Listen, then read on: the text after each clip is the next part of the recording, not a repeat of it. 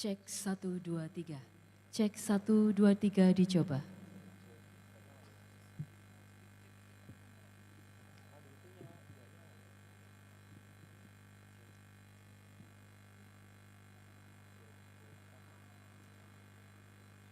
Cek 1, 2, 3. Cek. Mic MC yang satunya belum nyala.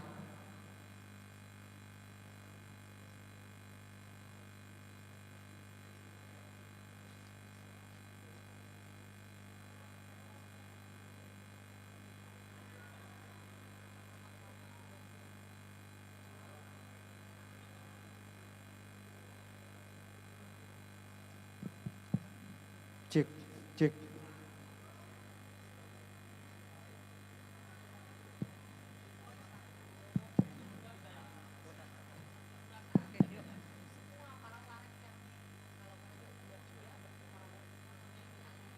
Sampai kuning. Cek 1.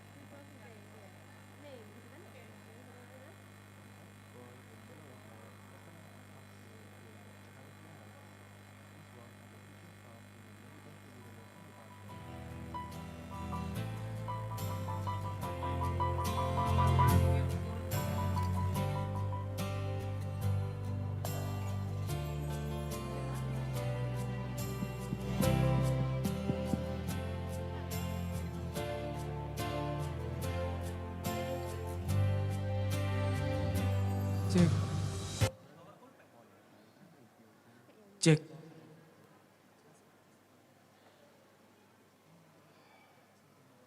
Assalamualaikum warahmatullahi wabarakatuh. Selamat pagi Bapak Ibu dosen dan teman-teman semuanya. Selamat datang di acara IANC pada pagi hari ini. Saya akan mempersembahkan lagu buat teman-teman, Janji Setia.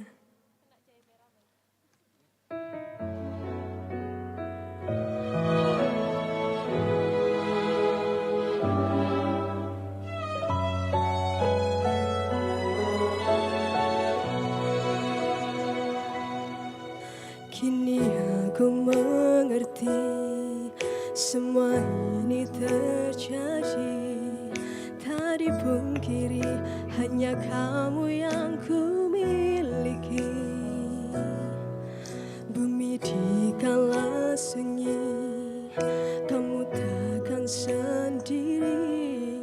Aku di sini menantimu kembali. Andai saja ku bisa genggam tanganmu, takkan ada kata rindu di dalam hatiku. Tahukah dirimu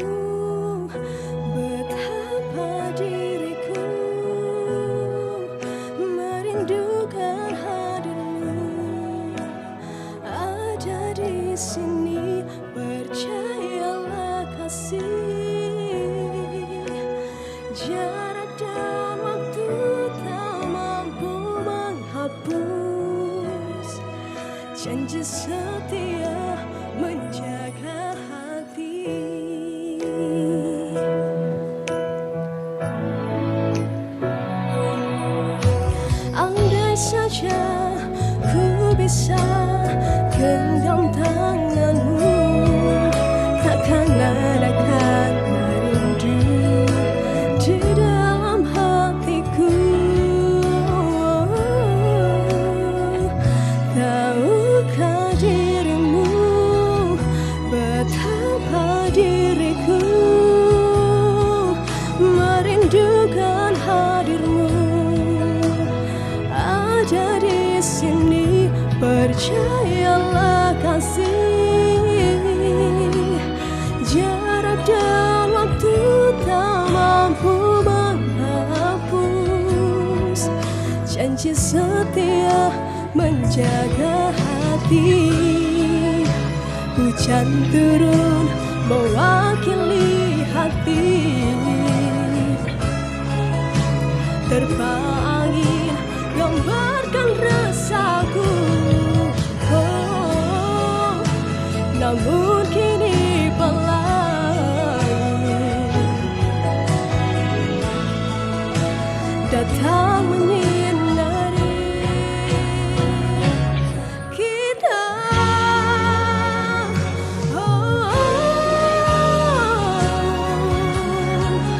Merindukan hadirmu ada di sini.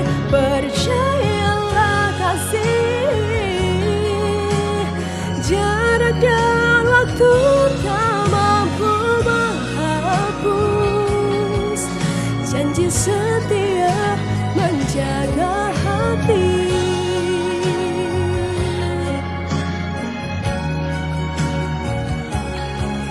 Merindukan hadirmu ada di sini. Percayalah, oh kasihku, jarak dan waktu tak mampu menghapus janji setia menjaga hati.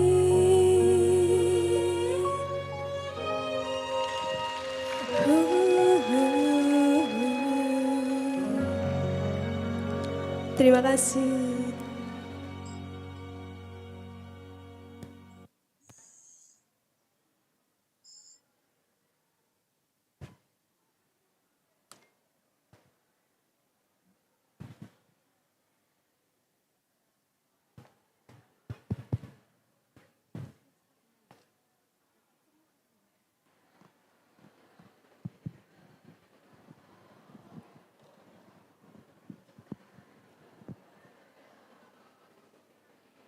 Recording in progress.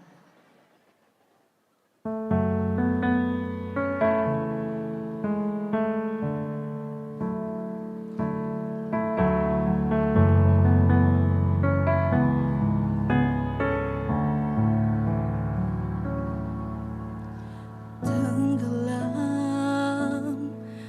jiwaku dalam angan, tersesat hilang dan tak tahu arah.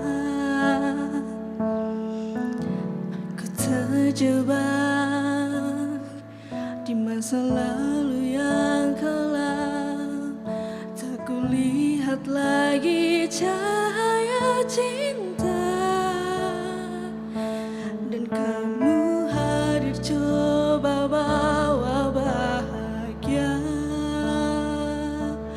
ketika ku masih mati rasa. Karena dia yang pertama membuatku cinta.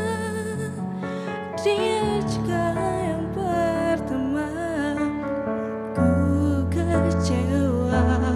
Kamu yang pertama membuatku cinta.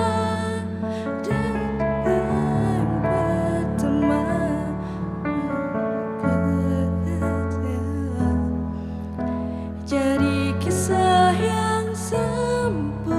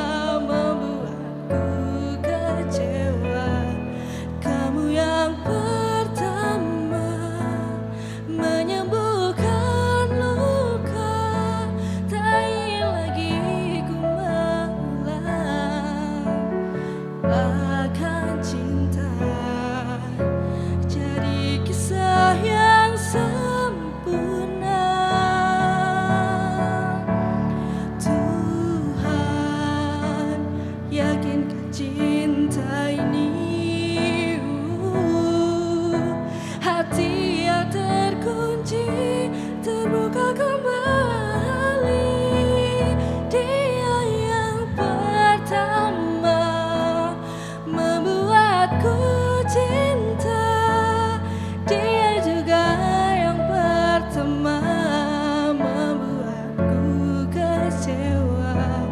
Kamu yang pertama menyembuhkan luka. Tak lagi ku mengulang keliru akan cinta.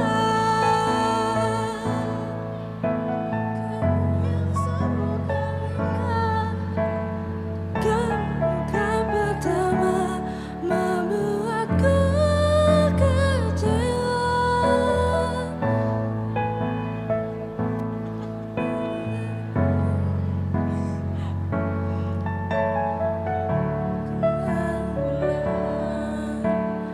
Keliru akan cinta.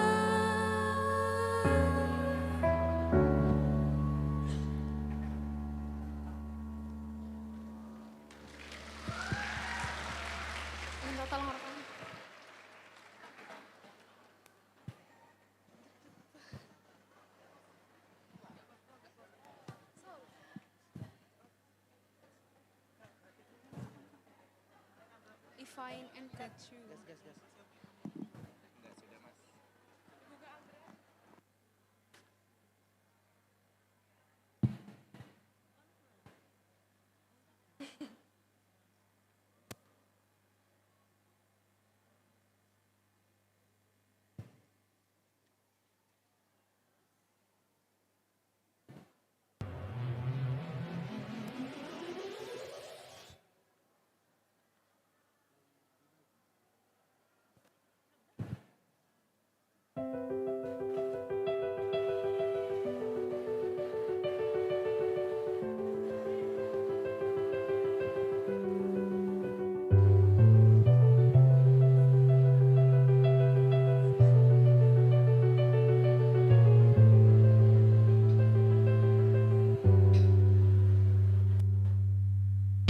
Some people live for the fortune. Some people live just for the fame. Some people live for the power. Yeah. Some people live just to play the game. Some people think that the physical things define what's within. And I've been there before, but the life is a bore, so full of the superficial. Some people want it all, but I don't want nothing at all. Fit it in you, baby. Find out you, baby. Some people want tambourines, some just want everything, but everything means nothing if I got you. Some people search for a fountain that promises forever yours. Some people live treat as a roses, yeah. And that's the only way to prove you love them. Hand me the world on a silver platter, and what could put in thee with no one to share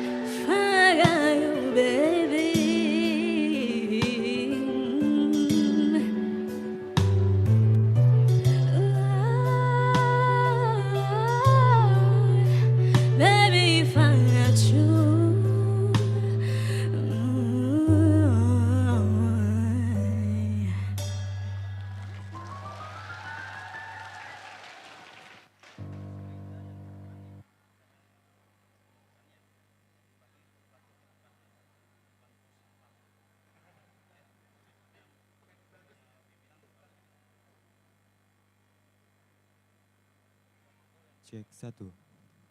Perhatian kepada hadirin sekalian. Dikhususkan kepada seluruh pemilik kendaraan bermotor yang berada di depan auditorium, dipersilakan untuk memindahkan kendaraannya di depan pos satpam. Terima kasih.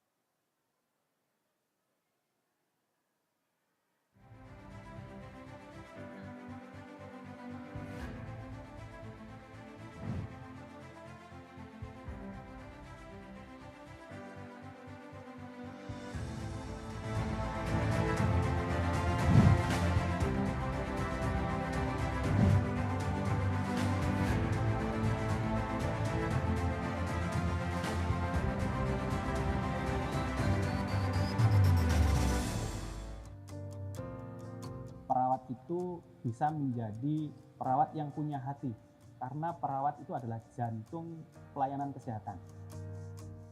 Seorang perawat itu merupakan profesi yang sangat mulia.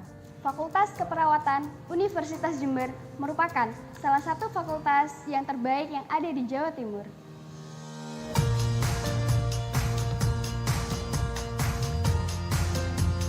Fakultas Keperawatan Universitas Jember yang sebelumnya berstatus program studi ilmu keperawatan Universitas Jember berdiri berdasarkan keputusan Menteri Riset, Teknologi dan Pendidikan Tinggi Republik Indonesia nomor 88 tahun 2017. Visi Fakultas Keperawatan Universitas Jember menjadi fakultas keperawatan yang unggul dalam pengembangan sains, teknologi dan seni keperawatan berwawasan Agronursing. Saat ini Fakultas Keperawatan Universitas Jember memiliki 4 program studi antara lain Prodi S1 Keperawatan, Prodi Nurse, Prodi D3 Keperawatan Kampus Lumajang, Prodi D3 Keperawatan Kampus Pasuruan. Di sini saya sangat banyak sekali mendapatkan pengalaman yang belum pernah saya dapatkan sebelumnya. Salah satunya pengalaman saya pada saat PBL atau praktik belajar lapang, di mana di sana saya diajarkan bagaimana cara berkomunikasi dengan banyak orang, dengan masyarakat yang berlatar belakang berbeda. Nah, dari situ kita bisa melatih diri kita untuk memunculkan rasa caring, empati, dan simpati kepada sesama. Bakat saya dan hobi saya itu bisa dikembangkan di Fakultas Keperawatan. Sehingga ada berbagai lomba yang saya ikuti dan alhamdulillah dari lomba tersebut saya menghasilkan prestasi untuk Fakultas Keperawatan. Kami memiliki banyak sekali prestasi di bidang nasional maupun internasional. Salah satunya yakni menjadi Best Presenter di ajang International Nursing Student Forum yang ke-8 di Thailand.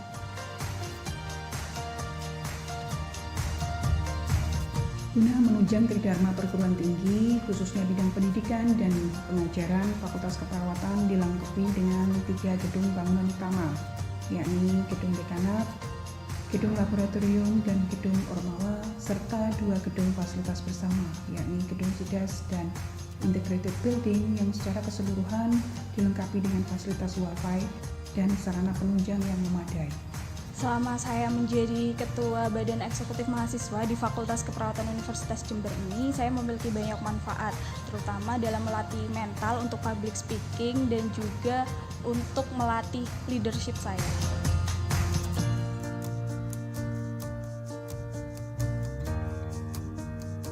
Kami mendapatkan pelayanan yang terbaik dari Bapak Ibu dosen dan juga staf karyawan yang berada di unej, dan itu sangat memberikan kemudahan kepada kami selama menempuh pendidikan, baik pendidikan akademik maupun non-akademik di Fakultas Keperawatan Universitas Jember. Lulusan kami banyak yang bekerja di pelayanan kesehatan maupun di tatanan pendidikan, baik di rumah sakit, puskesmas maupun di universitas dan sekolah tinggi kesehatan. Rata-rata waktu tunggu mereka mendapatkan pekerjaan adalah kurang dari 3 bulan setelah mereka lulus.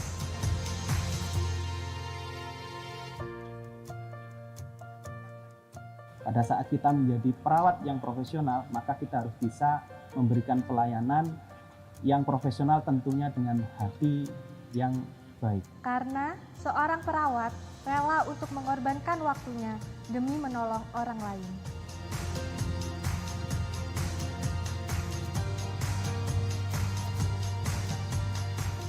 Kedepan Fakultas Keperawatan Universitas Jember senantiasa akan mengembangkan diri untuk menjawab kebutuhan dan juga tantangan masyarakat, sekaligus meningkatkan eksistensi di antara perguruan tinggi keperawatan Indonesia. Fakultas Keperawatan Universitas Jember maju dan berjaya.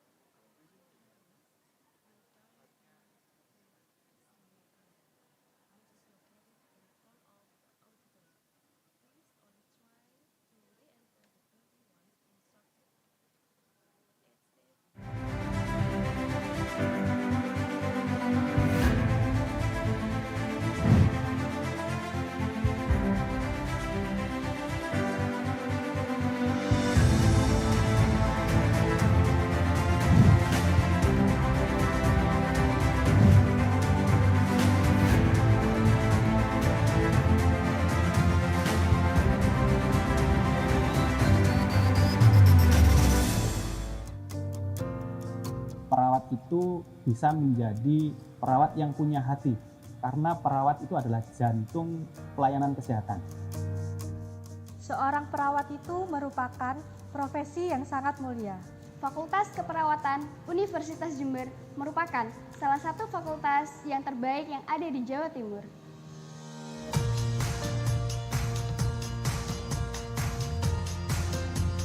Fakultas Keperawatan Universitas Jember yang sebelumnya berstatus program studi ilmu keperawatan Universitas Jember berdiri berdasarkan keputusan Menteri Riset, Teknologi dan Pendidikan Tinggi Republik Indonesia nomor 88 tahun 2017. Visi Fakultas Keperawatan Universitas Jember menjadi fakultas keperawatan yang unggul dalam pengembangan sains, teknologi, dan seni keperawatan berwawasan Agronursing. Saat ini Fakultas Keperawatan Universitas Jember memiliki 4 program studi antara lain Prodi S1 Keperawatan, Prodi Nurse, Prodi D3 Keperawatan Kampus Lumajang, Prodi D3 Keperawatan Kampus Pasuruan. Di sini saya sangat banyak sekali mendapatkan pengalaman yang belum pernah saya dapatkan sebelumnya. Salah satunya pengalaman saya pada saat PBL atau praktik belajar lapang, di mana di sana saya diajarkan bagaimana cara berkomunikasi dengan banyak orang, dengan masyarakat yang berlatar belakang berbeda. Nah, dari situ kita bisa melatih diri kita untuk memunculkan rasa caring, empati, dan simpati kepada sesama. Bakat saya dan hobi saya itu bisa dikembangkan di Fakultas Keperawatan. Sehingga ada berbagai lomba yang saya ikuti dan alhamdulillah dari lomba tersebut saya menghasilkan prestasi untuk Fakultas Keperawatan Universitas Jember. Kami memiliki banyak sekali prestasi di bidang nasional maupun internasional. Salah satunya yakni menjadi Best Presenter di ajang International Nursing Student Forum yang ke-8 di Thailand. Guna menunjang tridharma perguruan tinggi, khususnya bidang pendidikan dan pengajaran, Fakultas Keperawatan dilengkapi dengan 3 gedung bangunan utama, yakni gedung dekanat, gedung laboratorium, dan gedung ormawa, serta 2 gedung fasilitas bersama, yakni gedung SIDAS dan integrated building yang secara keseluruhan dilengkapi dengan fasilitas Wi-Fi dan sarana penunjang yang memadai. Selama saya menjadi Ketua Badan Eksekutif Mahasiswa di Fakultas Keperawatan Universitas Jember ini, saya memiliki banyak manfaat, terutama dalam melatih mental untuk public speaking dan juga untuk melatih leadership saya.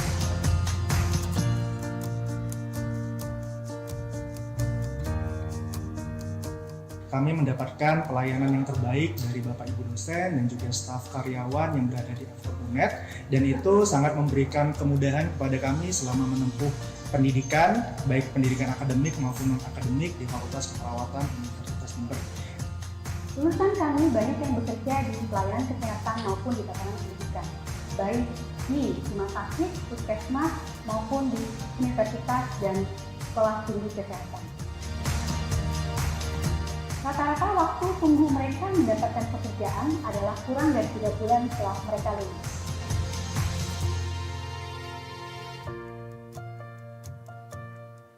Pada saat kita menjadi perawat yang profesional, maka kita harus bisa memberikan pelayanan yang profesional tentunya dengan hati yang baik. Karena seorang perawat rela untuk mengorbankan waktunya demi menolong orang lain.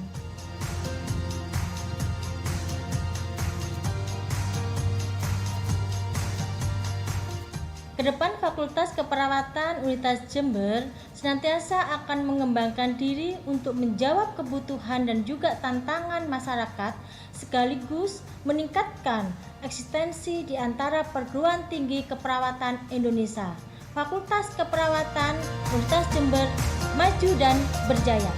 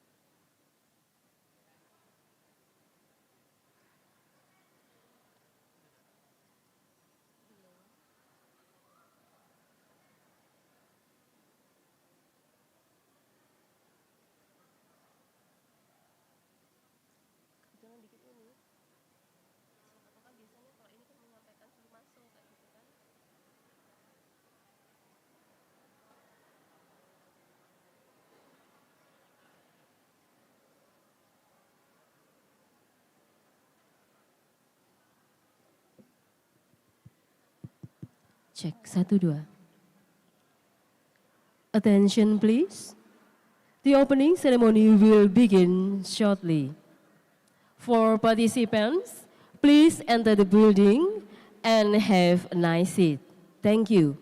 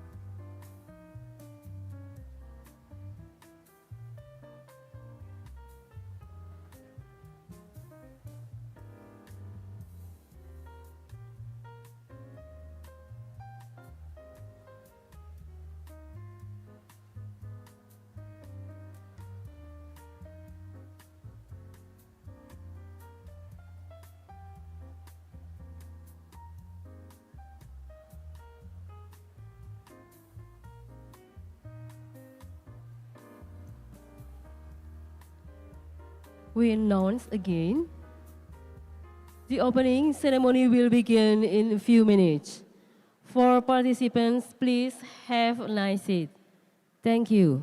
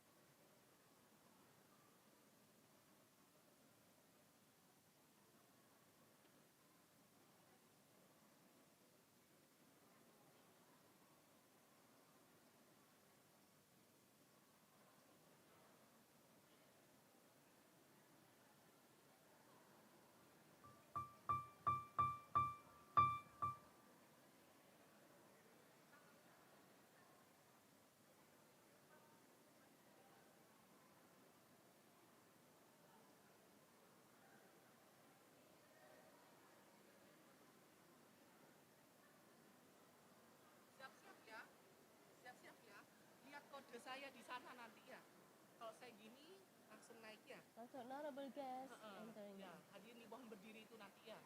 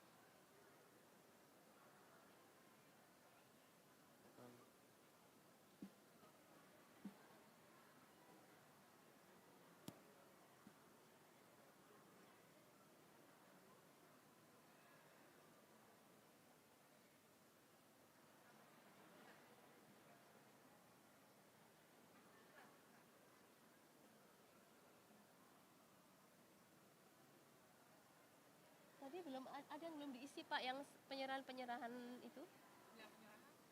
Ada yang kosong nama-namanya. Oh nggak ada yang nanti semuanya, Pak Rektor aja.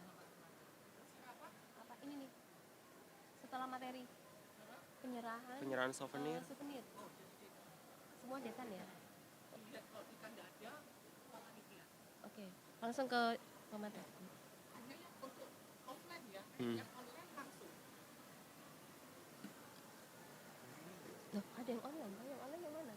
Yang offline cuma katanya, yang help bisnis aja, yang offline. Yang ini online semua. Jadi kalau online Nggak usah giving bisa kan ya? ada penjualan sertifikat secara online. Tapi saya tak pastikan. Pak, ada. Udah, langsung dari panitia. Muncul.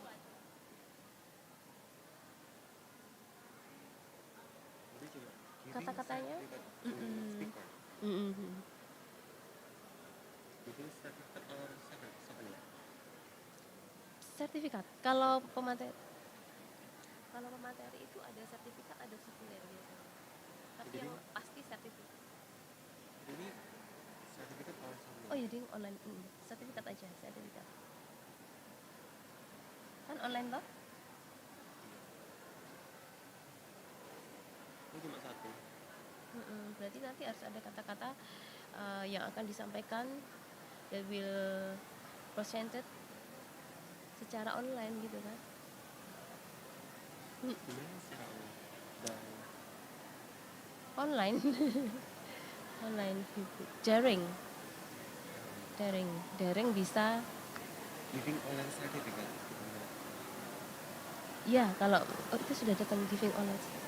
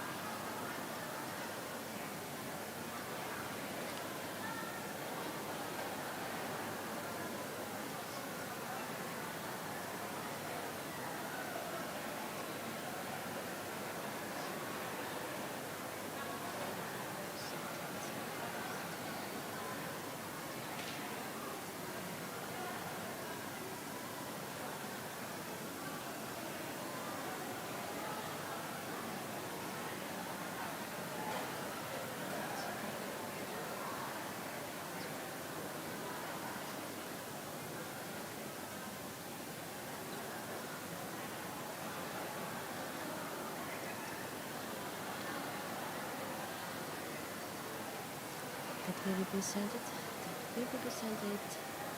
by virtual from Thailand.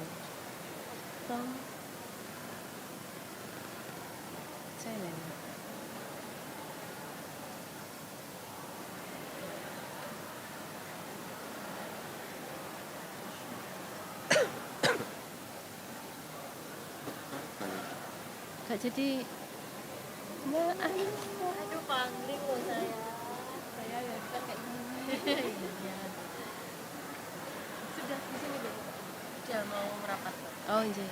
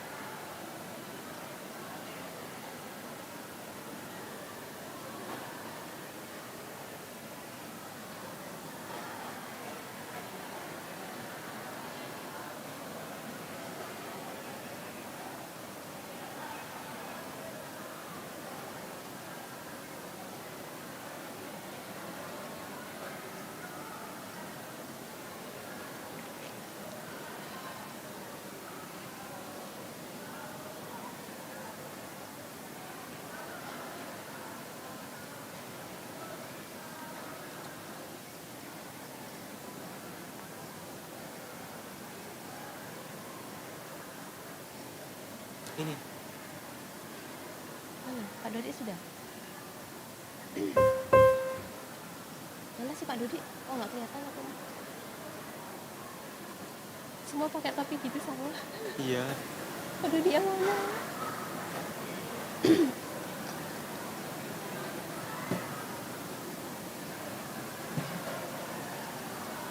Yang tadi belum mengambil. Yang tarik iya aku nggak siap ya. Bener harusnya di depannya.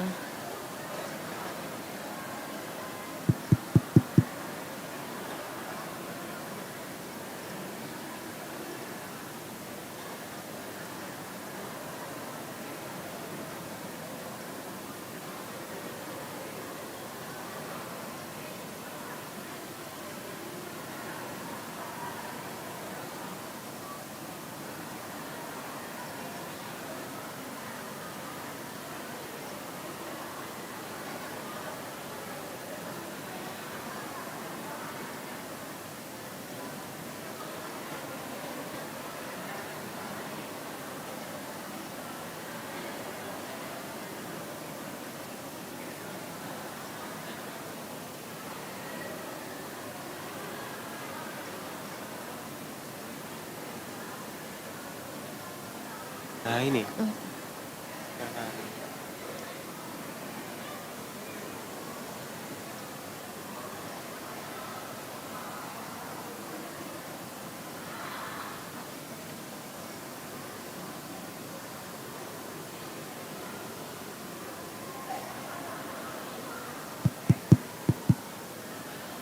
Badan saya Bu ya.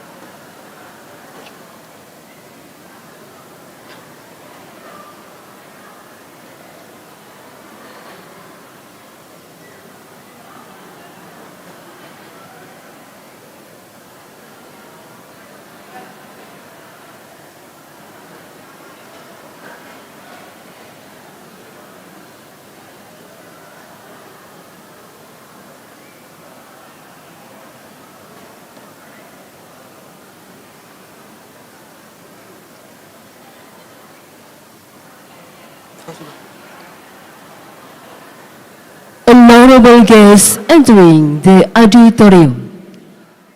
Ladies and gentlemen, please raise up.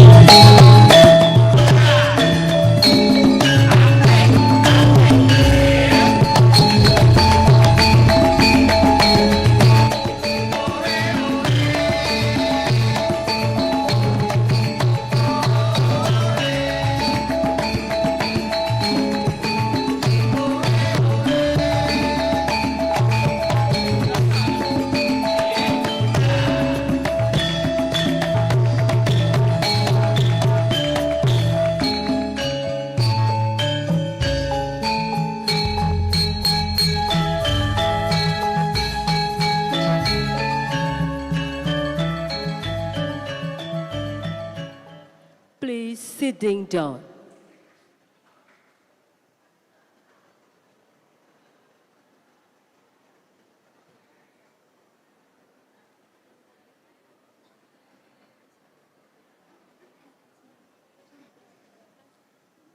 Safety briefing. Welcome to the auditorium of Universitas Jember. Your safety is our priority, and in order to accomplish this goal, it is essential that you are familiar with our emergency procedures in order to respond appropriately during an emergency. In the event of an emergency and if we are required to evacuate the building, there is the nearest emergency exit out of the building from this floor.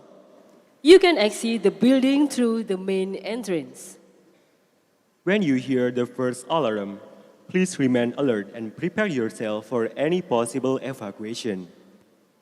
And when you hear the second conditions, alarm followed by an announcement on the public system, please leave the floor immediately by using the exit door which is nearest to you, and proceed to the nearest emergency exits which are located on the left and right of the floor which I have mentioned earlier.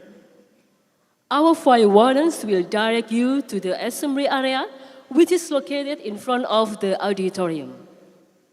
Please only try to re-enter the building once instructed it's safe to do so. On behalf of the management and my fellow associates, we hope you will have enjoyable experience here.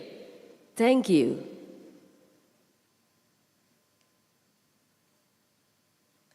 Assalamualaikum warahmatullahi wabarakatuh.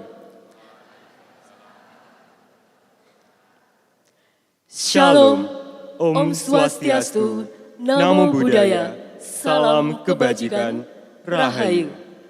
Good morning. Excellencies, Rector Universitas Jember, Dean Faculty of Nursing Universitas Jember, distinguished speakers, invited guests, and all participants. Chronic care management is a crucial aspect of healthcare services that focuses on providing comprehensive, coordinated, and continuous care to patients with chronic conditions. Bridging theory and practice in this field involves integrating evidence-based approaches with practical solutions to improve the quality of care and outcomes for these patients. This requires a collaborative effort among healthcare professionals, patients, and caregivers to develop personalized care plans, monitor patient progress, and adjust interventions to optimize health and well-being. The theme of our conference today is Chronic Care Management, Bridging Theory and Practice in Healthcare Services. Ladies and gentlemen, please welcome the 5th International Agronursing Conference in conjunction with First International Postgraduate Nursing Student Conference.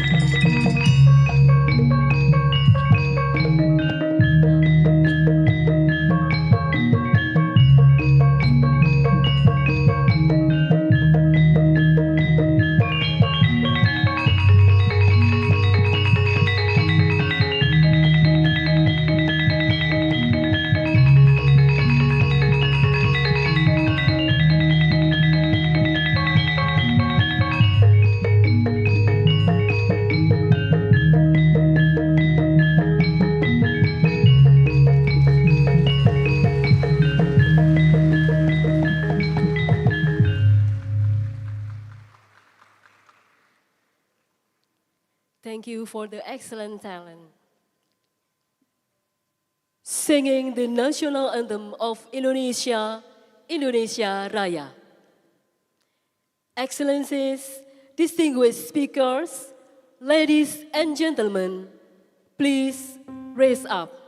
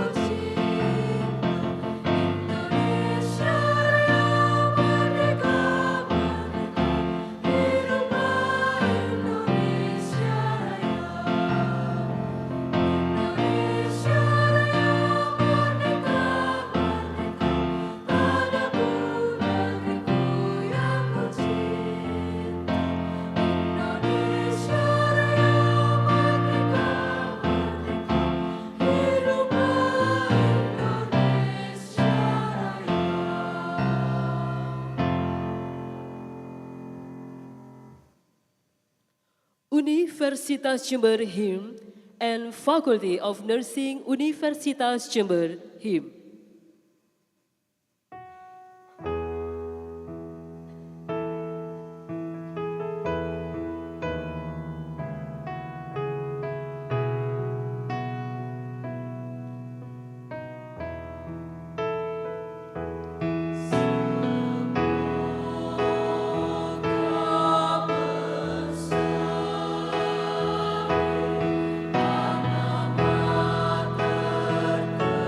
Terkecil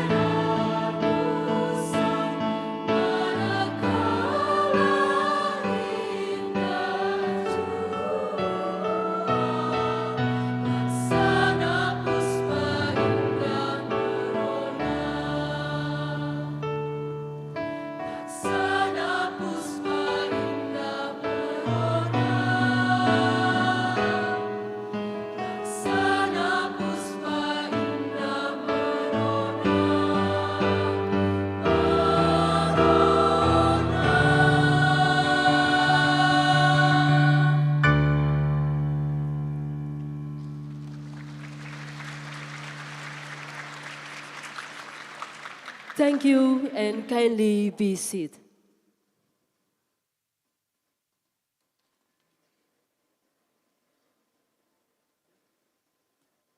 Report speech of the Chairman of his IANC Committee to Dr. Nurse Rondianto Mkep.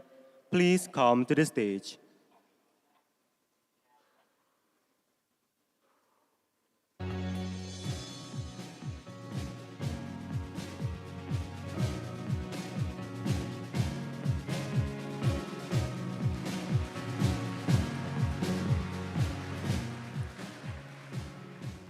Thank you very much.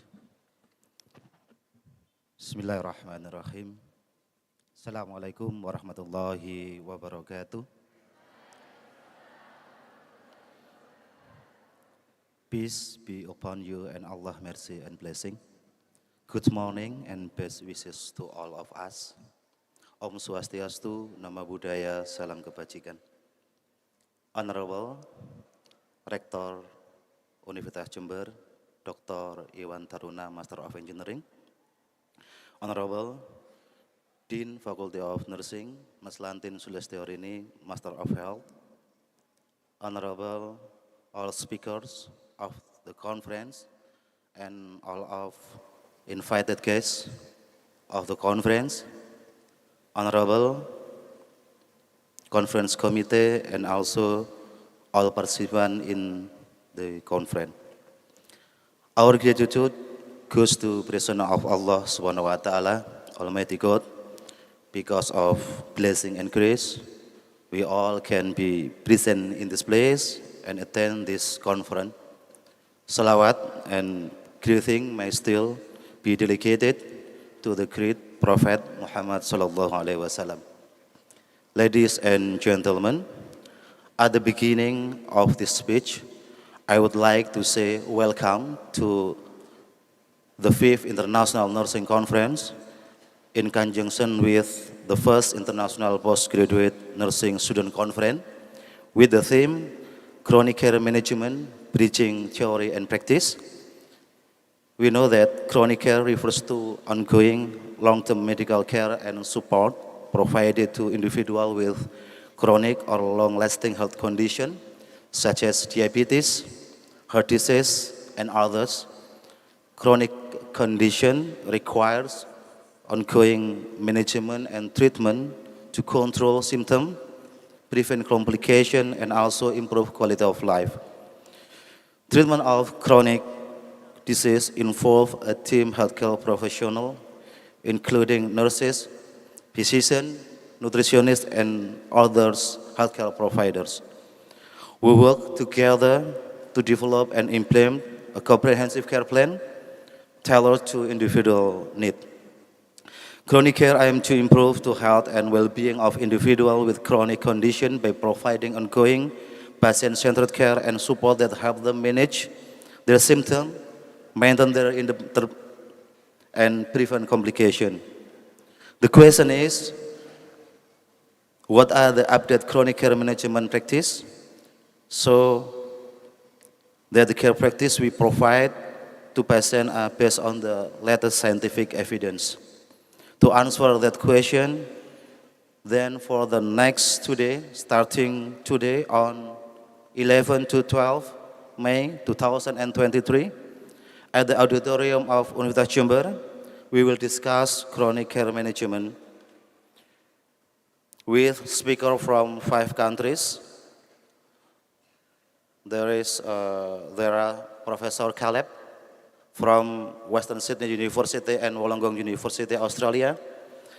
Professor Wasana Raisung Nguyen from Konkan University, Thailand. Dr. Asri Maharani from Manchester Metropolitan University, UK. Professor Chin Yin Kao from National Cheng Kung University, Taiwan. And also Mr. Muhammad Zulfatul A'la from Universitas Jember. Ladies and gentlemen, this conference was held in hybrid manner based on the attendance list from committee. It was attended by academic, hospital and community clinic practitioner and student actually with a total 750 participants consisting 50 oral and poster presenter and more than 700 participants. This event can be held because of support and effort of all parties. So therefore I would like to thank especially for two Rector of Fakultas Jember, the Dean of Faculty of Nursing, and also Indonesian National Nurses Association, and all the committee who have worked hard to carry out this activity. I also thank to sponsors who have worked with us so that this event ran as expected. We, as the committee, apologize if there was any inconvenience during this event. We hope that this conference will increase the knowledge that benefits to all of us. Before I end my speech, I wanted to say, when we interpret the day in an ordinary day, then we will come out this room as ordinary people. But when we interpret the day is very extraordinary day, then we will come out of this room as very wonderful person. Finally, please enjoy this conference. May Allah Subhanahu wa Ta'ala, Almighty God, always give blessing to all of us. Amin. Wassalamualaikum warahmatullahi wabarakatuh.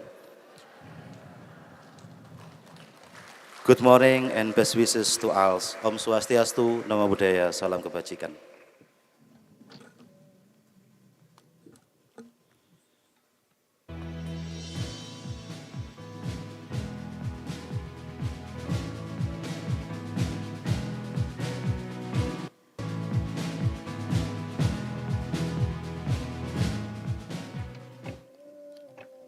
Speech from the Dean of Faculty of Nursing, Universitas Jember.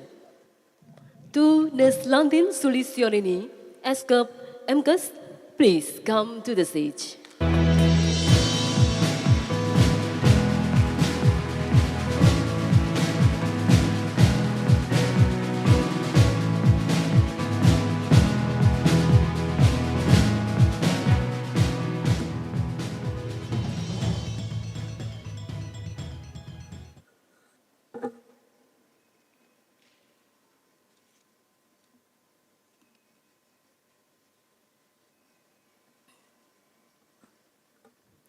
Bismillahirrahmanirrahim. Assalamualaikum warahmatullahi wabarakatuh. Om Swastiastu, Namo Buddhaya, salam kebajikan, Rahayu. The Honorable Rector of Universitas Jember, the Honorable all speakers of the 5th International Nursing Conference in conjunction with the 1st International Postgraduate Nursing Student Conference. The Honorable guest Dean of the Faculty in the University of Jember, Director of Hospital, Primary Healthcare, and all guests who attending in the auditorium. The Honorable Conference Committee, dear all oral presenter, post presenter, and participant of the conference. Alhamdulillah Rabbil Alamin, we praise to presence of Allah Subhanahu wa Ta'ala. Because of the blessing, we all can be present here in this auditorium and also virtually in the Zoom meeting. As Dean of the Faculty of Nursing University Jember, it is with great pleasure that we welcome all of you to the 50th International Nursing Conference in conjunction with 1st International Postgraduate Nursing Student Conference with the theme Chronic Care Management, Bridging Theory and Practice.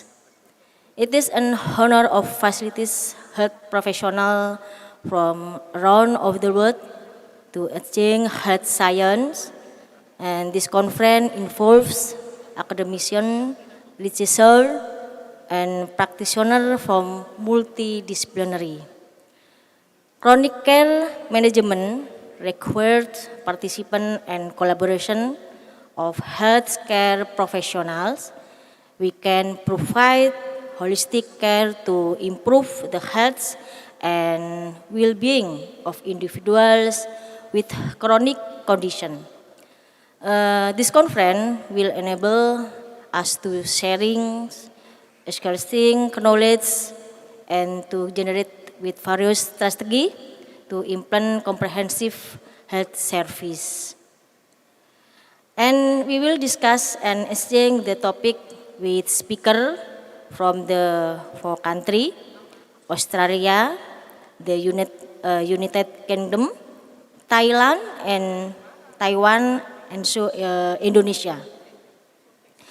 We also call the researchers to join not only the conference, but also to share this research through oral presentation or poster presentation. In the series of international conference, this time there will be a great lecture and community service in collaboration with Western Sydney University and University of Wollongong, Australia. I sincerely hope the conference will deliberate and discuss all different facts of this exciting topic and come up with recommendations that will lead to a better and healthier new world. I wish this conference great success, and I hope we enjoy in the conference event. Thank you. Wassalamualaikum warahmatullahi wabarakatuh.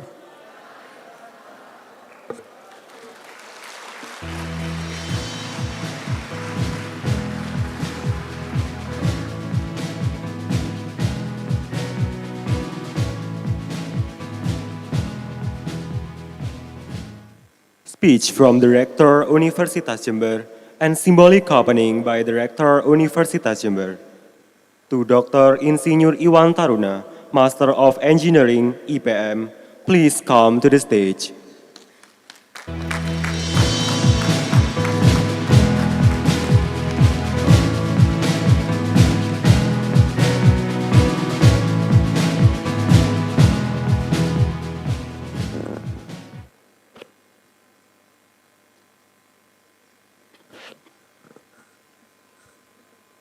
Thank you for the time you've given.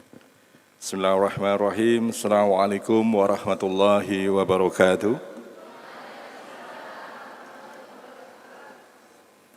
Very good morning, distinguished speakers, honorable guests, the university leaders, the head of government and private agencies, ladies and gentlemen. First of all, let us praise and thanks to the Allah Subhanahu wa Ta'ala, God, who blessed us with a good health this morning, so that we can be here to participate in the 5th International Agronursing Conference, which together conducted with the 1st International Postgraduate Nursing Student Conference. Yes, both agenda are organized by the Faculty of Nursing, University of Jember.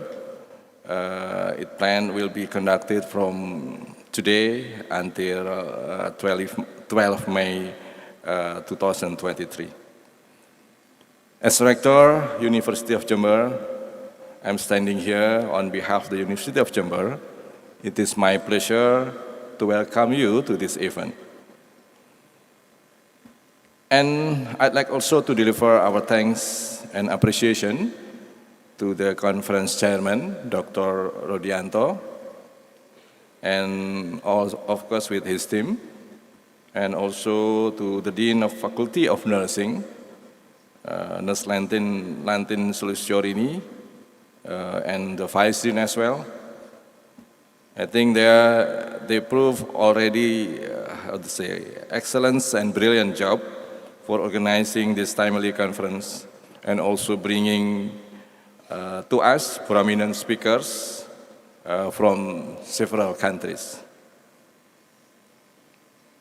I need also to inform you that today we should also be happy because the World Health Organization had declared that the pandemic COVID-19 is no longer becoming a global health emergency, I think since 5th May 2023. So accordingly, now we can change gradually the way we conduct the conference. I mean, as we are doing today. Previously, we did it in online method, and now, at least develop becoming hybrid. So welcome to our guests from Australia.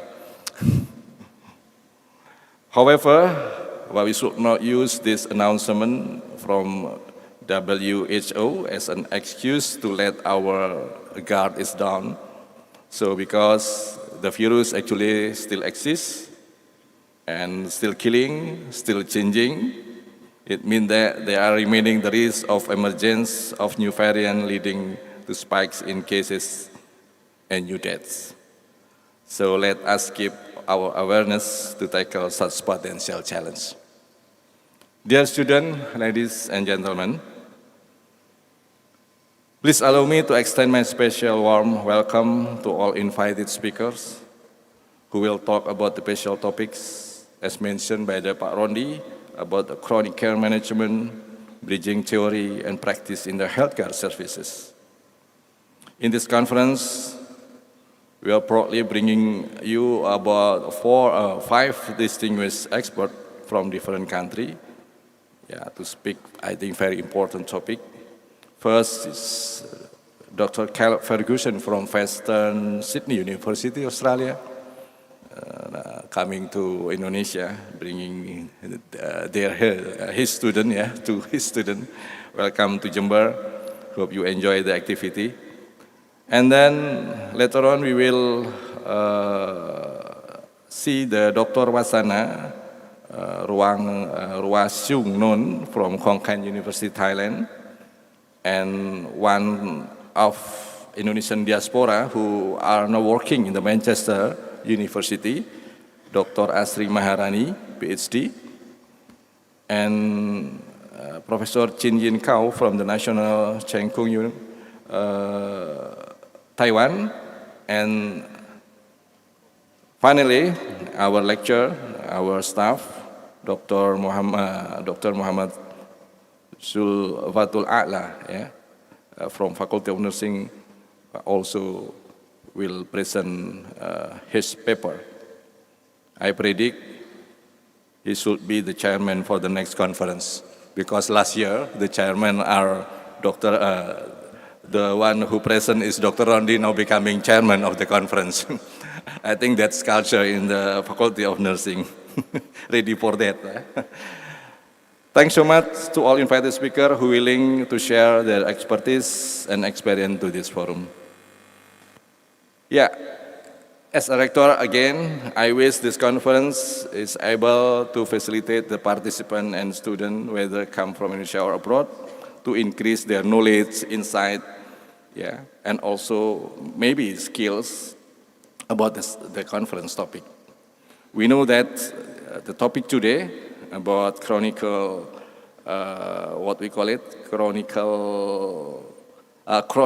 care management, or we abbreviate usually with CCM. This is a very, very important knowledge, very important topic. They're talking about the system, how to monitor, maintain the patient health, between their regular visitation to the health facility. This system also, we know, will help the patient to maintain a good health while avoiding emergency room. We know that the vitally important to monitor, maintain the health of the patients is preventing problem or taking fast action in the early stage so we can save their life. I mean, as soon as possible, we can tackle the problem for the chronic health patient possibly will have potential possibility to help their life. As institution that providing higher education in the health sector, especially in the healthcare management, I'm sure that University of Jember and also maybe other institutions who participate in this conference may have the connecting the many research working in the development regarding the healthcare system. Yeah. Mostly, they develop this research based on the problem raised in the community or in the health facility. Also, they develop this research from the various theories that have been released by the former scientists or experts. Yeah, however, many research output also, cannot be directly applied or implemented in the healthcare system. Yeah, sometimes there are a gap that we have to, further develop on adjustment to that research output. So I hope this event, in this conference, will be the, the place to discuss that, to refine that, so that we expect in this event, we find the solution for that common problem. I mean, as the Dean said, by sharing idea, talk, and experience among the scientists expert to be, to bridge the theory and practice in the healthcare services.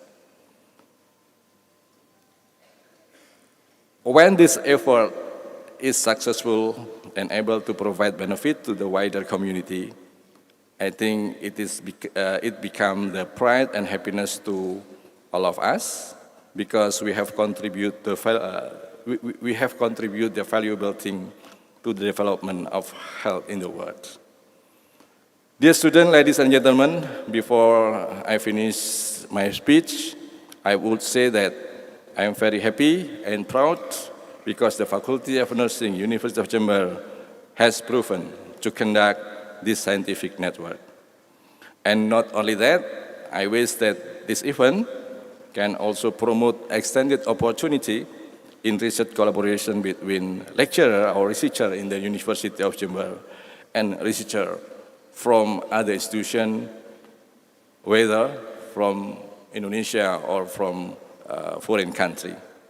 Finally, on behalf of University of Jember, I'd like to apologize should there be any inconveniences that occur before, during, or after this conference. May Allah SWT bless us with a very good health. Amin. I wish you have a good and enjoyable conference. Thank you very much. Assalamualaikum warahmatullahi wabarakatuh. Please on stage. Symbolic opening by Rector Universitas Jember, accompanied by Dean Faculty of Nursing Universitas Jember and Chairman of 5th IANC. To the Rector Universitas Jember, accompanied by Dean Faculty of Nursing Universitas Jember and Chairman of 5th IANC, are requested to take place.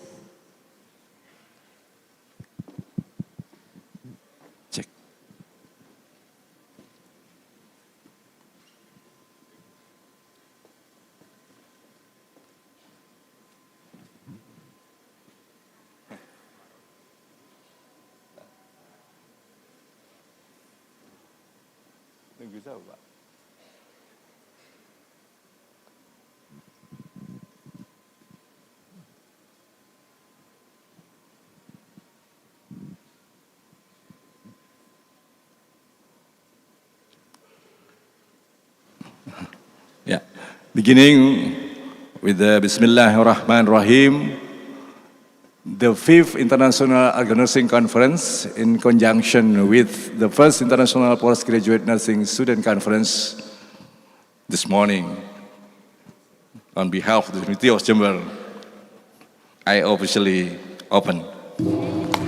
Let's give a big applause for the gong striking.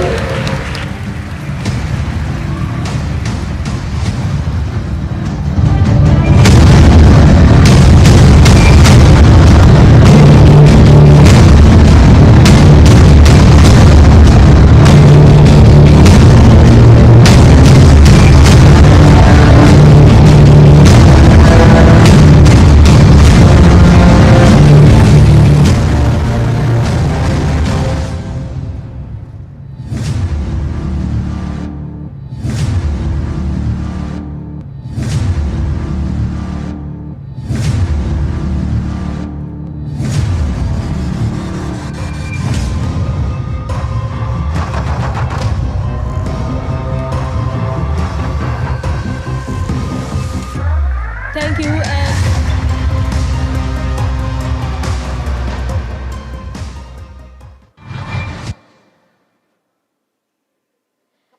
thank you and awarding of certificate to the Rector Universitas Jember by Dean and Chairman of the committee.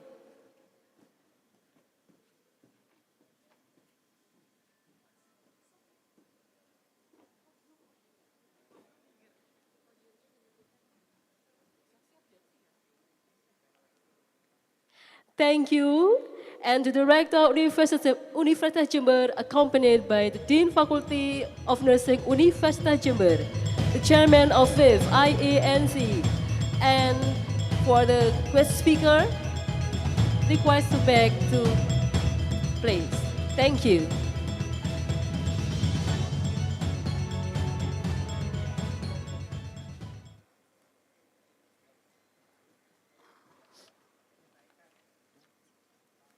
Pray.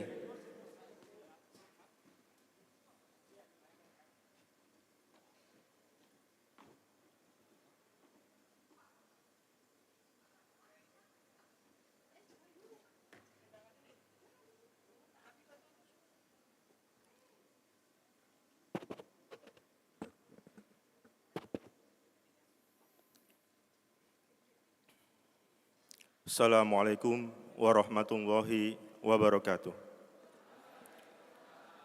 Good morning. Ladies and gentlemen, let me lead praying in an Islamic way. For those of other faiths, please adjust.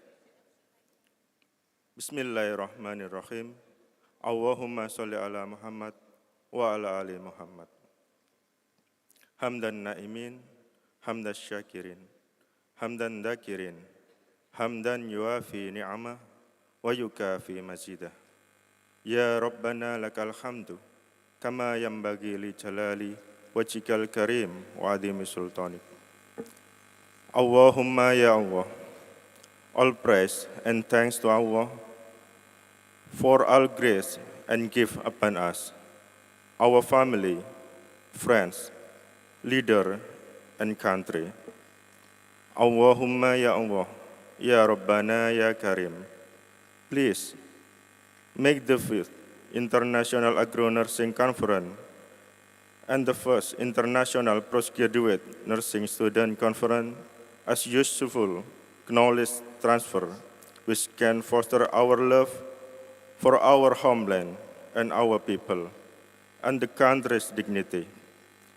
Ya Allah, ya Rabbana, this event is intended to obtain your pleasure and give us direction and guidance to run it correctly according to our goals and ideals. Allahumma ya Allah, ya Rabbana ya Karim, make all of us here, the nation's people, with a trustworthy nature. If we are leader, make it responsible leader. If we are ordinary people, make it good because we are sure that the trust will bring your blessing. Ya Allah, only to you do service, and only to you do we ask for help. Give us determination, strength, sincerity, protection, and guidance to carry out the mandate as the people nation who work for the service of you only, for the beloved country. Baldatun thayyibun wa rabbun ghafur. Iyyaka na'budu wa iyyaka nasta'in. Rabbana atina fid dunya hasanah wa fil akhirati hasanah wa qina adzabannar. Subhana rabbika rabbil izzati amma yasifun wa salamun alal mursalin walhamdulillahi rabbil alamin. Assalamualaikum warahmatullahi wabarakatuh.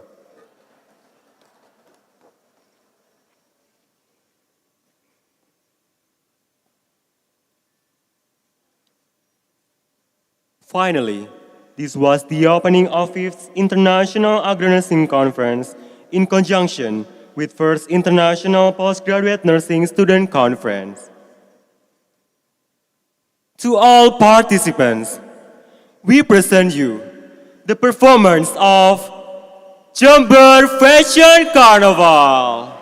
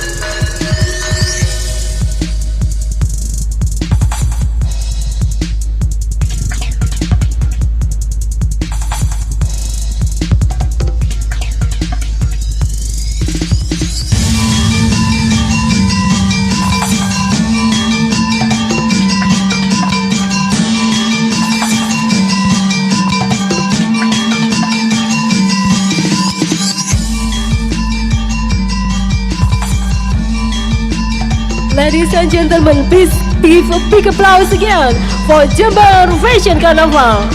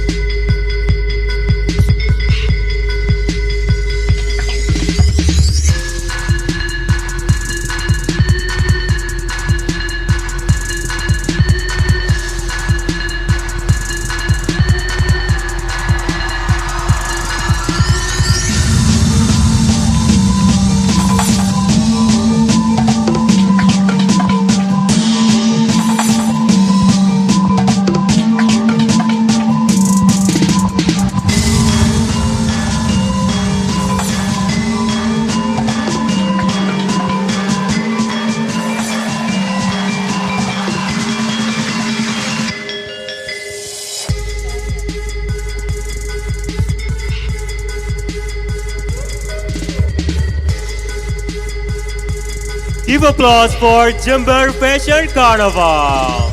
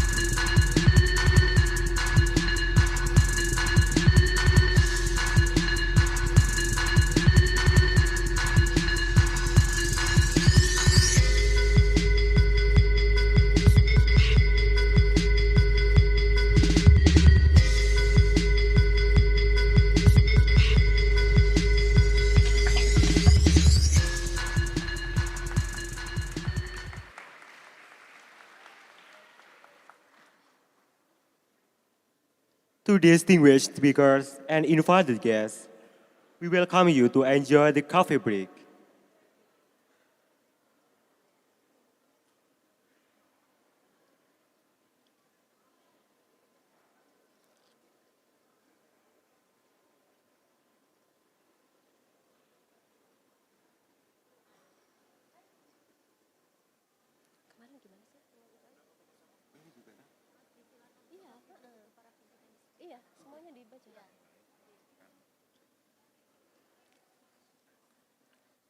Before we coffee break, we will invite for the Rector Universitas Jember and distinguished speakers and also the invited guests and Chairman of FAVE IANC. Please come to the stage to take a picture.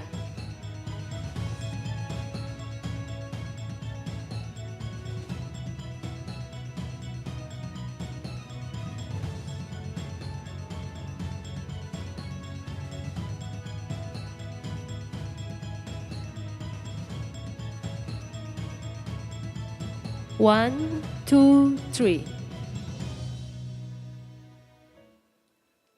Again. Okay. One, two, three.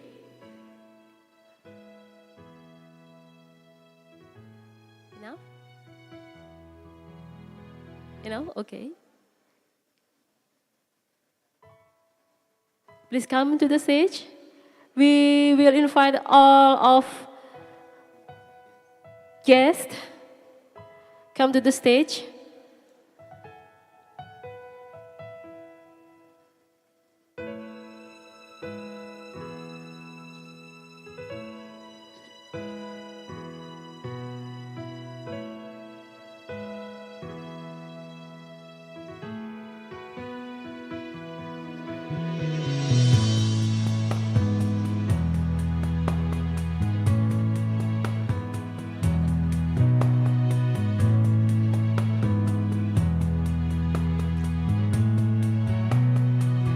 Okay, ready? 1, 2, 3.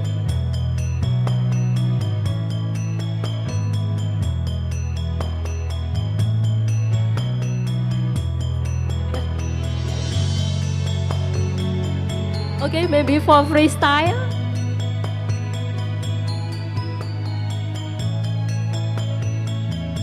More especially for postgraduate student. Okay. For postgraduate student, Faculty of Nursing, Universitas Jember, please come to the stage.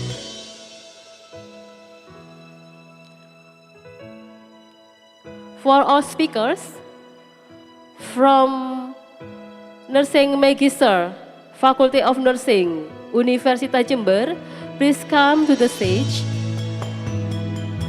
to take a picture with Rector Universitas Jember.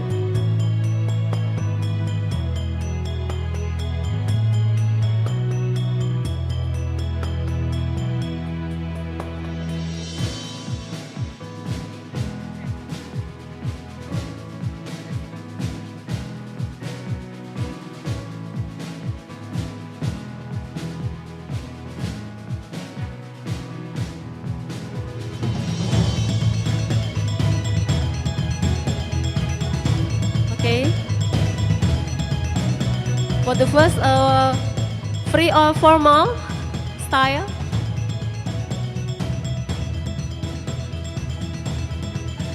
Formal style or free? Okay, it's okay. We will count. Ready?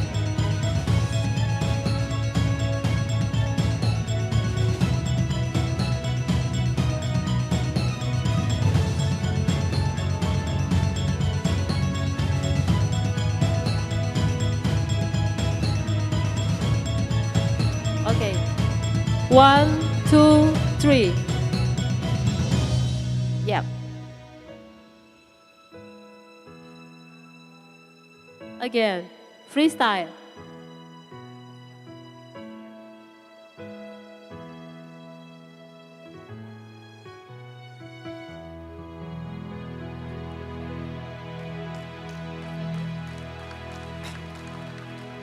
To the Rector Universitas Jember, distinguished speakers, and invited guests, we welcome you to enjoy the coffee break.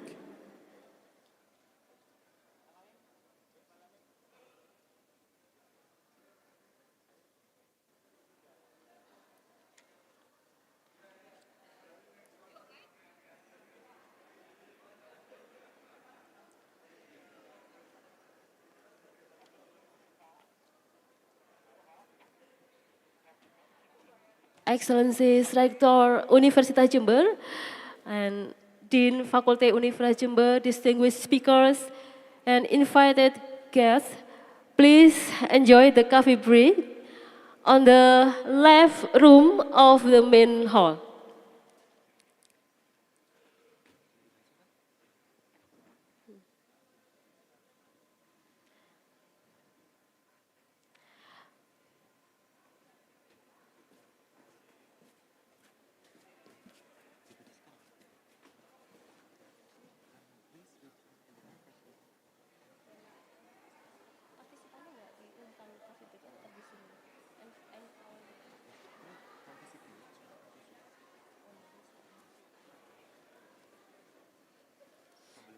The coffee break room is in the left of the main hall. Enjoy the coffee break. Thank you. Please return in the conference room to participate the plenary sessions at 10:15 a.m. Enjoy your break time.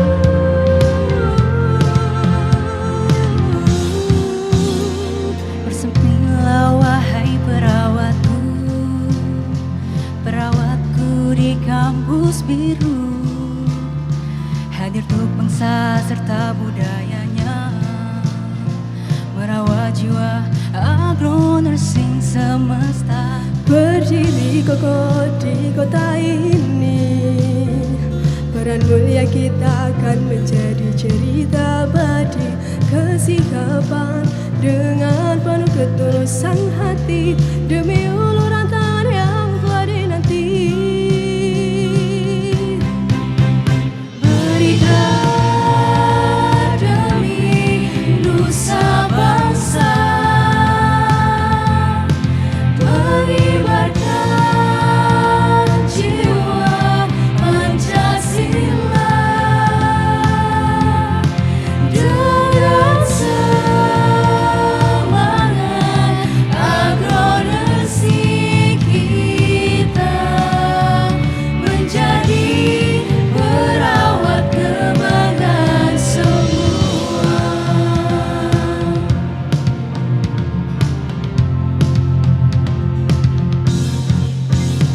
Hadir sebagai pembuka jalan, masalah kesehatan di agrikultural, membawa tantangan kita, menghidupkan visi kampus asri kita. Berikan demi nusa bangsa, mengibarkan jiwa Pancasila dengan semangat agronursing kita, menjadi perawat kebanggaan semua. Universitas Jember Jaya mencipta generasi bangsa, bumi tembakau raya unggul dalam agronursingnya. Berikan demi nusa bangsa, mengibarkan jiwa Pancasila, dengan semangat agronursing kita, menjadi perawat kebanggaan semua. Berikan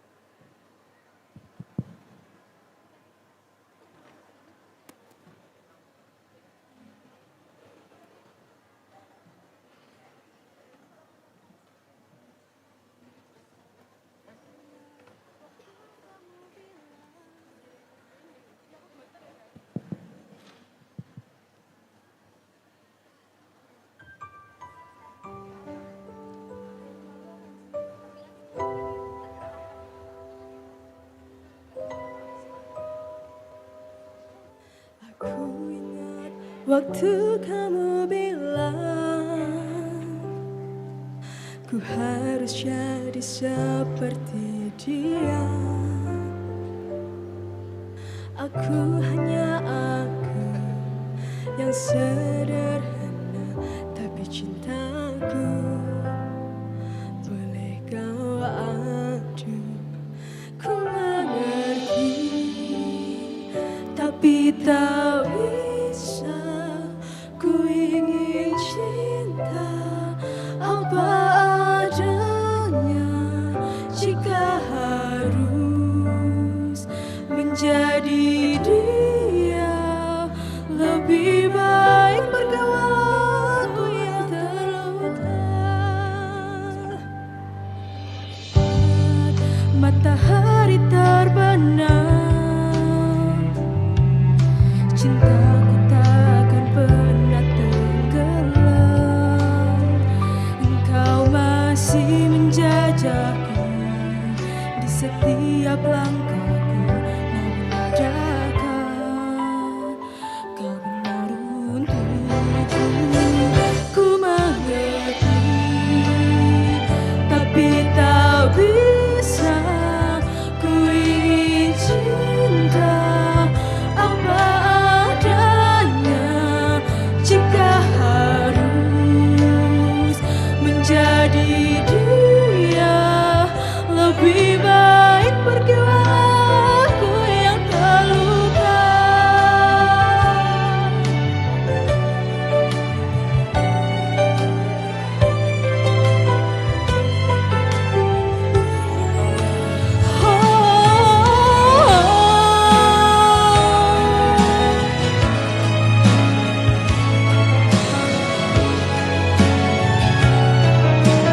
Adakah cara lain untuk bahagia selamanya denganmu?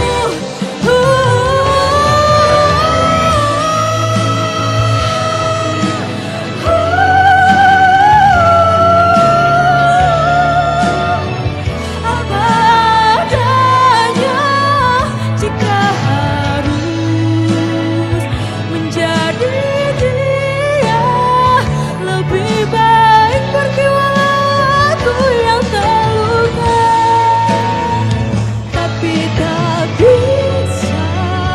Ku ingin cinta apa adanya. Jika harus menjadi dia, lebih baik pergilah aku yang terluka. Lebih baik pergilah hati ku terluka.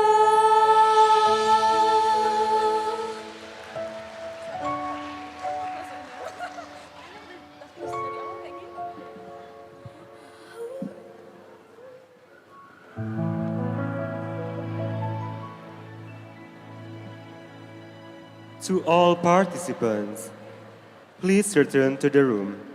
Plenary sessions will be started. Thank you.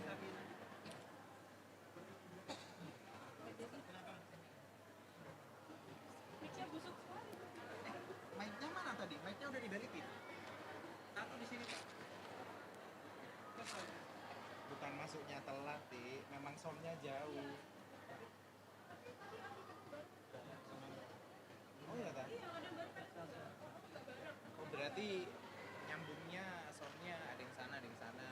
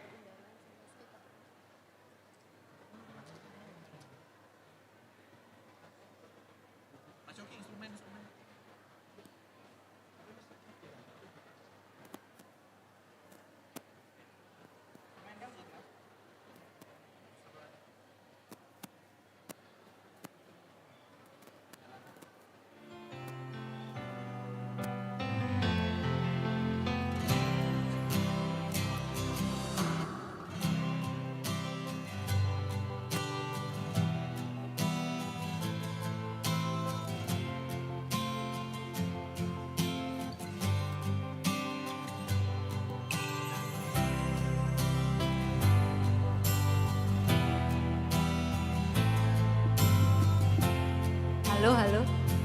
Untuk seluruh mahasiswa, perhatian. Bisa lihat Bu Anis di sini. Lambaikan tangan. Oke, setelah ini plenary session akan dimulai. Ada sesi 1 dengan kelab, kemudian sesi 2, kemudian secara online, sesi 3 secara online. Kemudian setelah itu akan ada oral presentasi. Mohon kerjasamanya, silakan disiapkan pertanyaannya, ya, karena sepertinya nanti akan ada door prize mungkin, ya. Jadi silakan disiapkan pertanyaannya in English, ya. Ayo belajar diaplikasikan ilmu bahasa Inggrisnya dan mohon untuk menyimak dan memperhatikan. Karena Anda punya tugas kan ya, membuat summary. Jadi tidak boleh sering-sering lihat nunduk-nunduk ke bawah sambil lihat HP. Gitu ya. Kalau update nggak apa-apa. Saya sedang di sini ikutin Transnational Conference, gitu nggak apa-apa, ya. Jadi mohon kerjasamanya, Bu Anis mohon bantuannya untuk semuanya. Tolong komting dikondisikan. Setelah ini kita akan mulai. Ya, oke, terima kasih. Oh ya, sebentar. Apakah tadi?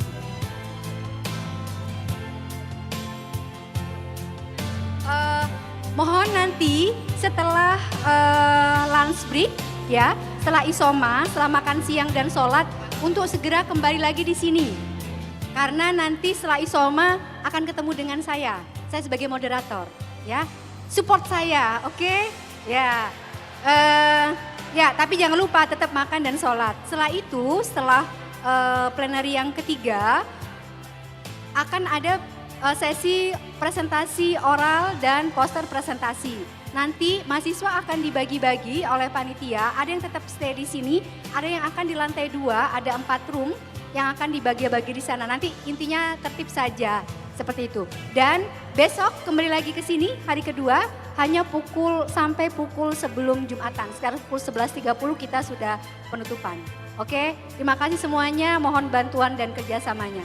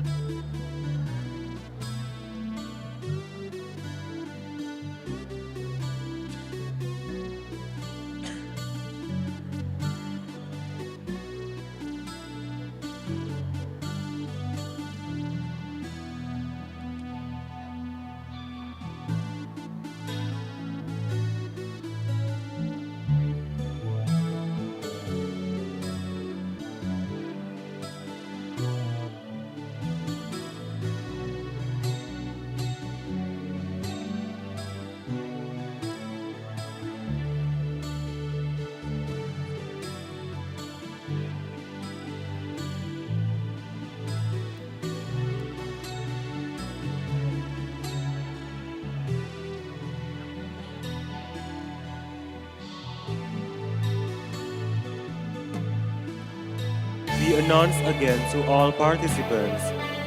Please come to the main hall immediately. Plenary sessions will be start. Thank you.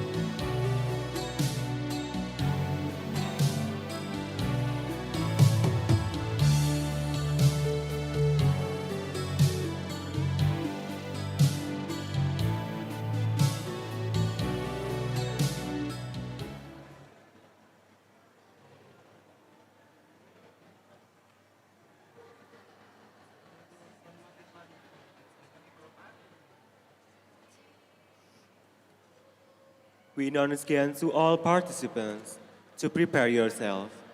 The plenary sessions will be start. Thank you.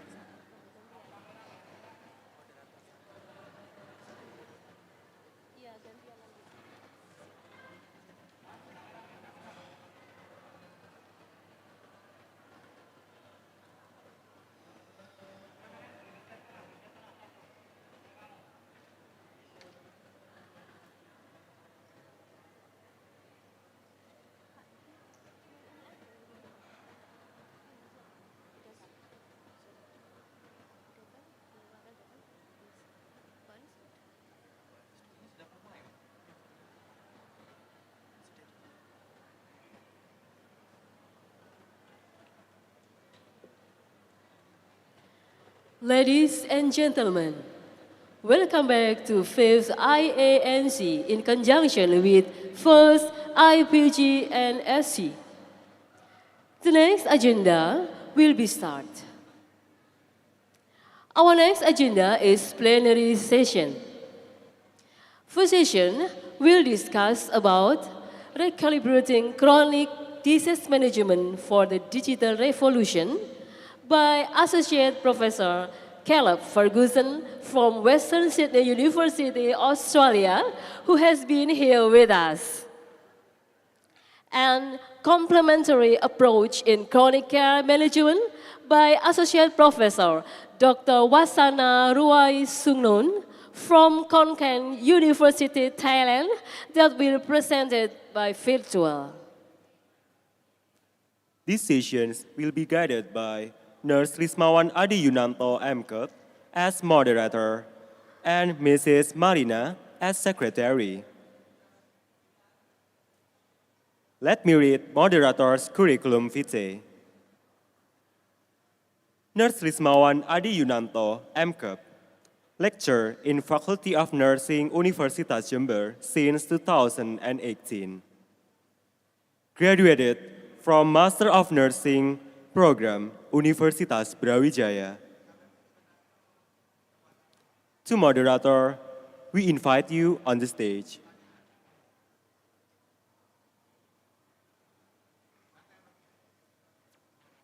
Give applause to our moderator.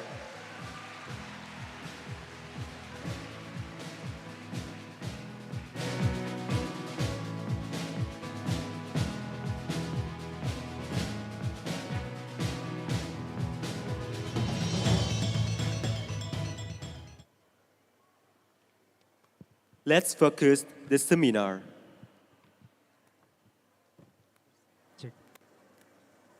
Check. Good morning to the audience. Assalamualaikum warahmatullahi wabarakatuh.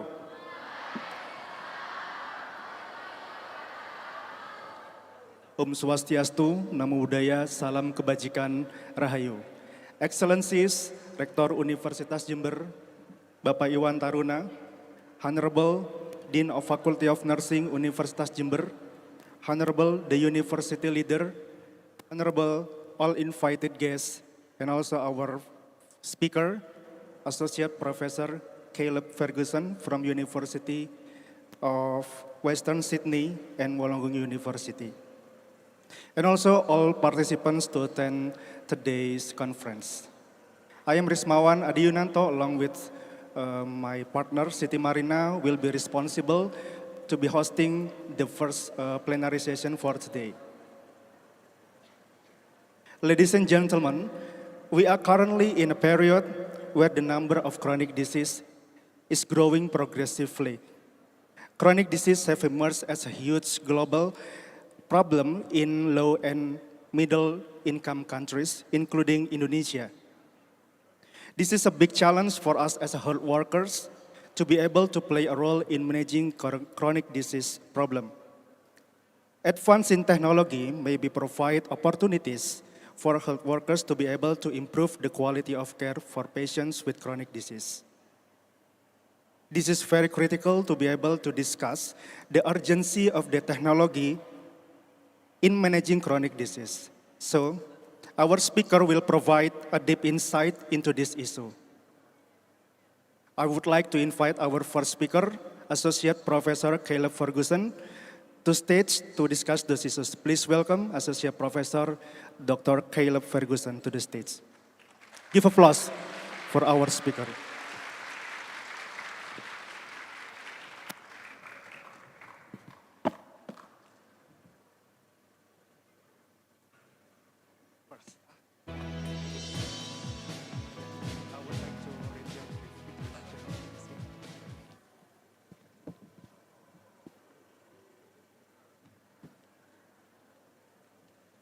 Good morning, Dr. Caleb. It was a great pleasure to meet you today. Thank you for come to Jember to inspire us in this conference. How are you today, Dr. Caleb? Great, thank you. Thanks so much for having me, and it's an absolute privilege to be here. So this is your first time to come to Indonesia? Yes, not first time to Indonesia, first time to Jember, though. Oh, okay. So we are curious to know, what do you think about Indonesia, Dr. Caleb? Sorry? What is your opinion about Indonesia? Absolutely beautiful. For the very short time that we've been here, it's been absolutely outstanding. Okay, thank you so much for coming to Indonesia.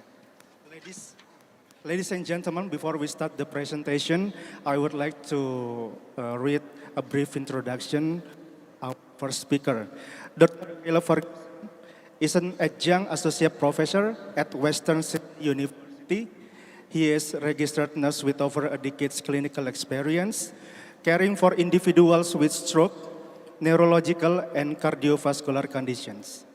Dr. Caleb is also a principal research fellow and associate head of school at the University of Wollongong, that's right, okay, in Australia. He has also expertise in translational research methods and implementation science. Dr. Caleb has published over 100 academic works and received over $11.5 million as a chief investigator in competitive research funding. There was a wonderful profile from Dr. Caleb. If the audience wants to know more about his profile, you can go through his own website. Yeah. And before Dr.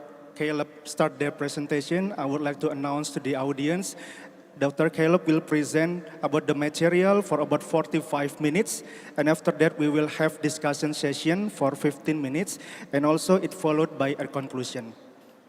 Ladies and gentlemen, without further ado, now allow me to welcome Dr. Caleb Ferguson to present about his topic, Recalibrating Chronic Disease Management for Digital Revolution of Digital Currencies. So Dr. Caleb, the time is yours.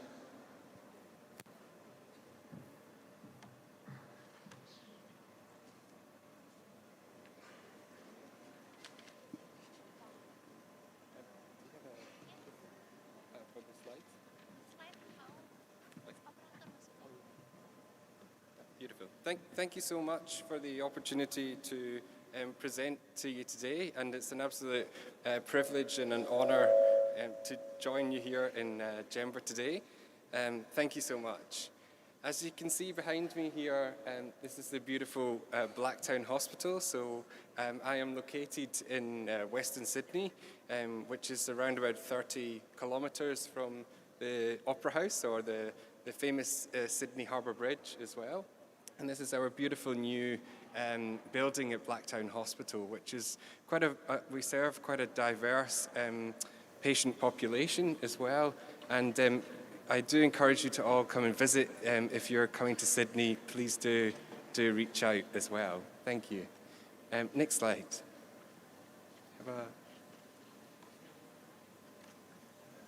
Thank you. So I thought that I would share with you some photos of just about where we are in Sydney. So on the top left-hand side, you can see where we're situated in Western Sydney. Obviously, the koala bear is very famous in Australia. However, they are apparently very dangerous as well. This is our University of Wollongong mascot, which is called Baxter the Duck. And he was on site at Blacktown Hospital. Yes, sir. Thank you. Do you have a clicker? Yeah, thank you. He was on site at Blacktown Hospital just this week to help us celebrate International Nurses Day, which is on this Friday as well. This is the beautiful Wollongong as well, so I do encourage you to visit if you're visiting Australia as well. Thank you. Next slide, thank you. So as mentioned in our opening this morning, we're presented in terms of the current global climate with quite a significant impact of chronic disease across the globe. This is a report from the CSIRO in Australia, and they have termed 7 what they call megatrends.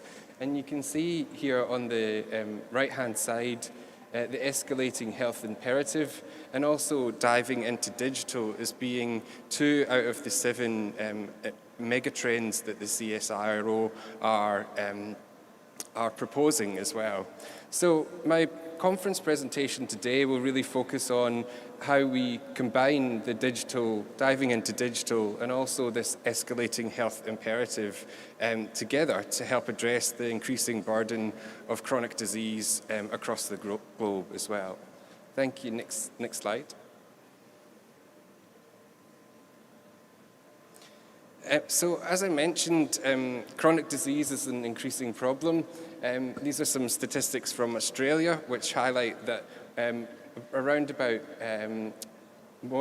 nearly half of the population within Australia will have 1 or more chronic diseases. And I'll share with you some Indonesian data as well. However, more worrying is some of the drivers to this increasing burden of chronic disease in relation to unhealthy diet and also physical inactivity and not exercising as per guidelines as well. So that this increases the burden through increased overweight and obesity as well, contributing to chronic disease. And also it's worth highlighting that I guess over the last few years we've seen a focus really on communicable diseases and not so much on non-communicable diseases.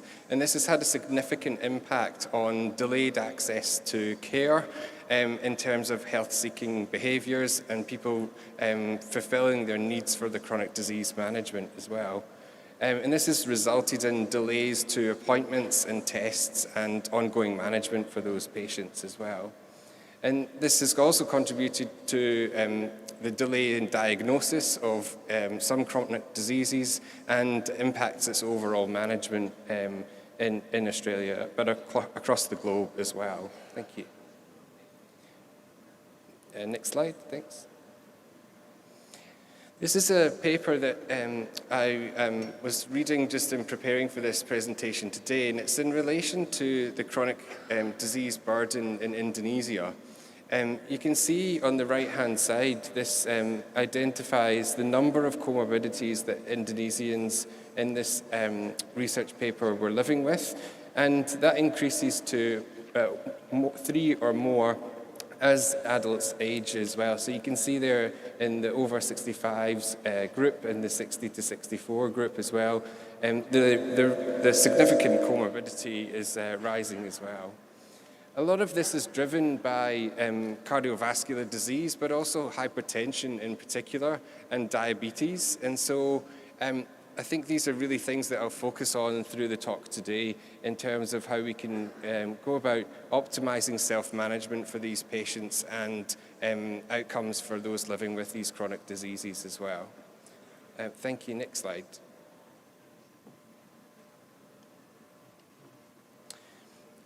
So I guess over the last few years, there's been quite a significant change in how we're caring for patients in relation to chronic disease. And there's an increased focus really on home-based or virtual care, chronic disease management care models. And this figure, if you can read it here, has defined sort of 12 of the core components of integrated care. So these include things like focusing more on coordinated care approaches, but also decreasing wait times and patient education to enhance self-care and self-management for patients living with chronic disease. Also, there's quite a focus in this model here around shared decision-making to optimize outcomes, but also person-centered care as well, with a focus on keeping people out of hospital and also avoiding duplication in terms of some of our care models that currently exist as well. So I think when we consider this model as well, it's really important that we tailor care for individuals as well and personalize care where possible to achieve the desired outcomes. Thank you so much. Thank you. Great. Fantastic. So I'll change track slightly, and I just wanted to talk a little bit about innovation in terms of technology and I guess how we view innovation and technology within the framework of chronic disease management. And these are quite a couple of quite famous quotes. The definition of insanity is doing the same over and over again and expecting the same results. And the second quote here is around the most dangerous phrase is the language is, we've always done it that way. And so I think when we consider our approaches to chronic disease management, if we're just continuing on having clinics within the hospital or home-based care approaches that are standalone, if we do the same things, we can expect the same results. And that might be quite difficult with the increasing chronic disease burden that we're seeing across the world as well.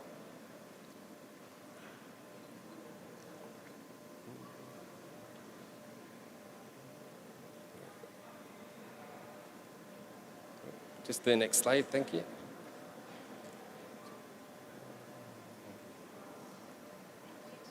So there we go. So this is King Charles III, who was just coronated recently in the UK.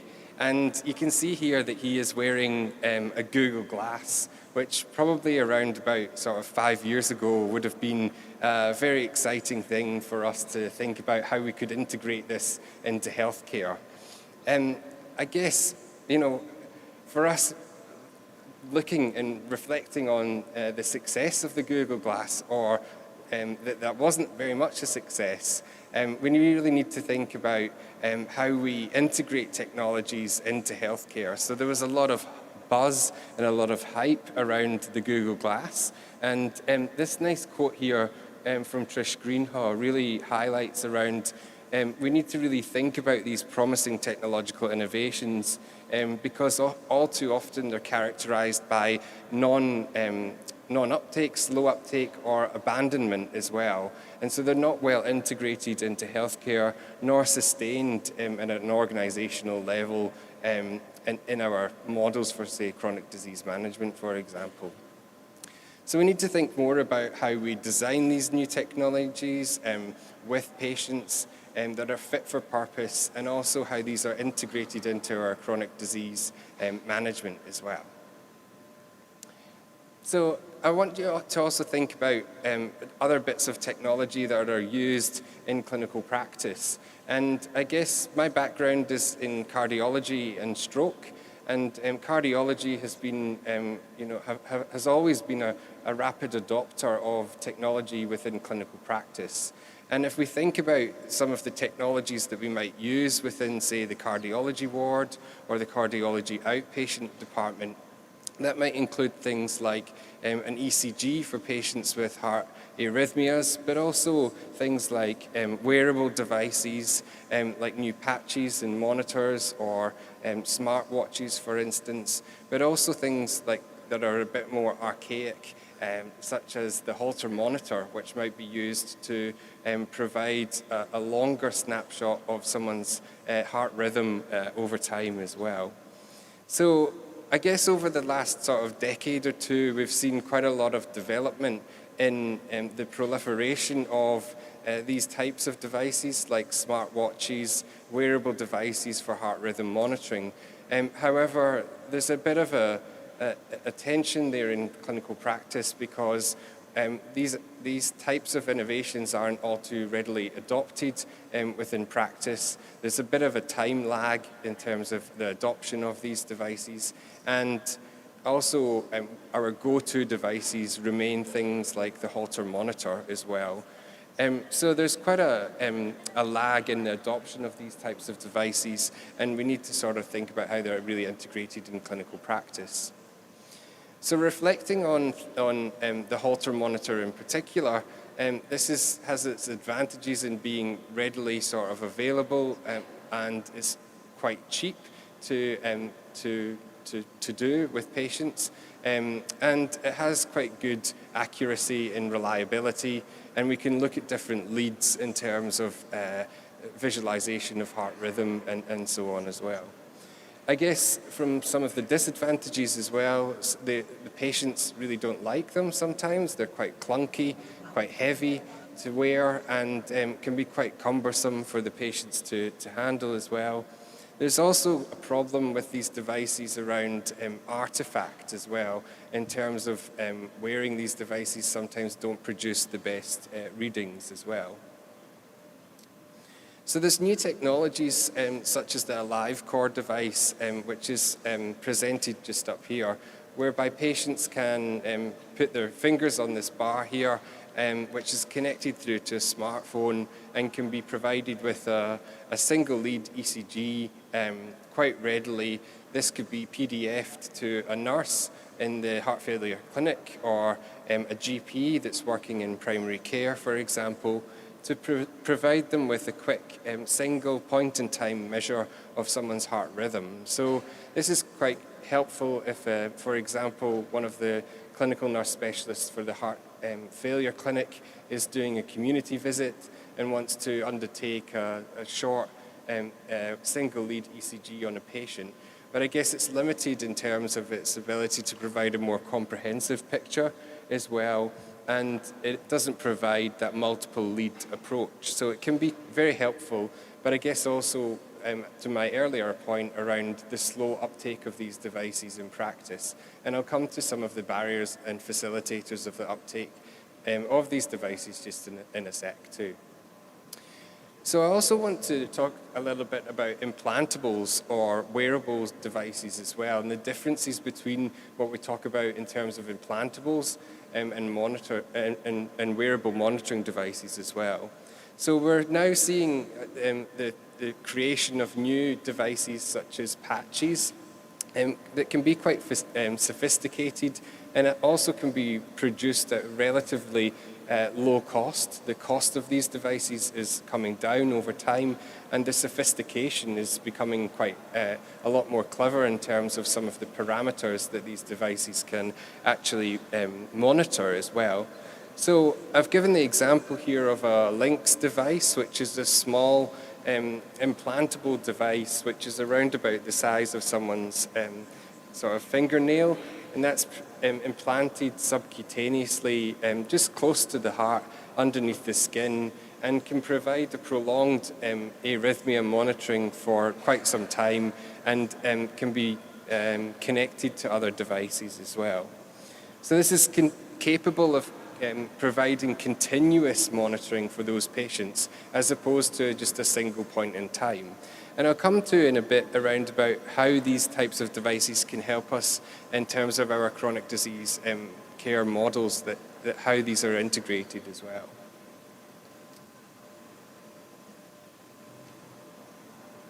So just in terms of some of the guidelines for stroke management and atrial fibrillation management, so focusing now on chronic disease as well. So I've highlighted two quite common cardiovascular chronic diseases, being stroke and atrial fibrillation. And here this is the Australian Cardiac Society and Heart Foundation guidelines for the management of atrial fibrillation. And you can see here that they're recommending a strong recommendation and a moderate grade quality of evidence in relation to monitoring of these patients with their arrhythmia. So I guess myself in the stroke unit as a stroke nurse, when the patient comes in having a stroke, all too often the first time that they'll know that they have AF is often because of that stroke event. And if we can develop models for screening and detection of atrial fibrillation at an earlier stage, hopefully a significant number of these strokes can be prevented as well. So this offers a lot of promise in terms of our screening and detection of atrial fibrillation, for example, in clinical practice. So also, I guess, screening and prevention can be done in the community as well, and looking at other different stroke risk factors as well. So I'll move on now to really talk about the context of atrial fibrillation, to really put this into context of chronic disease management. And the reason why I've selected atrial fibrillation as a case example is really around it being a significant risk factor for other chronic conditions such as stroke, heart failure, but also dementia as well. And so I guess the problem with atrial fibrillation is really threefold in terms of, one, screening and detection, so really optimizing the models that we can diagnose as many patients as possible. And this is often quite difficult because these patients may be asymptomatic and might not have really great, well-described symptoms, because all too often the symptoms of AF might actually be palpitations, lightheadedness, for example, or dizziness as well, which can be quite difficult for them to describe to a clinician as well. So secondly, as well, is really optimization of treatment, and that includes treatment with anticoagulation therapy. So often these patients miss out on optimization of their medical management, and so really making sure that those patients that are diagnosed with atrial fibrillation go on to receive evidence-based therapy like anticoagulation drugs as well. And then thirdly, a lot of these patients really take these drugs for a really long time, often lifetime duration. So if an individual is diagnosed with atrial fibrillation in their 40s, they might go on to take these therapies right throughout until sort of 70s or 80s or beyond as well. So it's really important that we address all of those three sort of problem areas in terms of screening and detection, treatment optimization, and optimization of persistence in the long term for these patients as well. I guess also one of the common consequences of atrial fibrillation as well is really around the increasing hospitalizations that we see in terms of ED visits and trips to the hospital and admissions to the hospital as well. And a lot of these can be prevented through different chronic disease management models in terms of chronic disease management plans as well. So this is related to a high cost burden for individuals, and it's really important that we develop systems and models of care to reduce the burden of atrial fibrillation too. These are some data from Australia, from Celine Gallagher, and these are around about 10 years old now, from 1993 to 2003. And you can see here, we've got three colors, so the blue, the orange, and the gray. The blue represents atrial fibrillation, the orange, heart failure, and the gray is myocardial infarction. And you can see over that 10-year period that there has been a steady increase in the patients that we see reporting to the hospital and being hospitalized for atrial fibrillation over time. And you can see also just sort of the steady incline as well in terms of the heart failure and myocardial infarction. But atrial fibrillation really is driving these hospitalizations. And there's a few reasons for that. That might include advances in procedures like ablation or cardioversion as well, but also advances in medical management with other therapies provided through the emergency department or as a hospital inpatient as well. So this is a worrying trend over time, and it's something that we need to address in our chronic disease management in the community setting to make sure that we have action plans developed to make sure that where possible patients can avoid the hospital and avoid the ED and stay well and at home as well.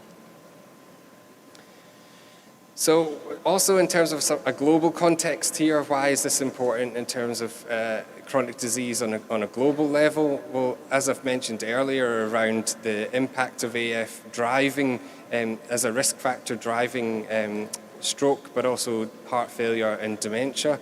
AF really affects around about 40 million people worldwide, and also it rarely exists in isolation. So when we see these patients with AF in the clinic or in hospital, they rarely just have AF by themselves. They really often have around about 5 other comorbidities as well. And a lot of these are cardiovascular comorbidities such as heart failure, high cholesterol, high blood pressure, for example, but also kidney disease as well. And so this really impacts in terms of the survival of these patients, but also the quality of life of these patients as well. And this is also associated with polypharmacy in terms of these patients receiving quite a number of medications. For example, a recent study that we conducted in heart failure, the average number of medications prescribed was 11, with around about the maximum being about 32 as well. So these are really complex patients to manage, particularly in the context of multimorbidity or multiple comorbidities. And it can be really challenging to manage those medications at home for those patients as well. So making sure that these patients are optimally managed, and this can also be achieved through sort of digital health models, as I'll go on to describe in a sec, or some of the advancements in terms of wearable technology and digital technology and devices and so on. So this is an example of just the relationship between atrial fibrillation and heart failure.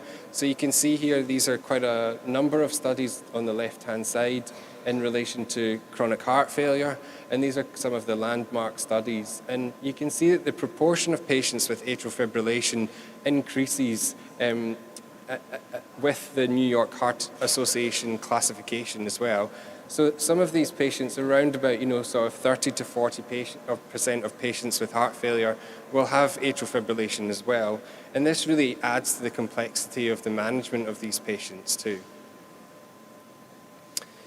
So I guess there's really some important clinical questions that we really need to consider as well, that still remain quite unanswered as well. Excuse me. So these include things when we're talking about atrial fibrillation in terms of we still don't know how long that we should monitor these patients for. Is a single point in time ECG sufficient in terms of in the acute stroke unit, or is there need to monitor these patients for 24, 48, 72 hours, for example? We still don't know the optimal time that we should monitor these patients for, nor do we know with which device. So as I earlier mentioned around the ECG being the sort of go-to gold standard device, we really don't know if that's the best way to be monitoring these patients, or also if it should be via a 3-lead ECG, 5-lead ECG, or now using single point in time measures through devices such as the AliveCore device as well. So I guess the second important question is, as well, is if we find atrial fibrillation on an ECG or through another medium of monitoring, how much AF is significant enough for us to be concerned about for patients to then be commenced on therapy? And also, how much AF is enough AF that we need to be concerned about as well, too? So I guess the conundrum as well in terms of monitoring is, the longer that we also monitor these patients for, often the more AF that we find, but there's no really strong evidence around the duration or the optimal duration of monitoring for these patients. So it brings me back to the definition of a wearable here, and you can see these are some of the varying definitions or hallmarks or characteristics of how we would define a wearable device. And these tend to be often body-worn, but they can also include a range of different wearable devices. So you might be sitting thinking that, is this a vest that he's describing, or is it a patch that someone wears? But it can include multiple different modes of monitoring. It doesn't include a single point in time measure. It provides continuous measurement over time, but it also can provide feedback, alarms, and alerts as well, which has an implication for our nursing work in terms of these alerts that we receive and how often we act or choose to act on these alerts as well. There's also a variation in terms of active monitoring versus passive monitoring, and that's something for us to really consider. But also, again, around some of the feedback mechanisms from these devices come in a wide variety of shapes and forms. And so how do we integrate them into our nursing workflow, for example, when we're routinely doing clinical practice sort of vital signs observations every 4 hours? If we have these new data in real time, how does that really impact our nursing work in clinical care, both within the inpatient setting, but also within the primary care or community clinic-based setting as well? If you have real-time 24-hour monitoring of these patients, do you have access to an adequately skilled and trained nursing workforce to be monitoring these outputs as well from such devices too? So I guess this is quite a common wearable device that you might have seen throughout the community, and the Apple smartwatch as well. So I guess some of the routinely collected observations that this provides now in the latest version includes things like heart rhythm monitoring, but also heart rate monitoring. And as these devices become more sophisticated and more reliable, how do we then sort of begin to integrate these data into our practice too? So some of the different types of wearable devices that I've already mentioned could include things like smart watches, but also there's quite a new sort of designs in terms of vests, but also harnesses that people might wear. We've also got skin or dermal technology, which is quite advanced in terms of can do measurements for laboratory tests now as well, but also can calculate quite complex outcomes in terms of some of the algorithms that underpin some of the things that they're measuring as well. We've got a range of patches or adhesives as well, so they're very similar to the dermal technology. And as I started the presentation off as well around smart glasses, so how are these collecting data for our patients? How can we use them in clinical practice? And there's also now quite smart technology that can be integrated in terms of smart scales, whereby patients can stand on the scales every day. This can be connected through Bluetooth or Wi-Fi to a patient's smartphone. And for us working in, say, the heart failure clinic, can have a regular update on a patient's weight status as well. So there's also technology in terms of smart mattresses as well. So as you're sleeping overnight, your mattress can detect a lot of different parameters in terms of sleep quality, but also a range of other parameters that can be embedded into our routine practice as well. So this provides a nice overview from sort of head to toe of where people might wear these devices. So you can see here, you could have like from the head, these could be things around helmets, glasses, for example. If they're worn on the ear, these could include things like headphones, providing a lot of data, eyewear, but also things that we can wear on our arms, wrists, legs, and otherwise as well. So they could be multi-location, but really collecting quite a lot of real-time data that's actually, as we get more sophisticated with these types of consumer wearable devices, when this is all connected together, really paints quite what we now call a digital phenotype of the patient.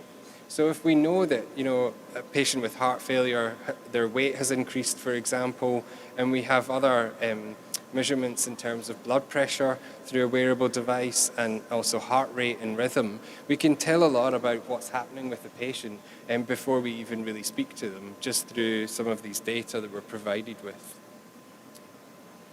So this is a relatively new paper, but 2019 as well, and I think this really demonstrates to me around the advancements in these types of technology.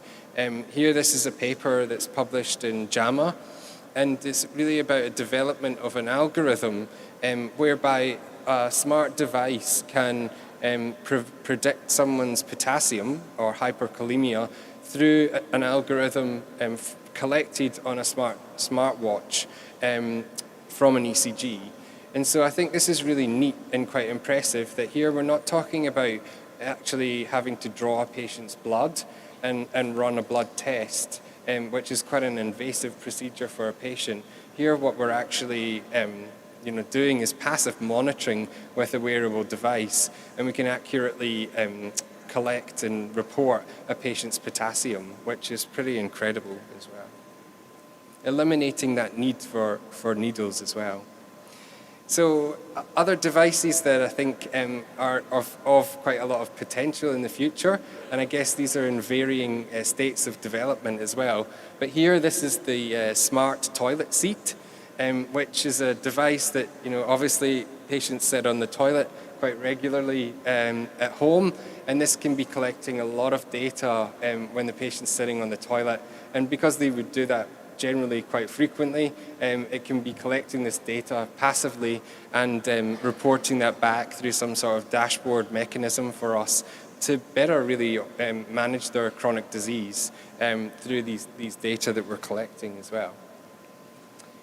Another example is this is the smart pajamas. And so here the pajamas are filled with different sort of mechanical devices. And this can collect a range again of different parameters. But really this can also be quite important when we think about patients moving in bed. And particularly those patients, say, with Parkinson's disease or other movement disorders, we can really see how active they are during the night, or also patients that are at risk of falling. And so some of these types of devices have really existed in different ways and methods, such as sort of smart alarms for falls in practice that will alarm when the patient stands up. But we're seeing now, from a biomedical engineering point of view, we can actually build in quite a lot of technology into the pajama vest, for example, and really be collecting and reporting a lot of these data back to clinicians at real time as well. And it does move me on to really talk about how we make sense and use these data to actually make a change to our clinical care that we provide to these patients. If these are really actively collecting data 24 hours a day, 7 days a week, how are we then able to access these data, and how do we embed them into our nursing workflow and our care plans and overall management of the patient as well? So as I've sort of already mentioned, but I wanted to delve into this a little bit more, and this is really focused on the measurement capabilities of epidermal electronics. So these are skin-based adhesive electronics a lot of the time, and you can see here down the left-hand side just some of the capabilities in terms of some of the parameters that these devices can detect. So this ranges from things like thermal measurement, so actually also calculating hydration status of patients. So where we're used to really, conducting a fluid balance chart and calculating input and output, could this really be replaced by a dermal capable monitoring device as well for calculating hydration status, for example. But also things around electrical measurements as well, say ECG or EEG in particular, or EMG. Things like fluidic as well, so sweat loss and blood flow as well. There's new capabilities in some of the dermal-based wearables in terms of sweat analysis. So we can look at a few different sort of sweat output, and we can look at how that influences clinical care of these patients as well. There's other parameters in for example, oximetry and PPG, which has been around for a long time. So the saturation SATS probe that you might place on a patient's finger or on their earlobe, for example, these can be built into some of these devices like the toilet seat or the pajama as well that we saw earlier. So really this has the potential to really revolutionize nursing work. And really if we think about how we practice in clinical practice, for a long time, we've been really regimented in the way that we undertake patient assessment, A to G, and our routine observations of patients doing a temperature, blood pressure, pulse, respiration rate, for example, at a minimum, maybe 4th hourly or 6th hourly, for example. But really, if we're thinking about, we have now, a lot of new devices that are capable of really essentially replacing that, or augmenting our nursing assessment with these types of devices, how might we go about integrating these into clinical practice? So I think we've talked about this quite a lot so far, but also I think in terms of monitoring for sleep and also swallowing. So again, in these stroke patients, we can apply a patch just on the throat here that can also provide us with some data around swallowing patterns and different parameters that can be useful to really flag things around the potential for aspiration as well. But really, I think this creates this whole notion of a digital phenotype when we put all of these parameters together, and can be used to present us with a whole picture of the patient based on these data too. So we undertook some research with patients, but also with clinicians, to better understand from a patient's point of view with these wearable devices in terms of like really what they thought about them. There's a lot more of them around now, and really what's important to patients. So here we're reporting on work from a meta-synthesis that we conducted, and we looked at all of the papers that looked at some of the barriers and enablers or barriers and facilitators to patients wearing different wearable devices, and we categorized them into these 4 areas as well. So you can see that to patients, these things around comfort and wearability, but also the ease of operation are really important to patients. So they need to be easy to use, easy to wear, very comfortable to use as well. So that was really important to them. This whole notion about stigmatization is really important, and also how this is associated with increased anxiety with devices that can provide feedback to the patient at the same time. So for those of you that might have worn a smartwatch before, when it says, you know, you haven't achieved certain physical activity goals in the day, how does that make you feel? Maybe not that great, but if that's a limitation of your chronic illness, then reinforcing that sort of on an hourly or a daily basis can be effectively quite demoralizing for our patients. So it can really evoke this sense of anxiety around, am I not well enough? And particularly if patients are getting feedback around they're actually clinically deteriorating, for example, then that can be quite anxiety-provoking for them as well. On the opposite of that as well, patients actually like when they're provided with feedback from the data, and they can observe trends in the data to say that they're actually getting better or recovering, and this gives them a sense of safety and confidence in their recovery as well, so as opposed to that sort of anxiety-provoking nature as well.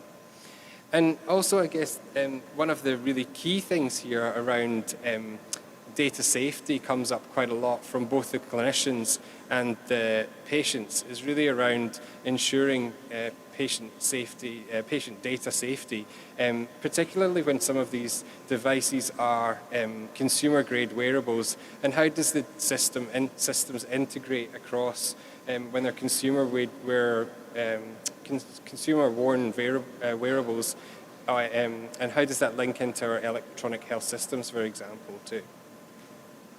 So we also undertook some research with our clinicians as well, so nurses and doctors primarily, to understand what was important to them in the design and capabilities of these new wearable devices as well.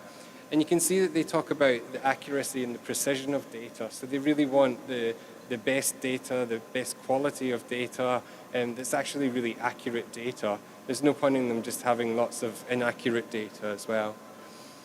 One of the things, I'm sure that if you've ever looked at a patient who's been brushing their teeth and have an ECG monitor on or a Holter monitor on, you'll see that artifact, and that's from them moving their arm a lot to brush their teeth. So they were really concerned around artifact and reducing noise as well.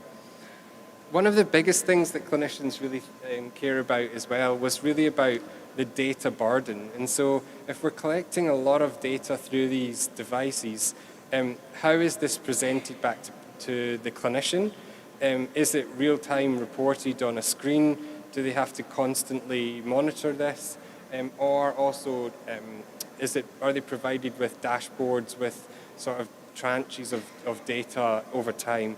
And this is particularly important for those patients that are living at home, for example, with heart failure, who have capability in their implantable devices for impedance monitoring, for example, and fluid status. So are these being real-time monitored by nursing staff or another healthcare professional, or are they periodically monitored, and how is that workforce really prepared to monitor these types of devices as well? So I guess summarizing some of this as well in terms of the state of the science. So I guess also that some of this is early days in terms of there's a lot of hype around wearables and implantables, and also some of the science can be particularly weak. And so a lot of these studies sometimes report short-term outcomes with small samples of patients, and it's really important that these interventions are really evaluated effectively to produce high-quality evidence to inform our clinical practice as well.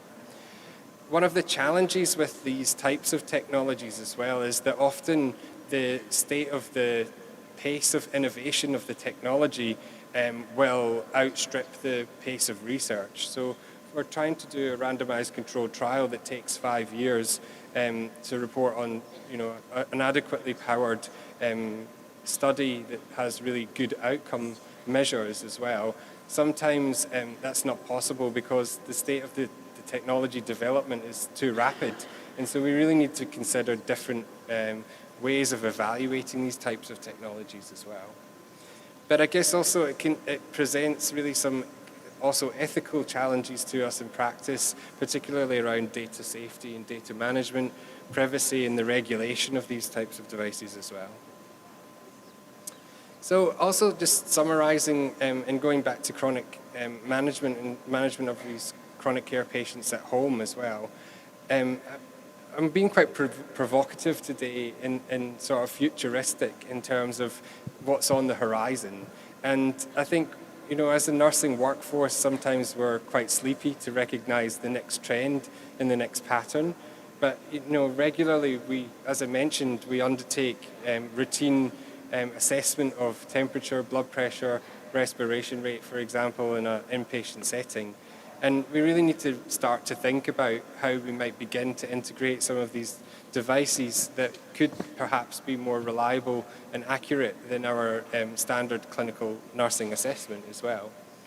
And also there's a next wave of some of the different types of devices. So there's quite an advancement in terms of the pace of development of these devices. So really having the agility to integrate new telemonitoring practices, for example. And as we've seen through the COVID pandemic, that's really been a catalyst for us to consider new types of models of care in terms of remote monitoring, but also app-based technology in terms of how we're managing patients at home as well. So really we need to really think about the potential for these devices in terms of how they could ultimately disrupt our nursing work. And in terms of that data burden as well, really consider around how we integrate that into practice as well.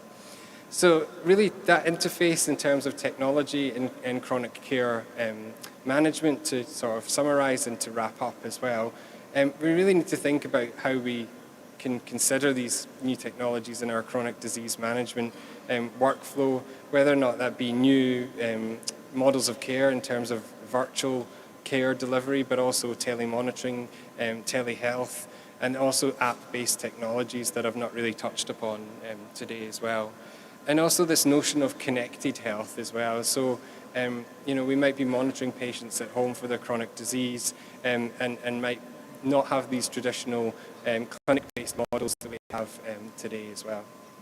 So with that, I'll wrap up there, and I'll leave you also with a beautiful image of our new hospital wing at Blacktown. And I do encourage you to reach out if you're over in Sydney or Australia and visiting. I definitely welcome a visit. So thank you so much. Thank you very much, Dr. Caleb Ferguson, for your presentation. Give applause for Dr. Caleb.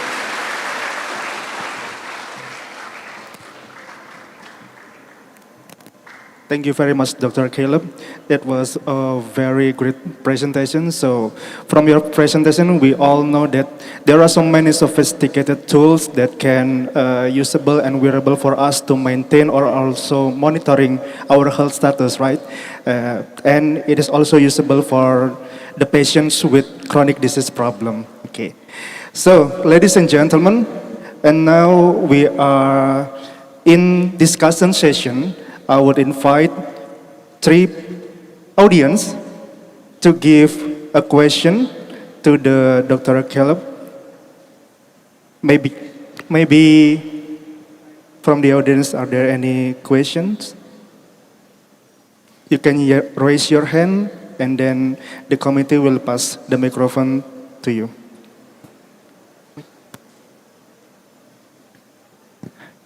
Okay. from the left side. Yes, you can stand up, state your name clearly and also your question in simple way. Okay, good morning, Professor. My name is Sinta Orainjrina. You can call me Sinta, and I'm from Faculty of Nursing, University of Jember. So my question is, as previously explained, to meet digital trends and increase the scale of health, the use of wearable device as a step for early detection of a disease is inevitable. Wearable devices that are realized by being easy to use and giving warnings to the wearer make self-detection of health problems easy to detect.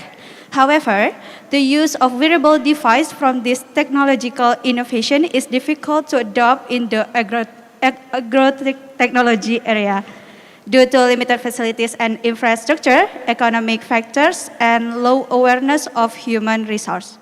So what is the role of nursing in facing this challenge? And what are the recommendations for the application of technological innovation, especially smart device and wearable device in the health sector in Indonesia? Thank you. Okay, thank you, Sinta, for your question.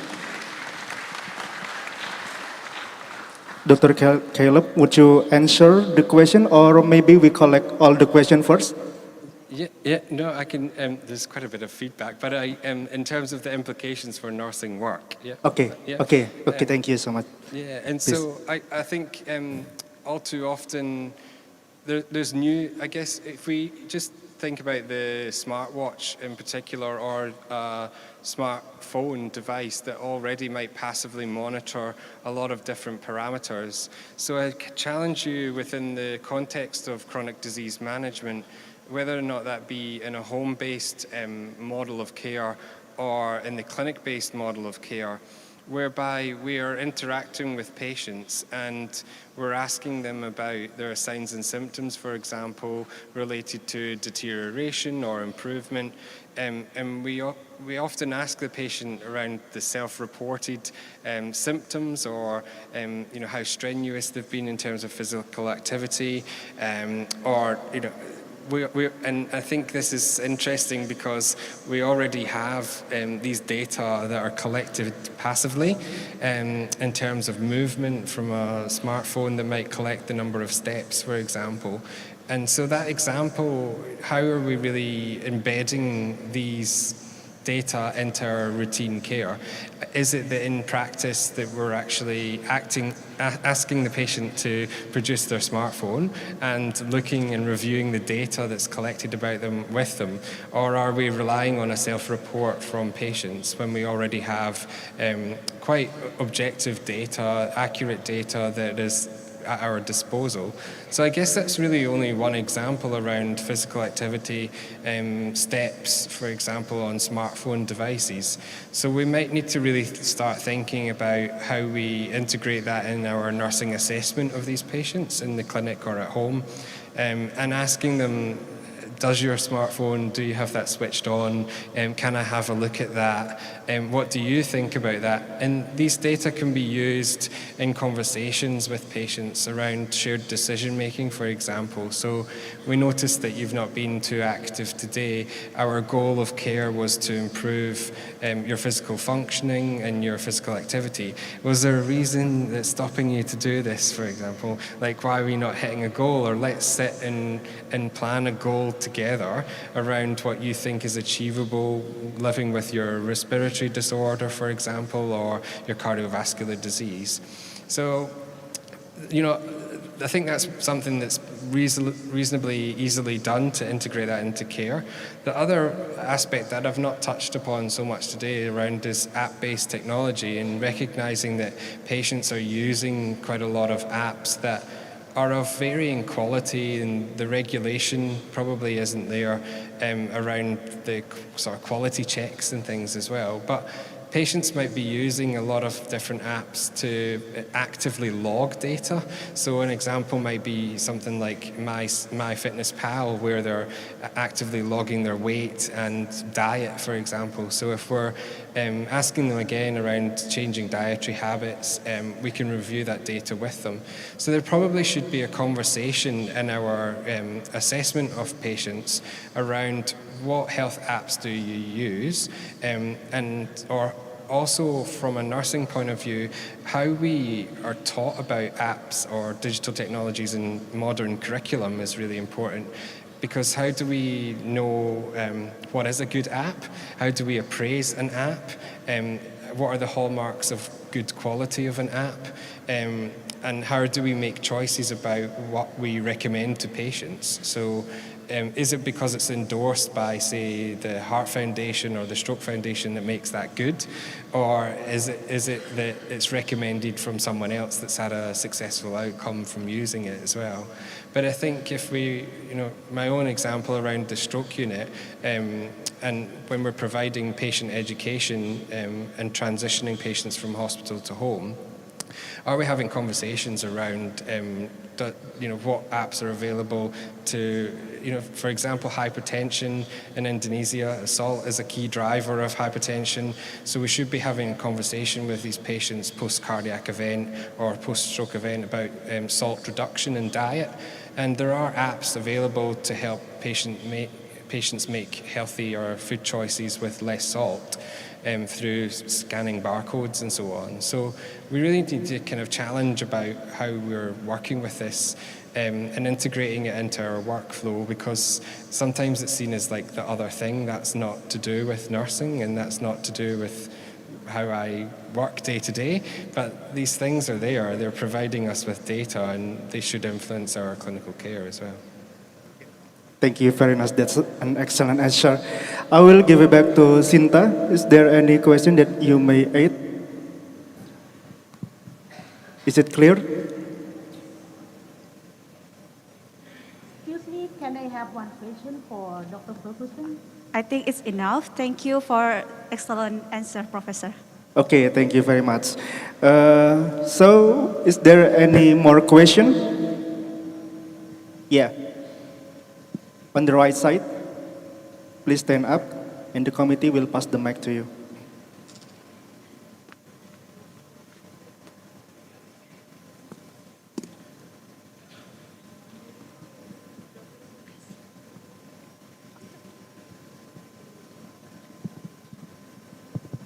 Yes.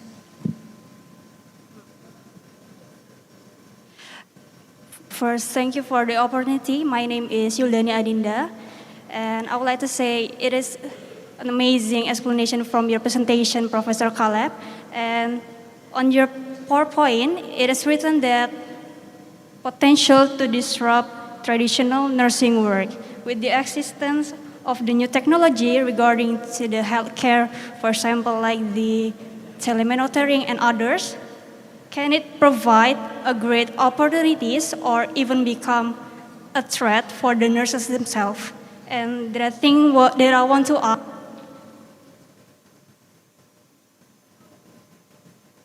Okay. Okay, enough? Yeah. Okay. So she asked about whether the new technology is a threat for a nurse or even it's helpful for a nurse. So maybe you can answer that question, Dr. Caleb. Yeah, thank you. And I think a really good question, because I think if you wanted to buy into the hype of a newspaper headline would be that nurses will be replaced by AI and robots. And I don't believe that that is the actual truth. I think it's about how we deal with robots and AI, for example, and how we actually augment that into our care practices. So I think if you look forward to the next even 10 years, we'll probably see robotics, for example, advance, and how nurses work with robotics a bit more, but also in terms of AI and some of the wearables or implantables as well.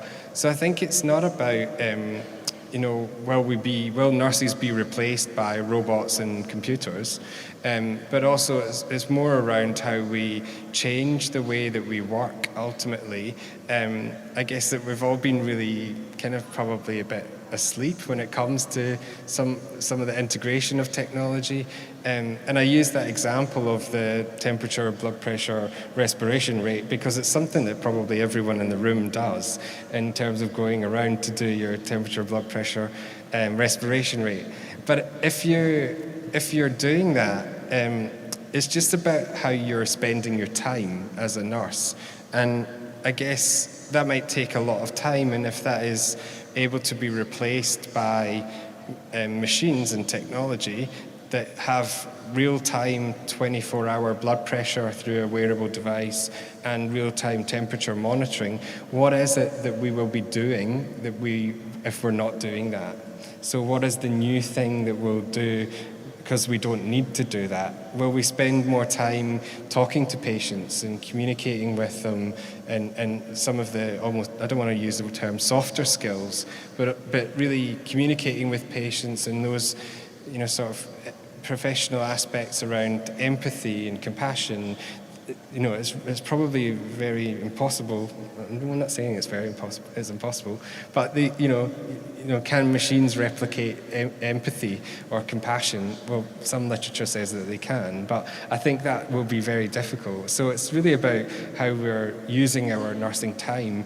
If these new technologies can actually support us better in doing our job, and we're seeing things like, I don't know, I don't want to use the example of ChatGPT, but as an example, if they can write discharge summaries quicker and more concisely, then that's going to take that time off a junior doctor, for example, as well. So yeah, we need to really be on the front foot, and I think in our modern curriculum as well, we don't really think about how we're teaching about digital technologies all that well if we're quite critical of our curriculum too. Yeah. Thank you very much. That was excellent point. I will give it back to the questioner. Yes. Is there enough? Yeah? Yeah, I think it's enough. Thank you for your great explanation, Professor. Okay, thank you very much. So it is very useful for the nurse, especially in Indonesia. We are, Indonesia, the number of nurses is also limited, but we have a high job to do some tasks. Maybe the new technology will help us in Indonesia, so we will accommodate it in Indonesia. Thank you so much, Dr. Caleb. Thank you. And then we have one more question. Yes, Bu Niken. Please, the commenter will pass the mic to Ibu Niken.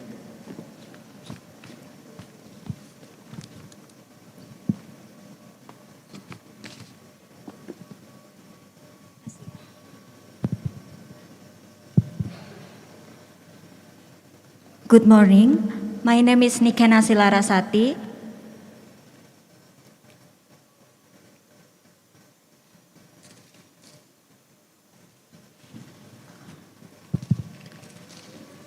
I'm part of community geriatric and family health nursing. Thank you for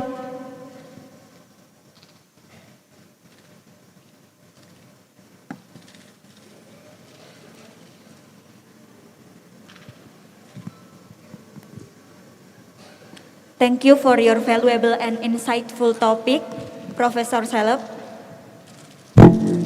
I would like to ask about research in digital revolution.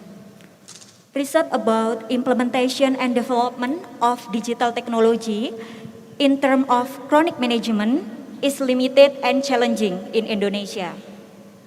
However, digital revolution and management of chronic disease could help informal caregiver. But as a nurse and researcher, we have challenging to develop and implement virtual care or wearable device.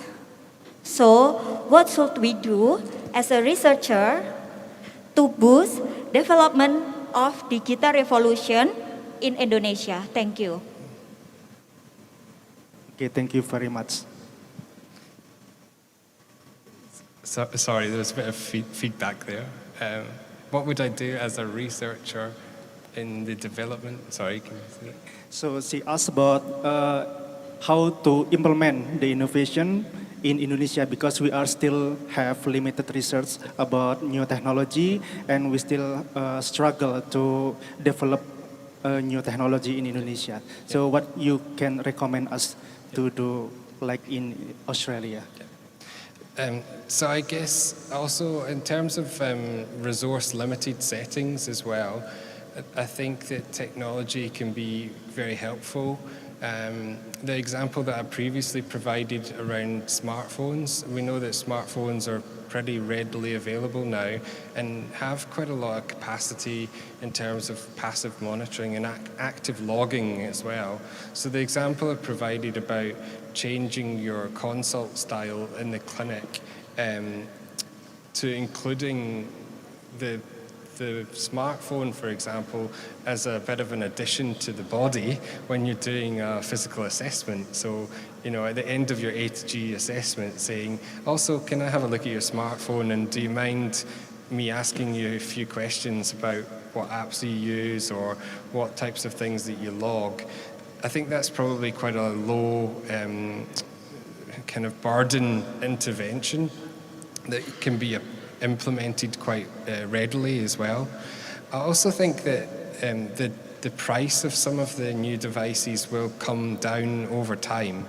And I think you raise a good point around the increasing digital divide. And so, for example, the patients that really need access to such devices with such a high price point sometimes miss out. And the example I often give is around patients who are, say, aged over 80 and might not have to be able to afford a new Apple smartwatch or an iPhone, but they would be the people who would benefit the most from, say, arrhythmia monitoring. So, because we know that AF, the incidence really increases quite steadily in those aged over 80.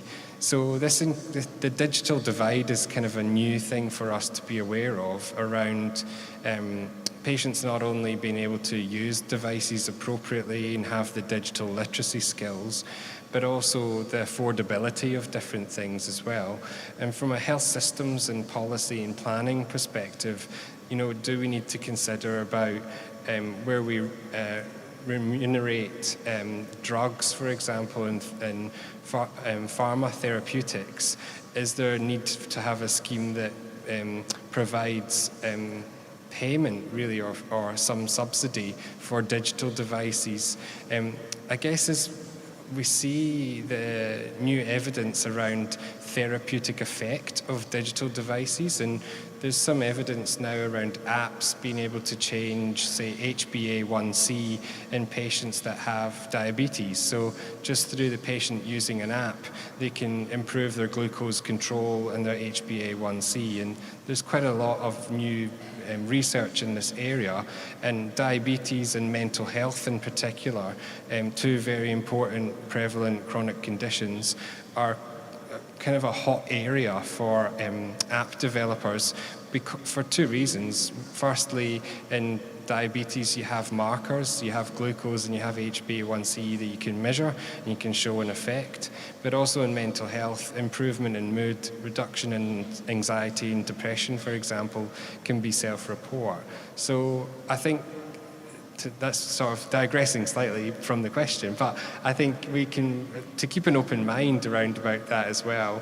And I also think from a nursing point of view as well, our voice in terms of advocacy in this area as well, as a collective to government, if these devices are showing to have a therapeutic effect, there needs to be greater regulation of them, similar to that of the pharmaceutical industry, but also should we then be calling for payment and subsidy for, you know, if there's an app that shows an effect that changes HbA1c, for example, should patients not get that for free or at a reduced rate, for example? So I think as a collective, is that something we need to advocate for in terms of from a governmental point of view?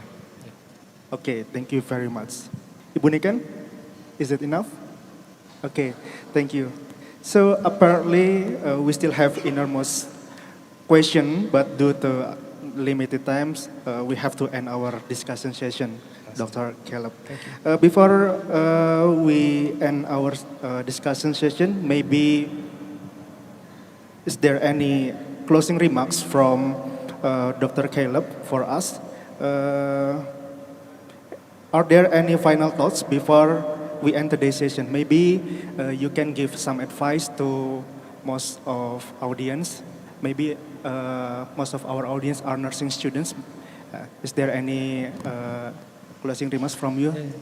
Thank you, and thanks for this opportunity. I think also to speak to the next generation of the nursing workforce in Indonesia, in Jember as well, and beyond.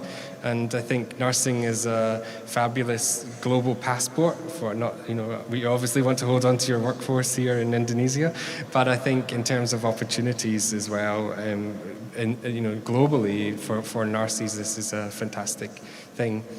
I want the future workforce to really consider around digital health, but also I think in terms of the diversity that the nursing profession can offer in terms of career choices. And so, thinking outside the box with some of the collaborations that you might have, do we have in the room here the next sort of nurse entrepreneurs that are working with technology developers to really advocate for patients in the development of the design of new technologies? Because I think that interface between the patient and the technology sort of development company could be a career choice in the future for some to make in the room. So yeah, thank you. Okay, thank you very much, Dr. Caleb Ferguson, for your time. Please allow me also to take some highlight from our discussion session. We live in an era of increasing chronic disease and multi-morbidity. Informal caregivers play also a fundamental role in providing ongoing care at home and in the community. So it can also manage chronic disease problem in the community. The latest technology, useful and also wearable, also provides accurate result is needed to manage chronic disease case, especially in cardiovascular disease. We hope that we can find a new technology in the future so it can useful to our patients, especially chronic disease patients in the community. Thank you very much, Dr. Caleb Ferguson, for your time. Give applause for Dr. Caleb Ferguson.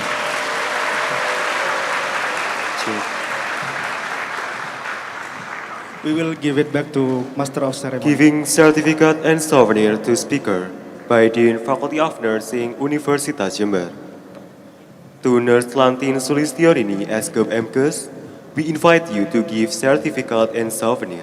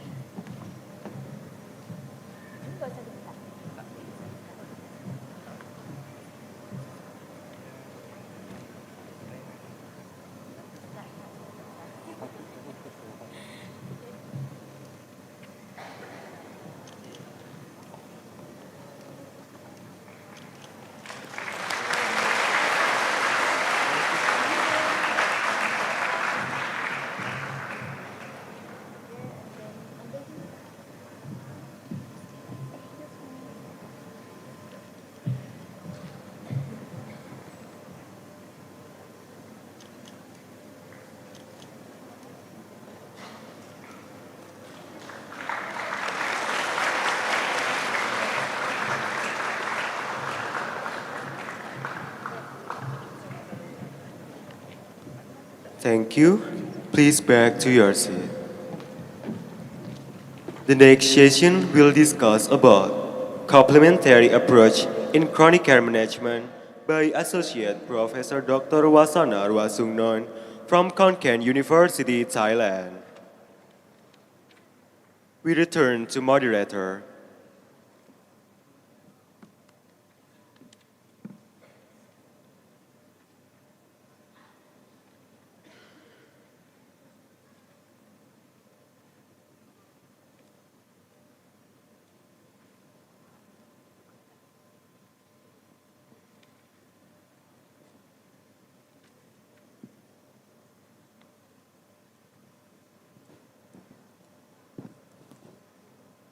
Okay, thank you very much.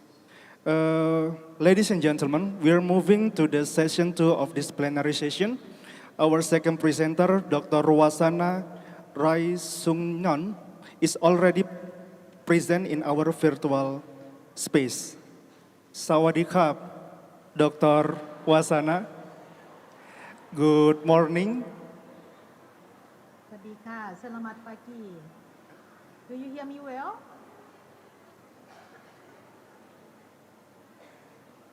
Can you please increase the volume? Yeah. Can you hear our voice, Dr. Wasana? Yes, I can hear your voice. Can you hear me well? Yes. Okay. Dr. Wasana, I am Rismawan Adiyunanto, and I'll be responsible for moderating session 2 of this conference. Ladies and gentlemen, before we start the presentation, I would like to read a brief introduction to Dr. Wasana. Dr. Wasana Rai Sungnon is an assistant professor at the Adult Nursing Department, Faculty of Nursing, Khon Kaen University, Thailand.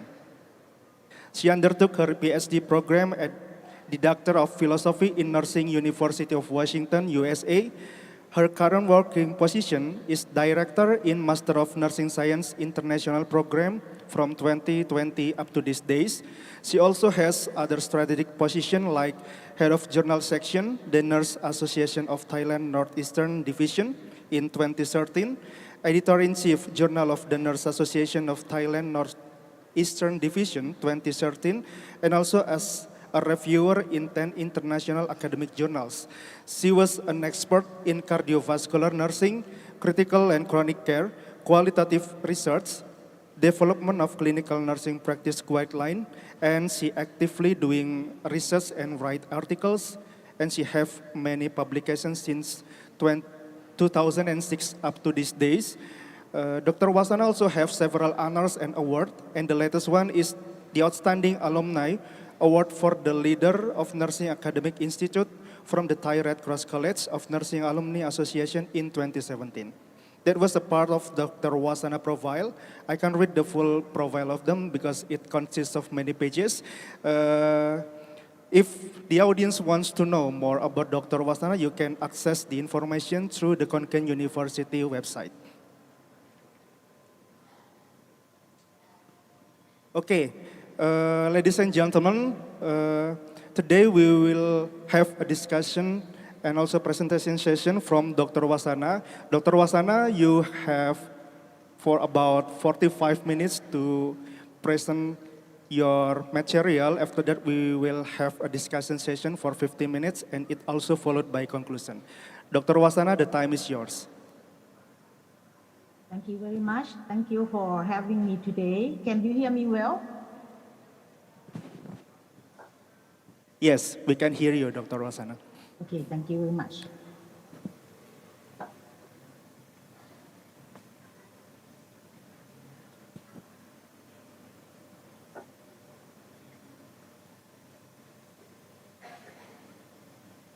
Can you see my screen?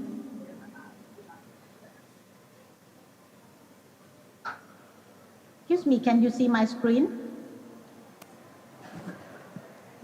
Yes. Okay, all right.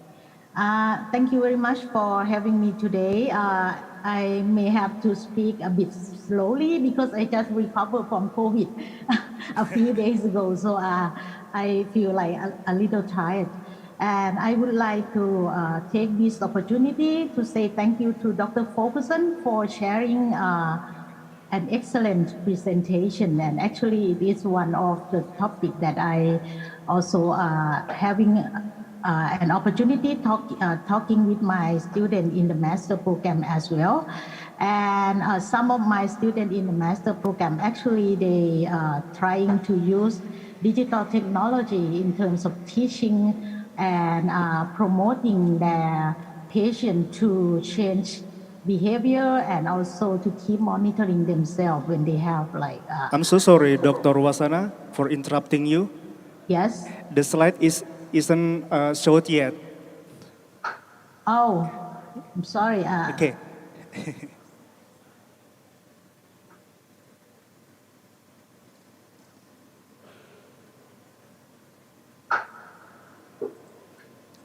All right. It is show right now. It's still not. Oh, I'm sorry. What happened?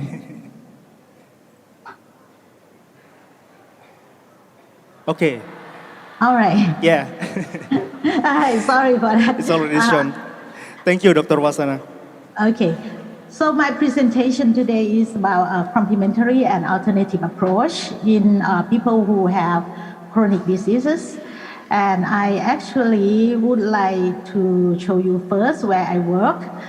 This is the place where I work is the Faculty of Nursing in Khon Kaen University, which is one of the largest university in Thailand, and it is located here in the northeastern part of Thailand. And right now we are developing the largest medical hub in Southeast Asia at the Faculty of Medicine at Khon Kaen University. Working as a director of the master program of the international program in this faculty, I have the opportunity to work with students from many countries, including Indonesia. So it is my great pleasure to be here and discuss with the student from Universitas Jember today. So here are my students from Indonesia. Okay. And if you have the chance to come to Thailand, please visit Khon Kaen University. I'll be more than happy to meet with you here. Here's the outline of my presentation today, and I probably have to go quickly because I have class in the afternoon. So I will go over the topic around the nature of chronic conditions and why complementary and alternative medicines play an important role on chronic condition management. And also I would like to put the focus on the effectiveness of complementary and alternative medicine in hypertension and diabetes mellitus. And I will take this chronic disease, for example, of using the CAM in management.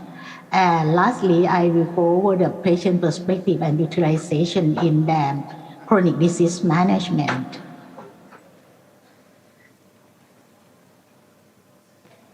So first of all, let's talk about the nature of chronic illness, or sometimes we call chronic disease or chronic condition. And for the patient themselves, I think their perspective about the chronic is not focused on the disease, but focusing on the illness or chronicity of the conditions.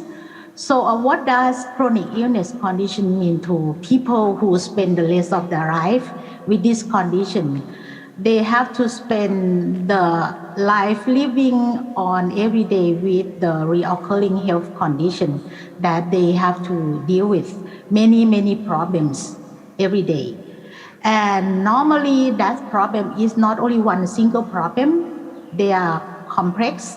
They have more than one health issue that people have to deal with, either heart failure, either people with cardiovascular disease, people with stroke, as Dr. Ferguson might already show you in his presentation earlier.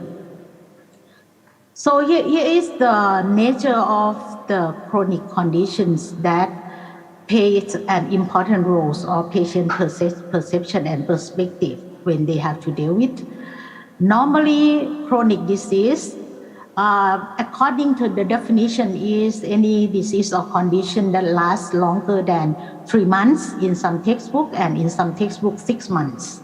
But normally it will leave the problem for the patient to deal with it to the rest of their life, and is caused by the pathological change or alteration that is sometimes non-reversible, although it is reversible in at some point or some condition, but it's not totally reversible. Normally it leaves some disability or some things that people have to modify their life in order to live with it. And in terms of modifying their lifestyle, it means that they have to do the lifetime monitoring or taking lifetime treatment for their conditions. And somehow they might need special training or special self-care interventions in order to do rehabilitation for disability that they have. I do the search for the impact of multiple long-term conditions that patient might have, and I come across these websites, which is in the work foundation and care in 2016, and showing that the multiple dimensions that have affected by the long-term conditions that patient might have, not only about the health problem that they have, but also having the impact on the financial problem that they have to spend money to take care of their health, the accommodation in their house, that sometimes they have to change the accommodation in their house in order to respond to the disability from their chronic illnesses. The ability to work that might be decreased because of the chronic condition, and also the disease might have the impact on family and relationships that they have. And my point about this is that when people have complexity that they have to deal with because of the chronic illness that they have, so this chronic condition also have influences on the totality of human being. It might have the impact on the physical well-being. They feel suffering. They have less functioning capacity. They might experience many symptoms, and also all of that symptom might have the impact on quality of life and spiritual well-being, and also the mental health of people with chronic illnesses as well. You might have familiar with this illness trajectory model, which is developed by Strauss and Corbin. So in this trajectory model, it's explained that people who live their life with chronic illness, they come across many phases during their illness, starting from before having illnesses until the last state of being of these illnesses, which is called dying phase. Being gone through this phase of chronic condition, they will have up and down feeling of having these illnesses, and that will have the impact on their life a lot, because they have to modify their lifestyle, and they have to deal with mental problem that they have to control that symptom, and also feeling the burden of the disease in their life. So the take-home messages about the chronic conditions and the impact of chronic condition is that any chronic condition have the multidimensionals. It is complex and it is unstable. So people might have the day that they feel suffering, but they might also have the day that they feel okay with the disease that they have. And that's because they have to bring through several phases of of their illness. And also because of that nature of chronic illnesses, so people have to take medication for the rest of their life. They have to manage that disease in order to feel okay every day with their illnesses. So because of that, people might come across the feeling of afraid or fearfulness of conventional therapy, in which the medication that they take might have the impact on their well-being and might have the adverse outcome of their health. So, according to the literature, many people use CAMT in order to control their illness conditions, especially in primary care. So here is the definition of the complementary and alternative medicine, and I would like to make a distinction of the definition showing the differences between complementary and alternative and integrative medicine in comparison to conventional medicine. So for conventional medicine itself is mainstream healthcare system that people used or the healthcare provider used in order to give treatment or provide treatment. And including in that conventional medicine, maybe medications, maybe radiations for cancer, or particular interventions or procedure that physicians or healthcare provider may use, and including the surgeries, in order to control symptom and disorder, and we call that conventional medicine. The similar term of conventional medicine is the standard medical care, and it sometimes is used in the literature at the same meaning. So standard medical care is the treatment that the medical profession regarded as the proper treatment to treat each illness, and normally it's come from the best practice or it's come from the best research evidence possible, come from the protocol or the standard of care and guideline to treat each disease. For the complementary and alternative medicine is different.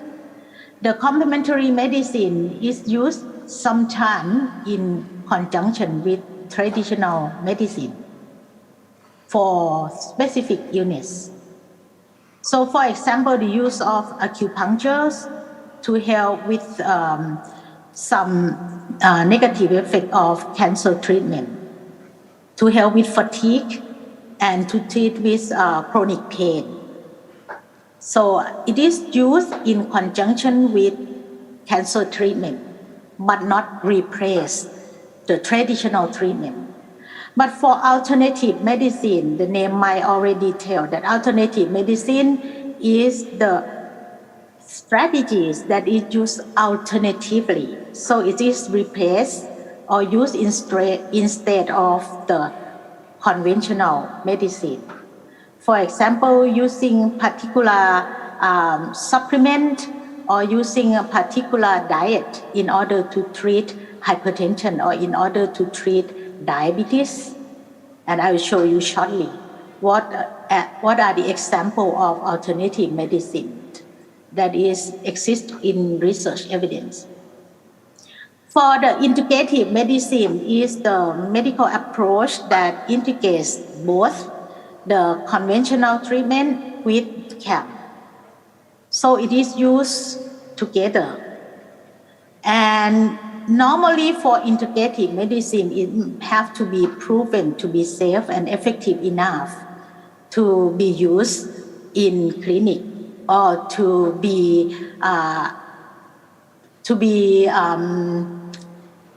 introduce to your patients. Okay, and integrative medicines also put focus on patient preference in the care provided as well.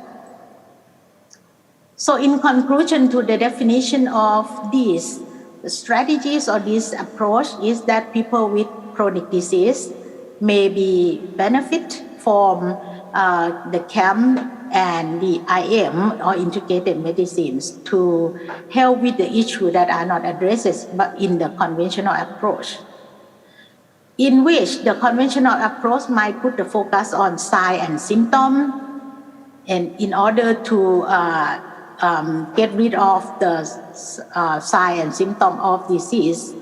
But on the other hand, the CAM and the IM might put the focus on other benefit as well.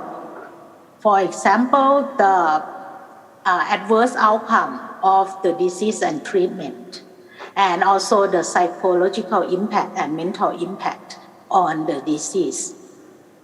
So CAM itself has gained the recognition for more than 30 years, and the rationale for using CAM in treatment could be because the aging population, including like in Thailand, we come into the aging society right now, and people with elder age, sometimes they are very afraid of using too many medications.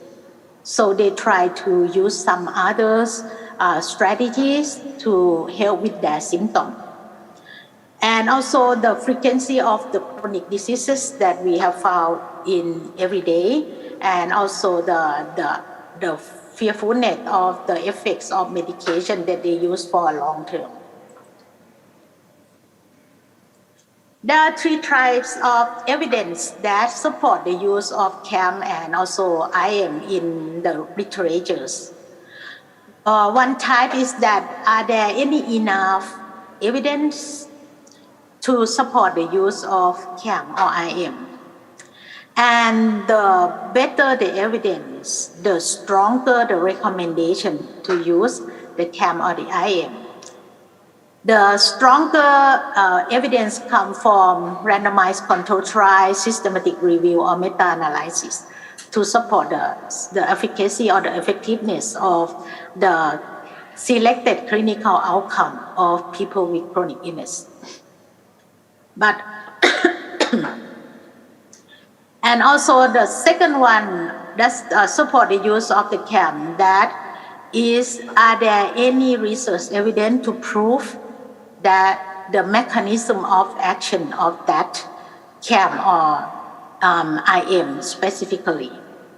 For example, the mechanism of slow and deep breathing on the heart rate variability and on the blood pressure reduction. So once the evidence is strong enough to prove this mechanism, so we are more likely to recommend that CAM strategy to our patients. And the last one, which is not the strongest enough evidence, is that it has been used for a number of times. And we can see the good outcome from the use, but is not proved by the research evidence. So this is called the lower quality of evidence, and it might not be used as the rationale for recommending CAM or IM to our patients. There are many categories of CAM. This is for example of the category of the CAM from this literature, and you can see the reference that I provide at the end of my PowerPoint. The 5 main categories or types of the CAM is the biological based practice. The biological based practice means the CAM that is used the substance from nature in order to treat the symptoms or to promote health of people with disease. For example, using herbal therapy or using dietary supplements such as vitamins and food, and we know that a lot of dietary supplement is quite expensive. The second one is the mind and body medicines, in which it originates from the belief that there is the relationship between mind and body to interpret with the symptoms. So the good example of this type of camp is yoga, Tai Chi, and meditation. And we can see from research evidence that all of these type of camp have the effectiveness on many chronic symptoms, especially pain, anxieties, and dyspnea. The third type is the manipulation of body-based practice, in which using the manipulation of the body parts, for example, a chiropractic, and some other manipulations such as massage. So that normally be helpful with fatigue symptom, abdominal pain, or some other type of chronic pain. Energy medicine is the camp method that is originate from the belief about the energy fields of human body. And these are some examples of the energy medicines, which is therapeutic touch is used a lot by nurse, and also Reiki and Qigong. The last but not least is called whole medical system, in which it involves any other type that is coming across in the camp. For example, using naturopathy, using homeopathy. This is from India and from Chinese medicines. So it is the complete of the medical system using complex interventions. So some of the mind and body medicines right now has been put into the mainstream or conventional medicine already. For example, cognitive behavioral therapy, biofeedback, and hypnosis. So sometimes it is no longer categorized in the camp. What are some of the factors that influence patient decision when they make a decision to whether or not to use the camp? Here are some of the factors. The camp is used when they believe that that strategy is helpful and safe enough and it has no negative effects on their life. So where is this belief come from? Normally they obtain this information from friends and family members, or maybe some other patient who already use that camp strategies or that camp methods. And they will use camp when that type of camp is widely available, accessible, and affordable for them. And the major reasons for using camp for the patient in the literature is that they would like to avoid the undesirable effect of medication that they are using. So who are more likely to use camp for their chronic conditions? From this publication, which is the recent publication, and is conducted in Malaysia, from the number of 381 patients in primary care setting in Malaysia. And they found that about 66.9% that they say they are using TCM or traditional and complementary medicine for their chronic illness, in which the rest of 33%, although they say that they are non-TCM user, but we are not quite be sure that this will be the actual response. But some of them, 18.9%, saying that they used to use TCM for their chronic illness, but they no longer use it. So from this study, they analyze what are the factors associated with using the complementary medicine, and they found that the majority of people who used TCM is female. and female with high education level.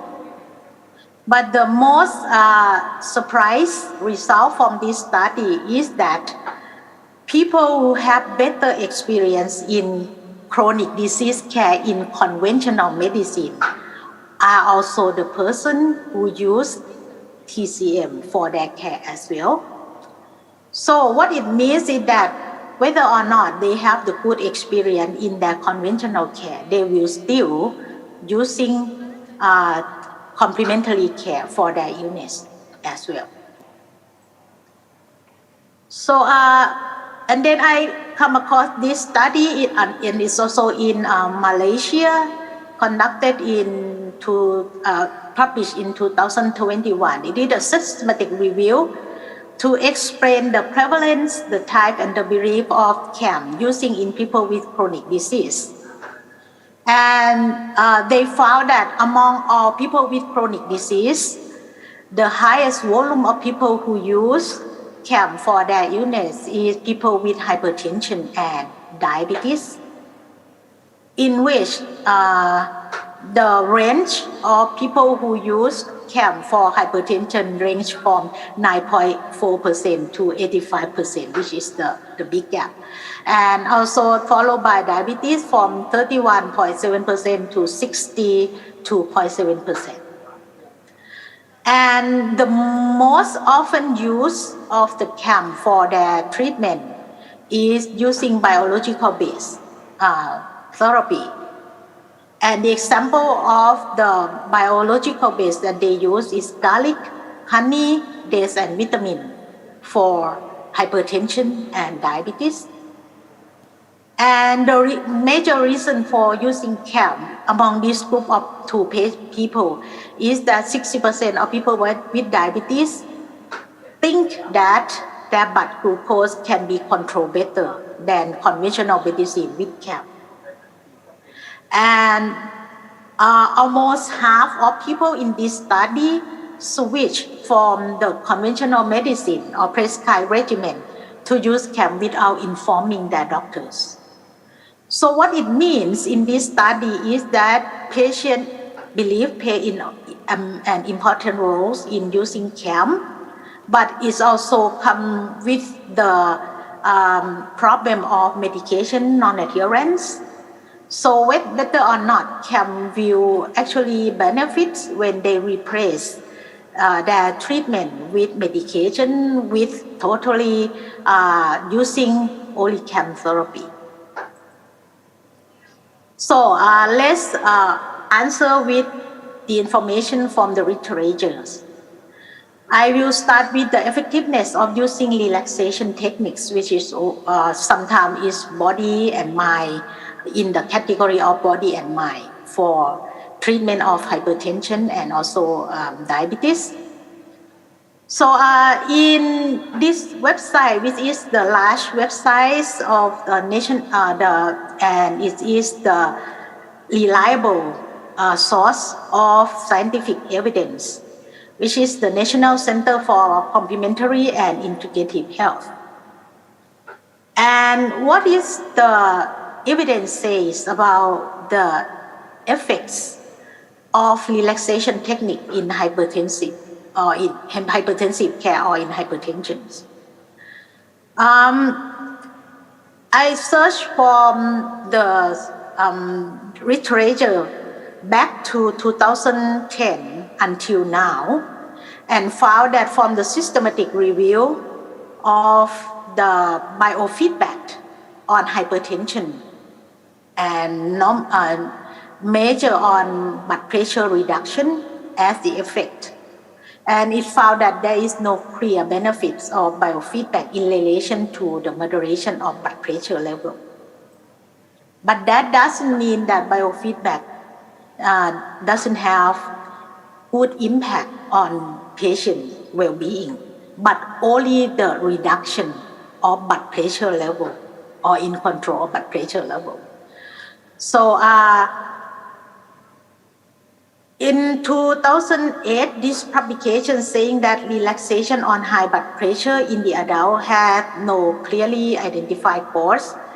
And this systematic review conclude that the majority of the evidence on relaxation on blood pressure level of people with hypertension, most of the studies still lack of quality, so it cannot be concluded with the highest evidence that the relaxation will produce the considerable effect on blood pressure reductions. But again, as I mentioned earlier, that it doesn't mean that this strategy don't have the good effects on people with hypertension at all, but it just doesn't have strongest evidence to show the blood pressure reduction only. So in this paper, saying that the current perspective on the use of meditation to reduce blood pressure, it is said that from the meta-analysis, the meditation techniques that is included in the stress management intervention, which is the multi-component intervention, it seems to produce the lowering blood pressure level to the level of 13.5 millimeters of mercury for systolic blood pressure and 3.4 millimeters of mercury on diastolic blood pressure in comparison to the SAM treatment. So the single component therapy itself, for example, relaxation alone, did not have that result. So what it means is that if you are going to use the relaxation techniques only in order to replace antihypertensive medication, it does not recommend by research evidence. But if you are going to use this as a complement therapy, and especially if the intervention have the multi-component, for example, have the behavioral and psychological adjustment through the cognitive and behavioral interventions, and also putting some other techniques, for example, breathing training, along with some other behavioral change into that component, it might produce this clinical considerable outcome for blood pressure reduction.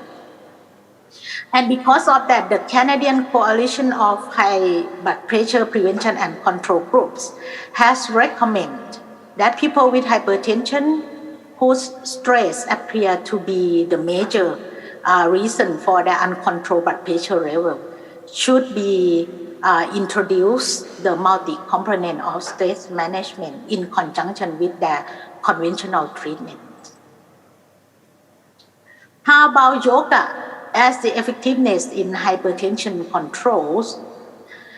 According to this systematic review and meta-analysis, it is found that the meta-analysis of 49 randomized control trial, and it is including 3,517 people with hypertension, is found that yoga, if it is practiced long enough and it is on the regularly basis, which is like 4.8 sessions per week, and for around 60 minutes per session. For how long? For 13 weeks. Including in that technique is the breathing training and medication and mental relaxation. And again, I would like to emphasize that it is multi-components in the relaxation techniques. It could lead to blood pressure reduction of 11 on systolic blood pressure and 6 millimeters of mercury on diastolic blood pressure compared to those who did not doing the yoga.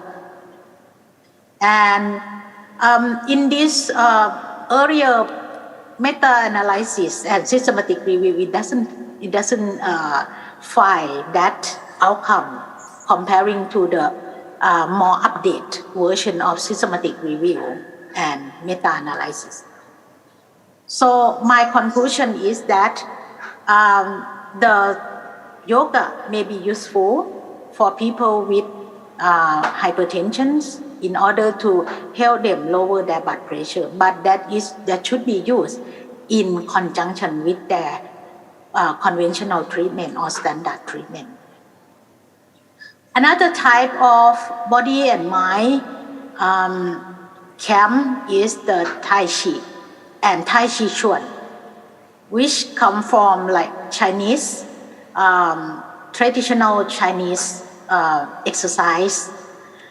So these two types of meditation and body movement is explained by similar mechanism of effect on BP reduction, similar to yoga.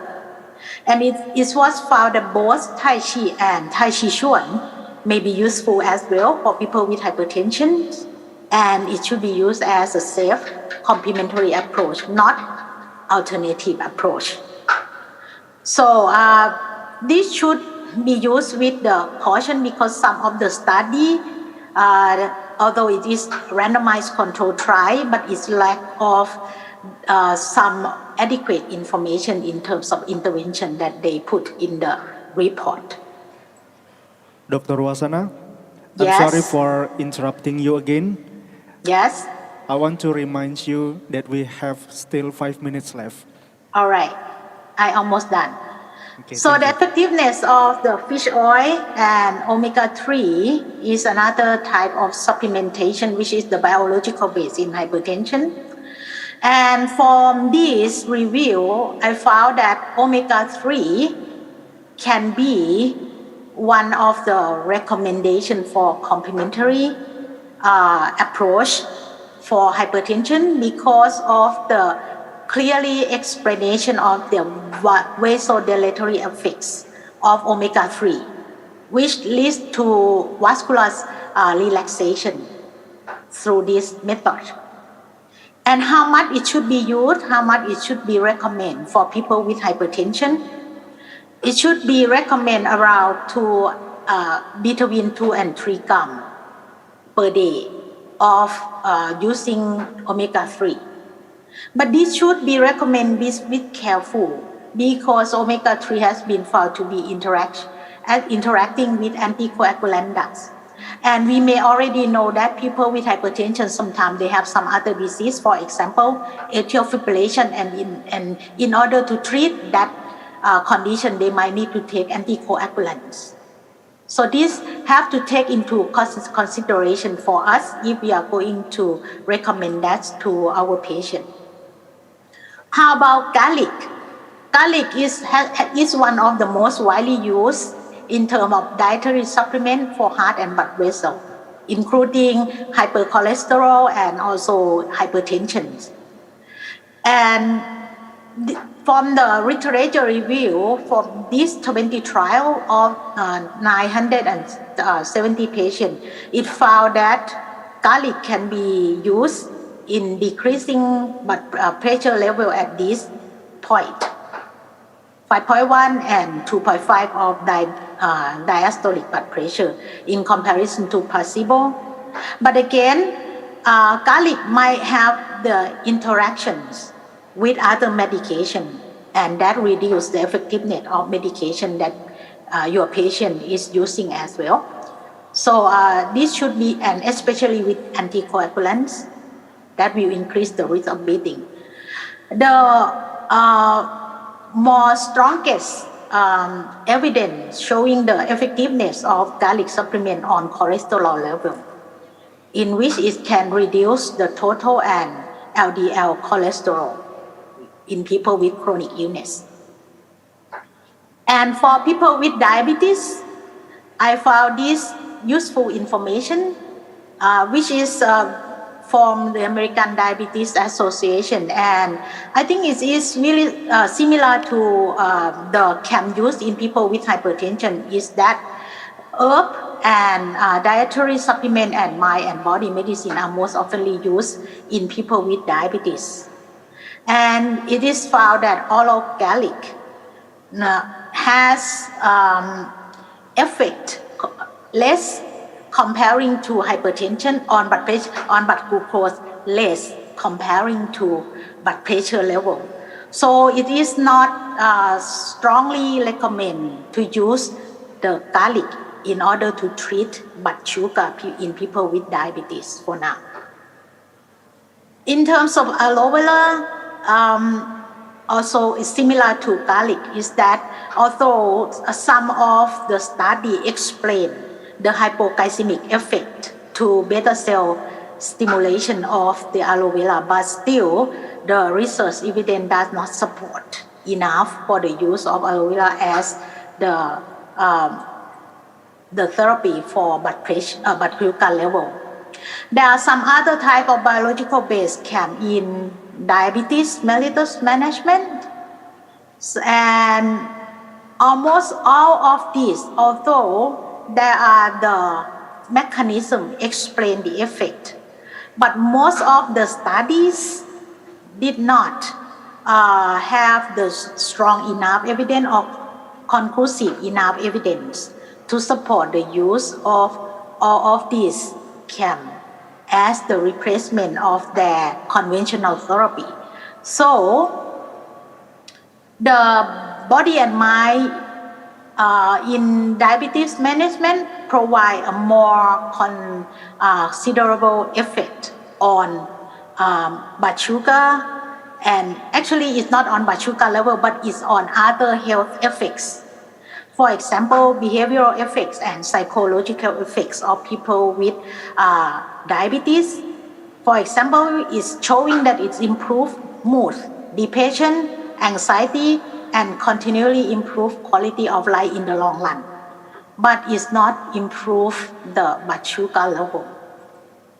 So my take-home message is that some of the camp might be useful for chronic conditions, but it should be recommended carefully according to the weakness of research evidence, and also according to the adverse outcome that might come along with using that CAM strategies, especially when interaction with medication that they are using might happen. So there is the necessity of having the high quality scientific evidence in order to approve the use of CAM. And here is the recommendation of using the CAM strategy or CAM approach for your patient. If you come across the scientific evidence about the efficacies, that the evidence is strong, is good enough, and the evidence of safety is high, so it is recommended that you use that CAM for your patient. But on the other hand, if the evidence is not strong enough or is not conclusive enough, and the evidence of safety is low, or it is maybe very unsafe for your patient, it is a big no that you advise that to your patients. But on the category in the middle, you use that with good monitoring and with good considerations. So the last point is that natural does not imply the risk-free. In order to explain that to your patient, you have to make this point clear, that even herbal supplement, which you think is natural, it can be dangerous as well.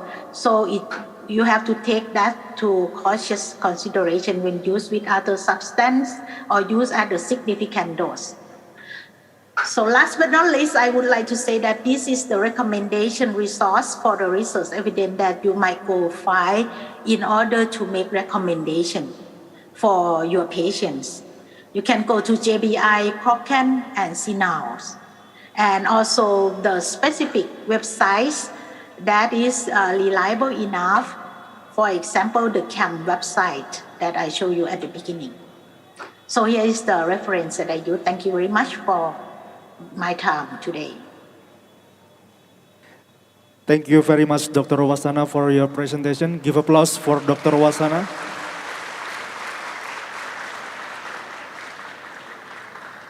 Okay, to the audience, we would like to invite one audience to ask some question to Dr. Wasana.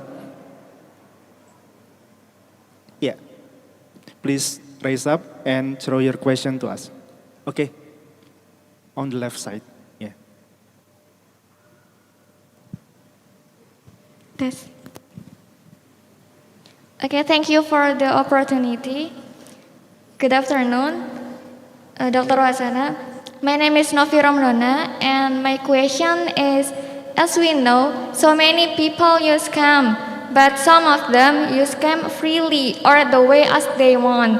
So how to avoid or minimize undesirable effect of cam? Thank you. Okay, thank you very much. Dr. Wasana, can you get the question from the audience? Okay. Yes, I do. Thank you very much. This is a good question, and this is very, very important questions. But how do we know when normally patients do not give us the frankly information whether or not they use that in their care of their illness? So I think first of all, we have to make a trust relationship with our patient.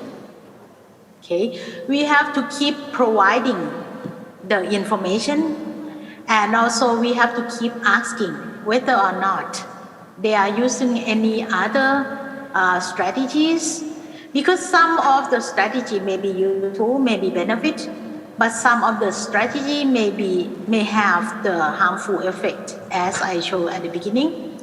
So in order to do that, I think first of all, we have to make a good relationship with our patient. Second of all, we have to give information without having to know whether or not they use it or not.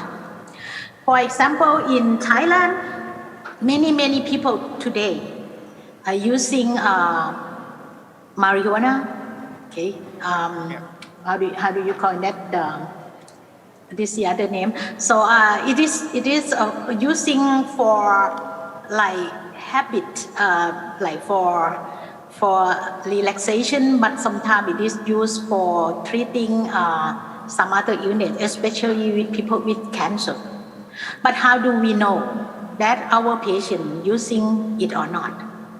So we have to keep our eyes on the medications that the patient are taking, and asking them maybe not direct forward or straightforward question about that, but asking some other like zigzag question about whether or not how do you feel about medication that you use, and do you think you have the good benefit from your medication only?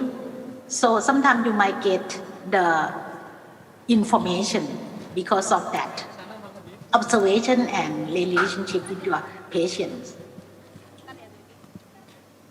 Okay, thank you very much, Dr. Wasana. I will give it back to Novi. Is it clear for you? I think it's enough. Thank you very much, Dr. Wasana. Okay, thank you very much. It's excellent point, Dr. Wasana. And if I may add, we want to learn something from Thailanders about the CAM. Is there any specific training for Thailanders to do the complementary and alternative medicine in Thailand? Because the nurse in Indonesia still have to learn from the Thailand. Thank you, Dr. Wasana. Thank you very much for your question. Actually, we have the department which call alternative medicine department, complementary and alternative medicine department, and that belong to Faculty of Medicine, and also there are some department in the Faculty of Medical Associated in Khon Kaen University that teach that methodology as well. But it's not in Faculty of Nursing. But sometimes we have students from China, and they do practice traditional Chinese medicine. And they come here to share with us as well, with our students, about the Chinese medicine that can be useful for a specific illness. Okay, thank you very much, Dr. Wasana, for your answer. So we should go to Khon Kaen to learn something, Dr. Wasana. Okay. Yes, please come. Okay, thank you very much. To all the audience, due to limitation of the time, we should end our second session for this plenary session. We are glad to receive many questions from the audience, but due to time limitation, we are going to end this session. Well, ladies and gentlemen, before we end this session, I would like to give opportunity to Dr. Wasana if there are any short closing remarks from Dr. Wasana to us. Maybe most of the audience are nursing students. Maybe you can give any advice to us to maybe to do a CAM that you explained. Thank you very much for the opportunity to saying this.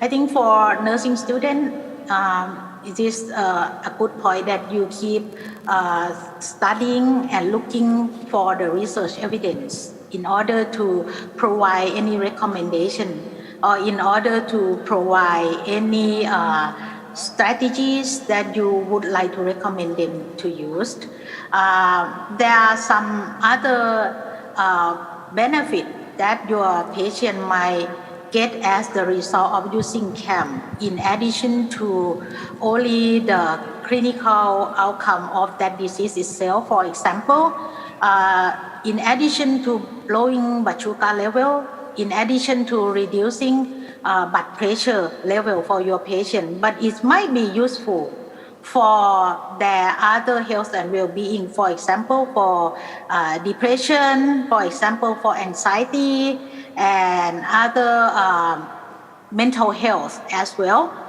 So I think that you have to look carefully in research evidence, whether or not this can produce other outcome as well, in addition to only direct outcome on the disease itself.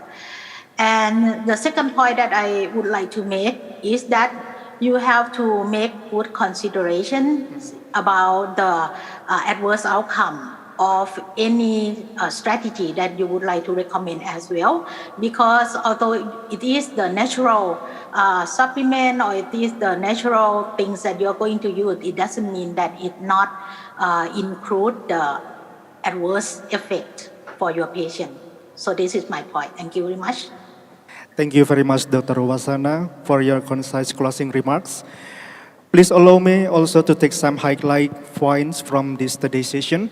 A chronic illness experienced by a patient will last for quite a long time, and also this condition can certainly affect the physical and psychological to the patient. And standard treatment therapy is commonly used but cannot overcome all the problems. So we need a complementary therapy as a complement to the standard treatment.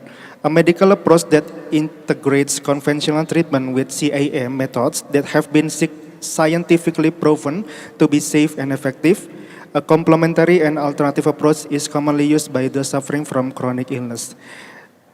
Please give applause for the speaker, Dr. Wasana from the University of Khon Kaen, Thailand. Thank you very much, Dr. Wasana. Kap Kun Kap. Assalamualaikum warahmatullahi wabarakatuh.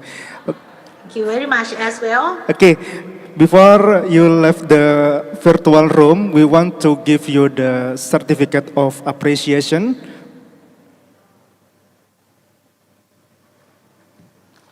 Thank you. Okay, thank you very much, Dr. Wasana. We hope that the collaboration between Universitas Jember and Khon Kaen University of Thailand will continue in the future.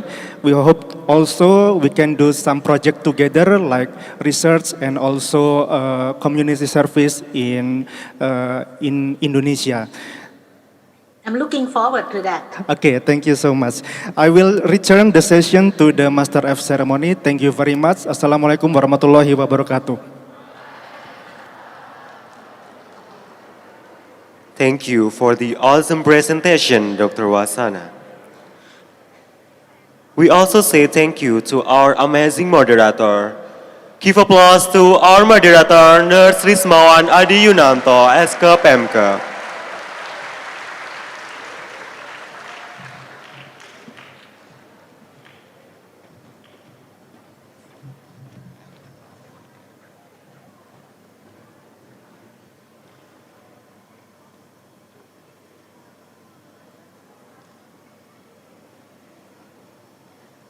Ladies and gentlemen, this first session of the 5th International Agronursing Conference is finished. The next agenda is break for lunch and pray for about 45 minutes. I repeat again, the next agenda is break for lunch and pray for about 30 minutes.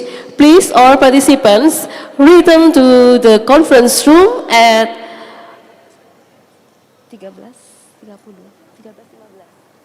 15 a quarter past 1 p.m. or in Indonesia 13.15. Yeah.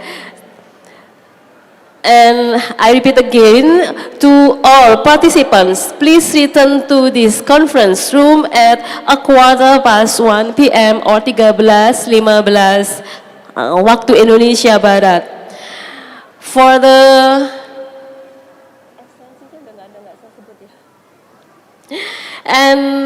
for the lunch, for participants, please stay on your chair because the committee will distribute the lunch box to everyone here.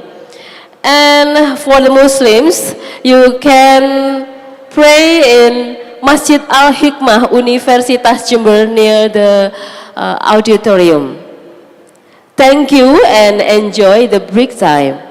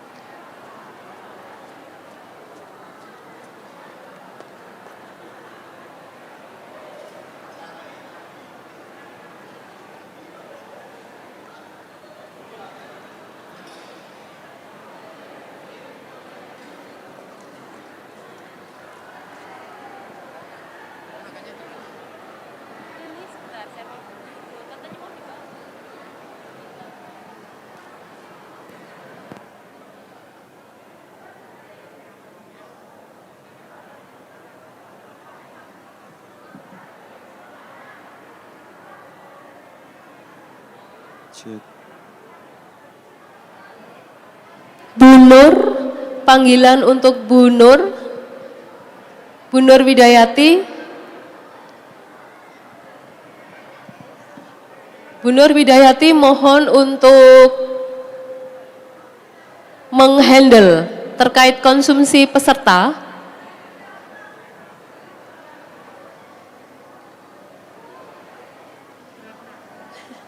Bu Latifah.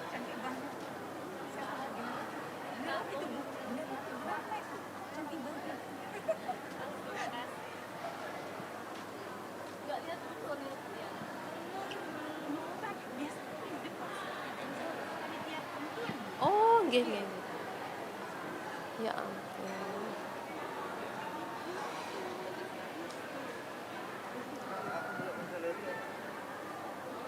Sekali lagi kepada Bu Nur Widayati, Mohon untuk bisa mengarahkan Ibu terkait konsumsi panitia yang sudah diinfokan ke kami. Matur nuwun.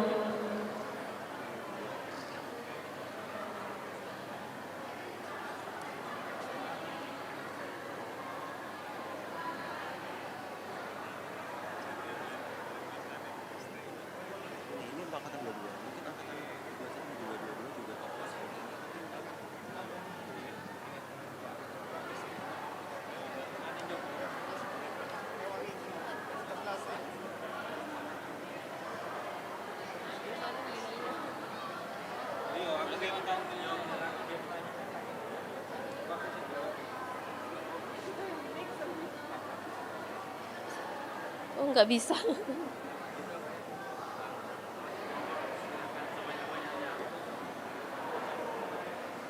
Pak, ini gimana?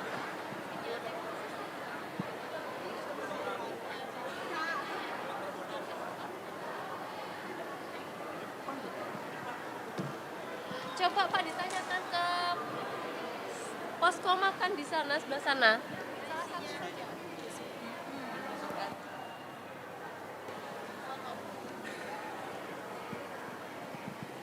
Kalau yang di samping untuk tamu,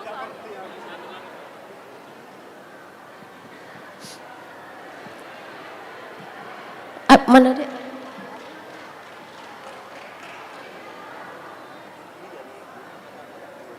Oh gitu. Untuk yang mahasiswa S2, monggo mungkin bisa ditanyakan ke posko makanan yang ada di sebelah kanan ya. Yang tempat adik-adik S1 itu monggo bisa menuju ke sana. Mungkin Bu Nur ada di sana.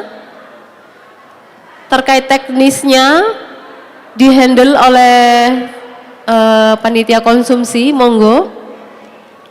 Perwakilan dari S2 mungkin bisa membantu menanyakan ke bagian konsumsi ya. Terima kasih. Sepertinya akan dibagikan per angkatan. Koordinator angkatan, begitu ya. Oke, baik, terima kasih. Dan mengingatkan lagi untuk menggunakan waktu seefektif mungkin karena jam 1.15 kita sudah harus berada di ruangan ini untuk melanjutkan acara selanjutnya. Supaya nanti sorenya juga tidak terlalu mundur, tidak terlalu sore selesainya. Terima kasih untuk kerjasama dari semuanya.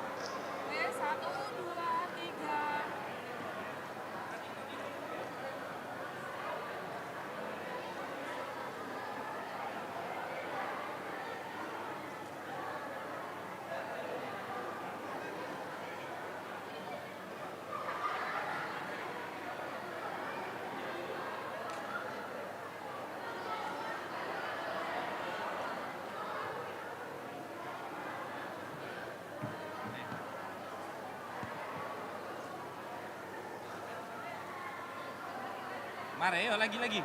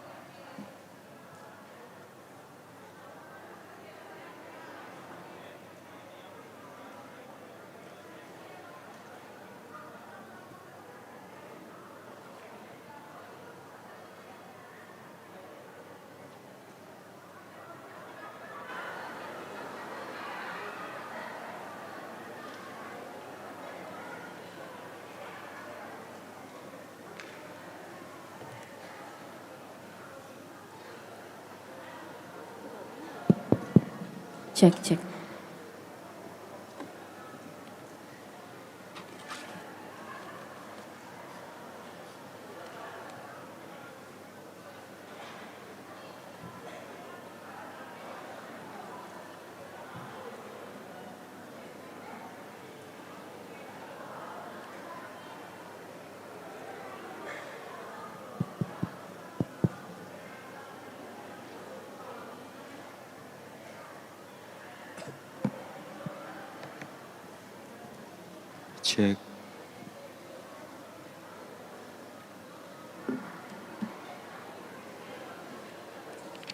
Attention please. To participants, please enter the room immediately because we will go to the next session.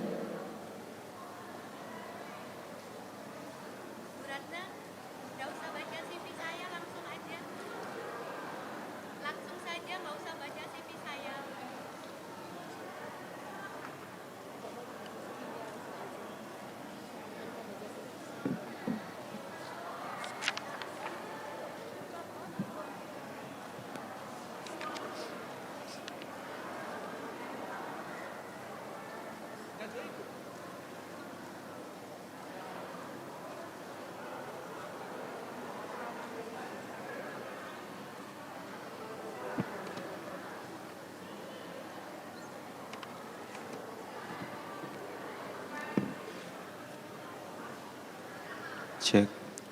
Announce again to all participants to entering the room, the main hall, immediately, because next sessions will be start.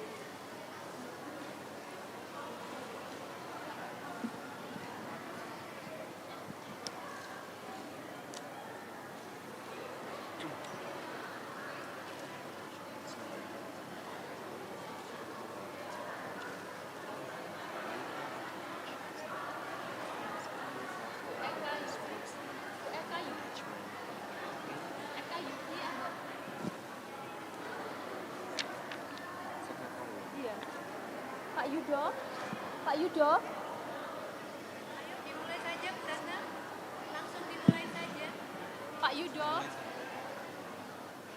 Pak Yudo. Pak. Bu Eka Yufi mana? Eka Yufi. Gak usah sudah.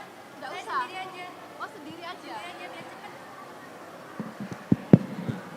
Sudah Bu dimulai. Langsung di depan aja sama Bu Anissa.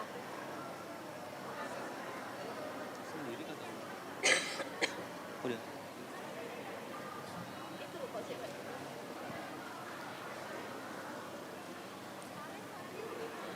To all participants, please sit in your chair. Again, to all participants, please sit in your chair because the session will be start.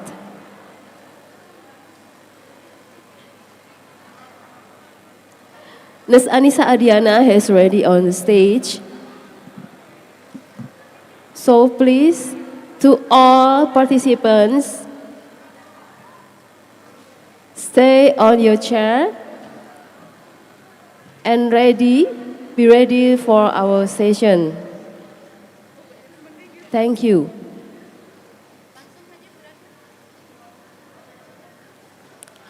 Ladies and gentlemen, welcome back.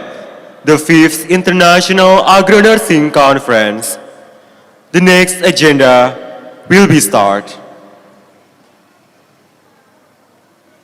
Second session will discuss about application of smart health, a multifaceted mobile technology, enabled primary care intervention to enhance cardiovascular disease risk management in rural Indonesia by Dr. Asri Maharani, MMRS, PhD, from Manchester Metropolitan University, England.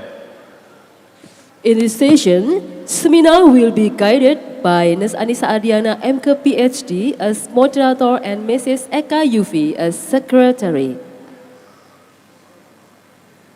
To Mrs. Anissa Ardiana, time is yours to hold the session.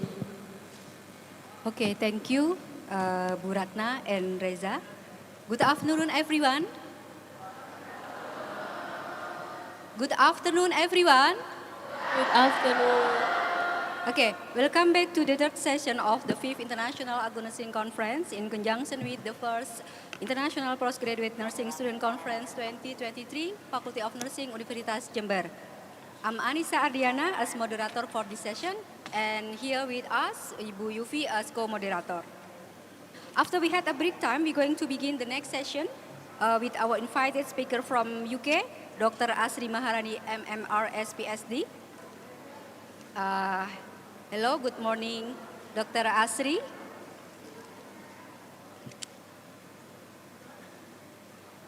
Dr. Asri, can you hear my voice? But we can't hear your voice yet. Oh.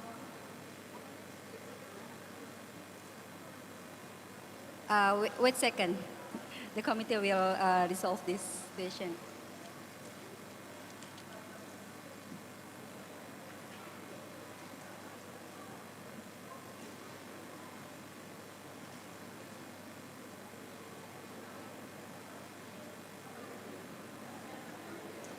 Can you try again, Dr. Asri?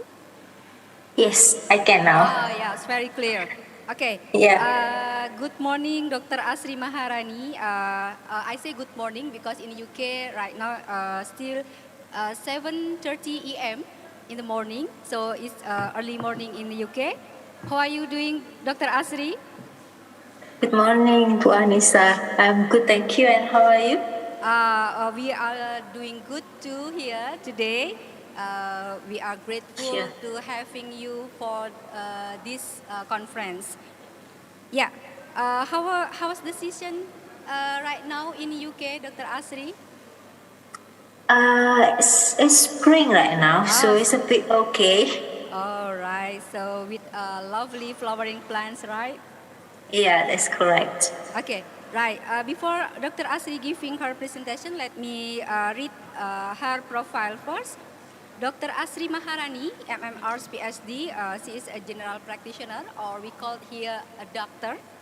So she got bachelor degree and master degree from Universitas Brawijaya from Malang, and she pursued her doctoral degree from the University of Manchester, UK, and she's actually my senior in Manchester.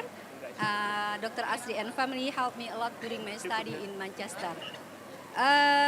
She has published a lot of papers and she got many grants. She got many awarded for her research collaboration. I can see from the CV, she got about 19,000 pounds sterling for her research. So it's equivalent to 150 billion, maybe. Wonderful. And she's currently as one of the senior lecturer in Public Health and Epidemiology Faculty of Health and Education, Manchester Metropolitan University in Manchester, UK. And also she has a honorary senior research fellow in the Division of Population Health in Health Services Research and Primary Care, University of Manchester in UK. So she is teaching in university. She also conduct her research project, and she supervise master student and a doctoral student. She has reviewed many articles of journal. So you can imagine how she's lives, yeah. as a mother of two daughters and as a wife, Dr. Asri has a very inspiring achievement. Right. And for Dr. Asri, for your information, our audience here, we have academician from nursing faculty and also medical faculty, dentistry, public health and pharmacy, lecturer, bachelor and master's student, researcher and also health practitioner from hospital and private health care. So such various background in here. Dr. Asri will have maximum 45 minutes for presentation, and we will have 15 discussion or Q&A session. And for the participant, if you have a question, please raise your hand. In the Zoom meetings, maybe only 10 people, but in this auditorium, you can see we have around 500 students here. And we also have around 50 oral presenter and poster presenter. Okay, Dr. Asri, it's your time to present your work, please. Okay, thank you. Thank you, Bu Anissa. And it's great to meet you again after quite a while. And good afternoon. Yeah, thank you. And good afternoon for everyone in Zoom or also in Jember in unej. So I would like to present our current research on smart health. I will share my screen.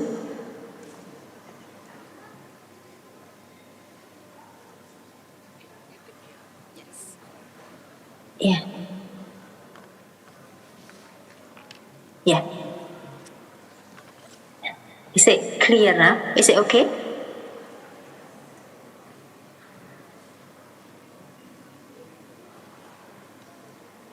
Is the screen looks okay for everyone?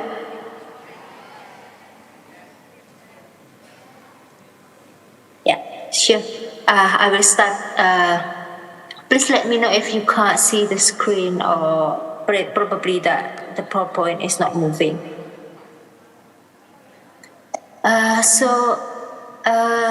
This morning, this afternoon, of course, in Indonesia, I would like to present our current project. It's called Smart Health Indonesia. It is a primary care intervention. So the intervention will be in Puskesmas or Posyandu, so the primary care center in Indonesia. And the intervention is aimed to enhance the cardiovascular disease risk management in rural Indonesia. So why do we pick this, or we pick this research or this topic?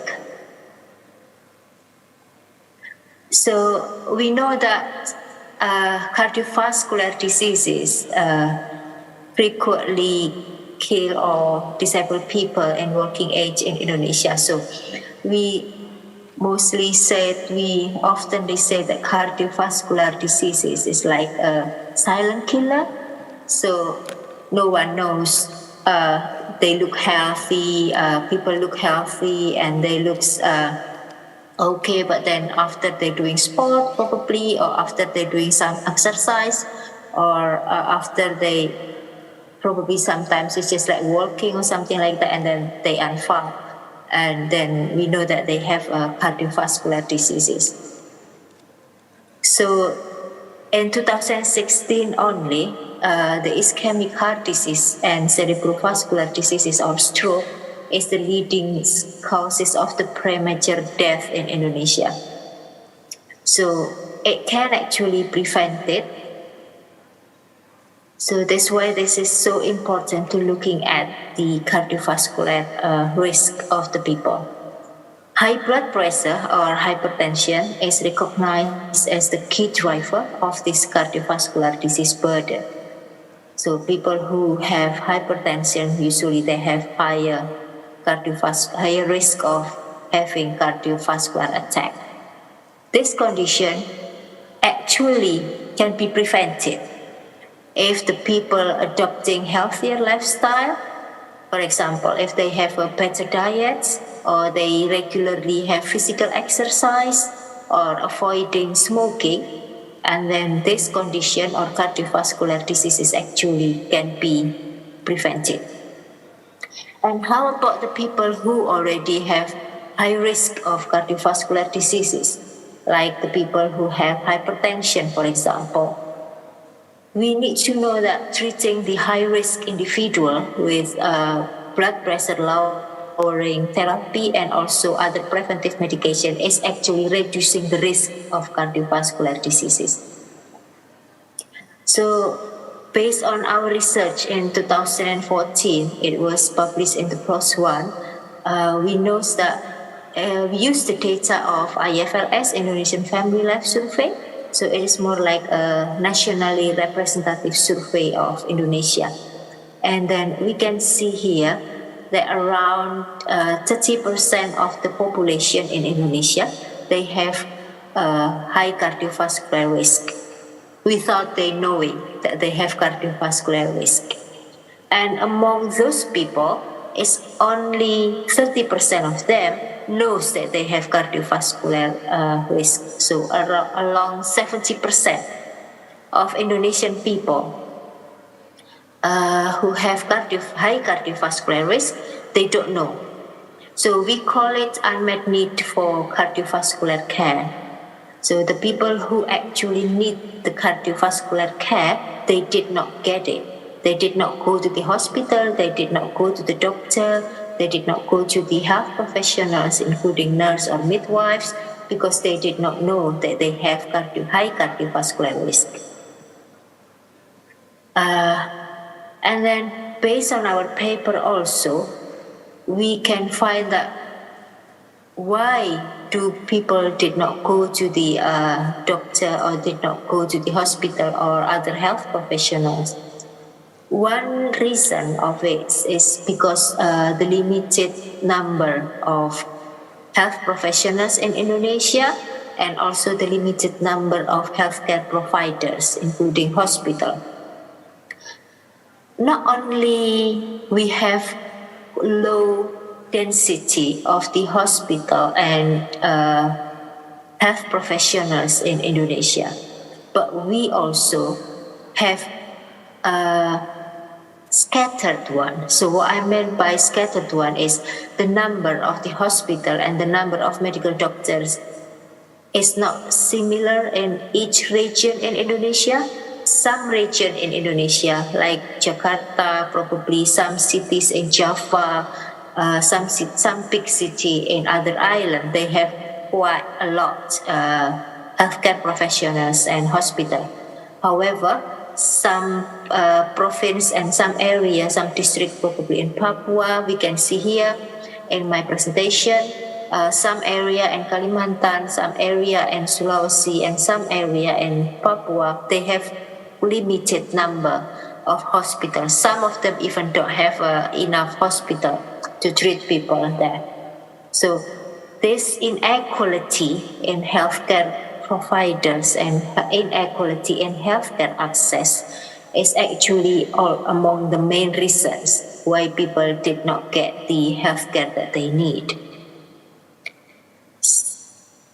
So addressing this issue, that we have quite a lot of people with cardiovascular risk, but they less have access, especially in rural areas. We designing and implementing what called the Smart Health Project.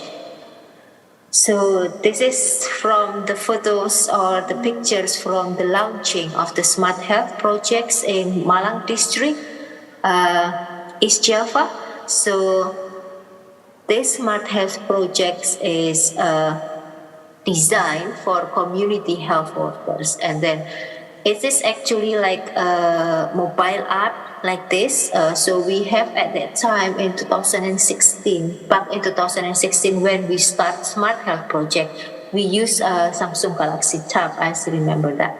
So we put a Smart Health application on the smartphone, and then we give the smartphone to the community health workers or kader. We call it in Indonesia ibu-ibu kader. Or community health workers. So we give them the Smart Health app and also the kit to measuring the cardiovascular risk. Who are we? So we actually the collaboration between 4 universities, so between Manchester Metropolitan University, where I'm teaching now, and then the Manchester University of Manchester, the University of Brawijaya Malang, and also the George Institute for Global Health in India and also Australia. So our mission is actually to improve health of the millions of people around the world, especially those in low and middle income settings. So our projects are focusing in low and middle income countries. And what is smart health? Smart health is actually a technology-enabled ecosystem aiming to improve or increase the delivery of the consistent, high-quality, essential primary healthcare to the communities. So one word that I highlight here is actually the primary healthcare. So smart health is focused on the primary health center or puskesmas, what we call in Indonesia, and also village health post or pospindu in Indonesia. So this is where the smart health design. It supports the provision of the preventive care. So again, I highlighted here, it is more on the preventive care for the cardiovascular diseases at the community and household level by strengthening the existing health system. Smart health is initially focused on the cardiovascular care diseases, prevention and management, but now we are expanding smart health into many other areas. For example, now in our current project, not only we use smart health for cardiovascular diseases, but we also use smart health for respiratory diseases, and we are planned to include a mental health problem. The CVD or the cardiovascular disease intervention in smart health, if we can see the picture here, is actually not only including cadre or community health workers, but it is also including nurses and also medical doctors or GP in the puskesmas. So all of those three components, cadre, nurses, and doctors, will assess the cardiovascular risk using the basic medical equipment, which is sphygmomanometer to measuring the high blood pressure, and also glucose strip or glucose check. It is simple, actually, but it is very sophisticated clinical decision support system. How will it work? I will explain later.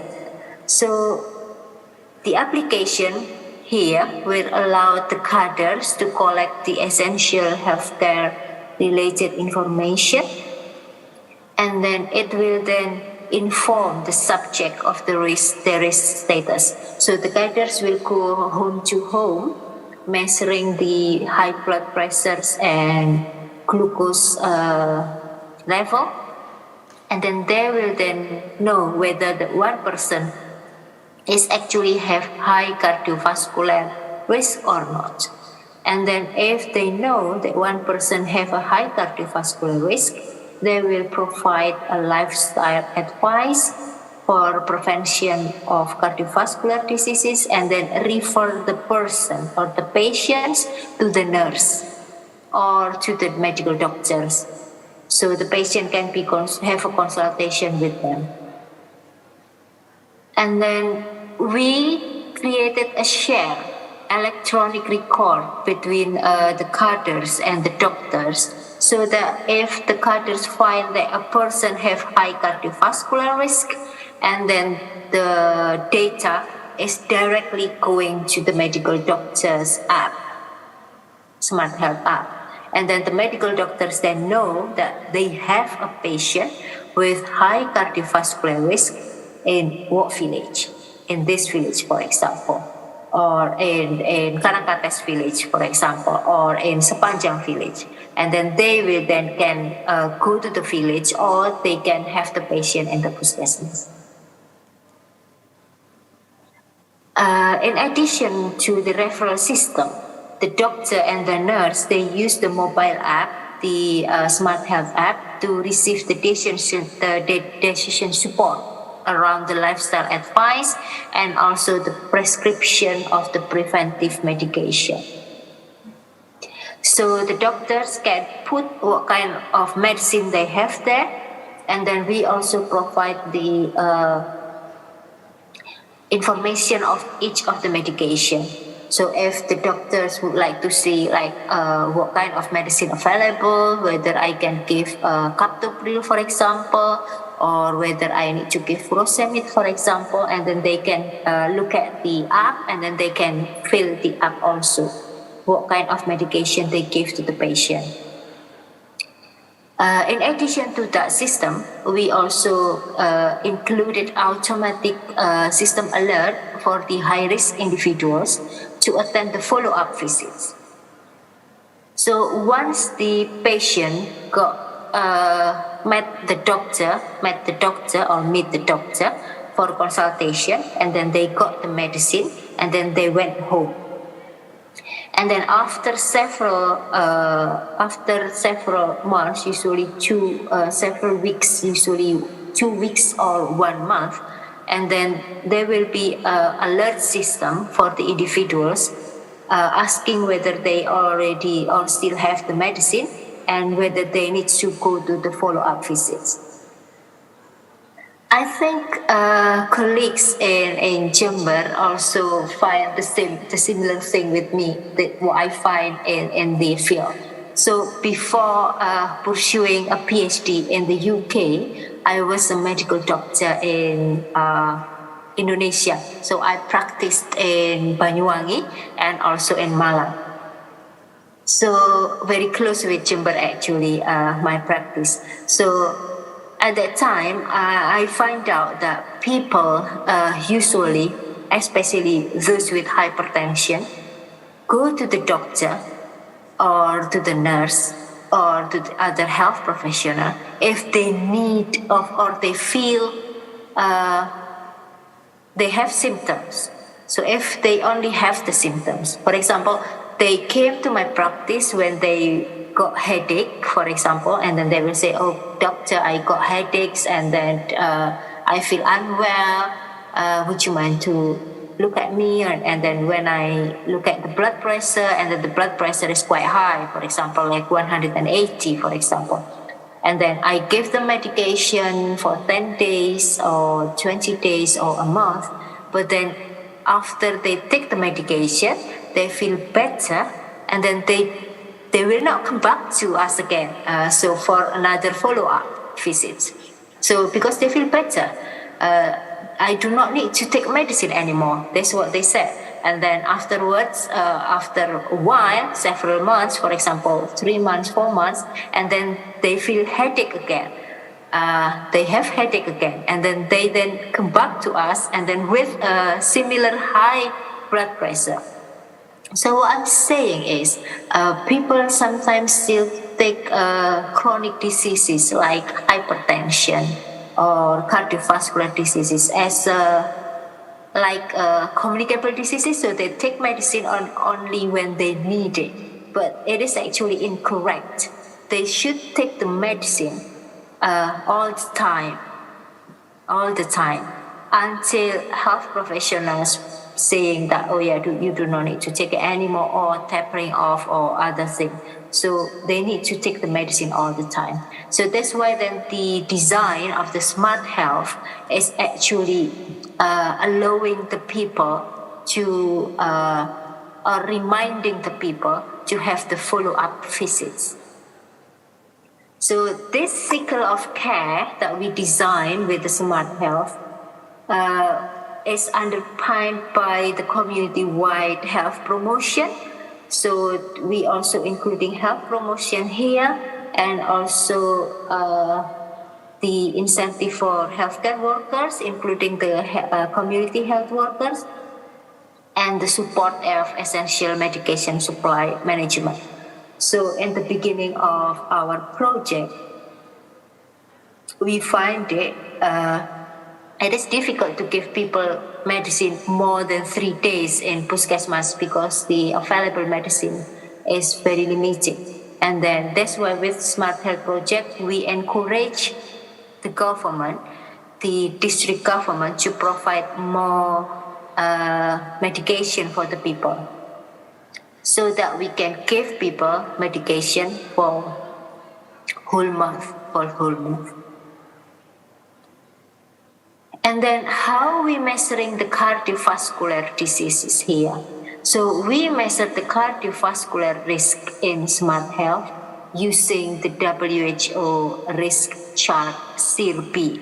So we calculate the risk factor, gender. So we ask the gender of the patient, age, and then smoking status, whether they are smoking or not.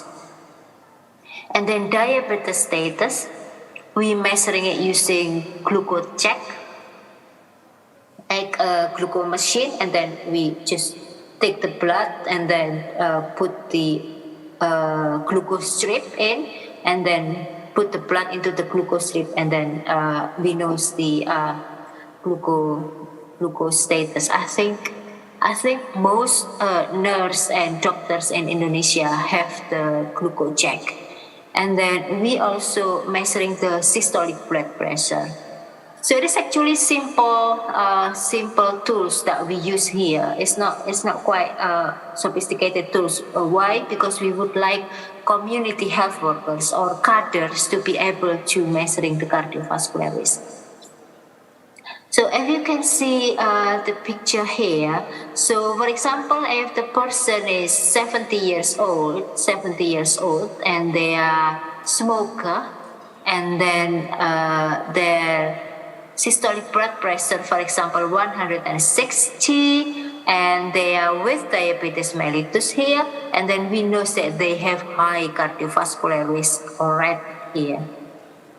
But if the person stops smoking, so if the cadres came to their house, and then they say that don't smoke, you have a high cardiovascular risk, and then the risk will be reduced into 20%, which is orange. The color is orange here, and then they will have a lower cardiovascular risk. So similarly, if they can reduce the blood pressure into 140, and then the cardiovascular risk will reduce here into yellow again, and then it will be better for the patient. So this is what we say, that we are preventing people from having cardiovascular diseases. So if they have high risk, for example, they are smoker, and then the community health workers will say to the people, don't smoke because you have high cardiovascular risk. If they have a high blood glucose, they have diabetes mellitus, and then they will be given medication, and also by the nurse or the doctor, and also suggestion for healthy diets, for example, from the cadre or community health workers. So how do our research work? So we try to put the smart health together into the Indonesian healthcare services system. Otherwise, it will be difficult to work with the people, because we have actually already the healthcare services system. For example, we have Puskesmas, we have Podkesdes, and we have Pospindu. So we kind of like merge our intervention into the each of the healthcare services, primary healthcare services in Indonesia. So the red line and the red boxes here is actually the one that have smart health on it, while the black or the blue one here is not. So for example here, the smart health is provided in Pospindu. So we ask the community health workers to install or have the smart health app in their phone. And then we also give them sphygmomanometer, and we also give them glucose check. Sometimes they have cholesterol check, but it's more like the nurse who will do that. So here, the nurses and the cadres in the community health work, in the community, they will screen the people age 40 years and older in Pospindu and also house to house. And then they will then try to find those people with the high risk. If they find the people with high risk, and then they will refer those to the Ponkes desk, to the nurses in the Ponkes desk, and then the nurse will be able to give medication, captopril, nifedipine, amlodipine, etc. And in giving medication, the nurse is working together with the GP or the medical doctors in Puskesmas. Sometimes the medical doctors in Puskesmas, like once a month, they will go to the Ponkes desk. So not only in Puskesmas, they will go to the Ponkes desk to work with the nurses to give people medication. And then if the nurses find out that the condition is not get better, the patient still have high blood pressure, for example, or the blood glucose is not reducing, or the risk is not reducing at all, and then they can refer the patient to the Puskesmas. If the condition is not yet improving with all the treatment here, for example, after the GP gave captopril and everything else, the situation is not get better, and then they will refer the patient to the cardiologist in the hospital, where the people or the people with the high risk, they will be got treated by the cardiologist. Sometimes the people, when they know that they have high risk, they will go to the private doctors, and then the private doctors can treat the people, but there will be a payment here and will not covered by Smart Health. So Smart Health will only cover the Pospindu, Ponkes desk, or Polindes, and Puskesmas. So in the beginning of the study, we delivered the Smart Health project in 4 villages in Malang District, Indonesia. So the 4 villages are Kepanjen, Sepanjang, Karangduren, and Sidorahayu. In addition of those 4 villages, we have another 4 villages as control village, Bendalanwangi, Kendalpayak, Majang Tengah, and Cempokomulyo. So we have 4 intervention villages, and we have 4 control villages in Indonesia. The research itself took a 12 months period between April 2017 and March 2018. We collect the data, so we ask community health workers to collect the data in all people in the village. So it is not sampling, it is population. So all people in the village age 40 years and older. So if the cadre could not find the person, so if the patients did not go to the Pospindu, and then the cadre will chase the person. So they will chase the person into their houses, into the rice field, if they're working in the rice field, and then the cadre then will chase the people to the rice field. And then if the people going for work in the morning, and then the cadres will come again into the house in the evening. So what I'm saying here, the key of our study is actually we are not sampling the patient. We do whole population. So if the cadres could not find the person that they are looking at, and then they will need to chase the person until they find it. So this is the different design of our study. Our study took place at the Ponkes desk like this. This is the Ponkes desk in Sepanjang here. So this is the Ponkes desk in Sepanjang. So they screen the people here. This is the nurse, Pak Ilham. And this is the cadres or community health workers here. So in addition of screening of the people, they also give physical activities or senam pagi, what we call it in Indonesia. And then we also have in Puskesmas or primary health care. So this is Puskesmas Gondang Legi, where we start our work. So what are the smart health activities? The smart health activities here. So this is the screening by cadres. So this is the tab, the Samsung Galaxy tab, and then this is the application of the smart health included in the tab.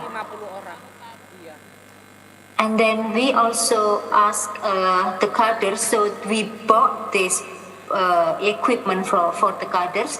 So the cadres will bring this Samsung Galaxy tab, and then bring the sphygmomanometer, and then also bring the glucose test like this, including the cotton and the alcohol swab, and then the blood lancet, and also the blood lancet, and also the glucose strip. So all of this will fit in one bag, including also weight scale and height scale. So they need to measuring the weights of the people and also the height of the people. So this is the smart health cadres. They go from house to house here. So they need to come and get the people and then measuring the blood pressure and also put their data into smart health.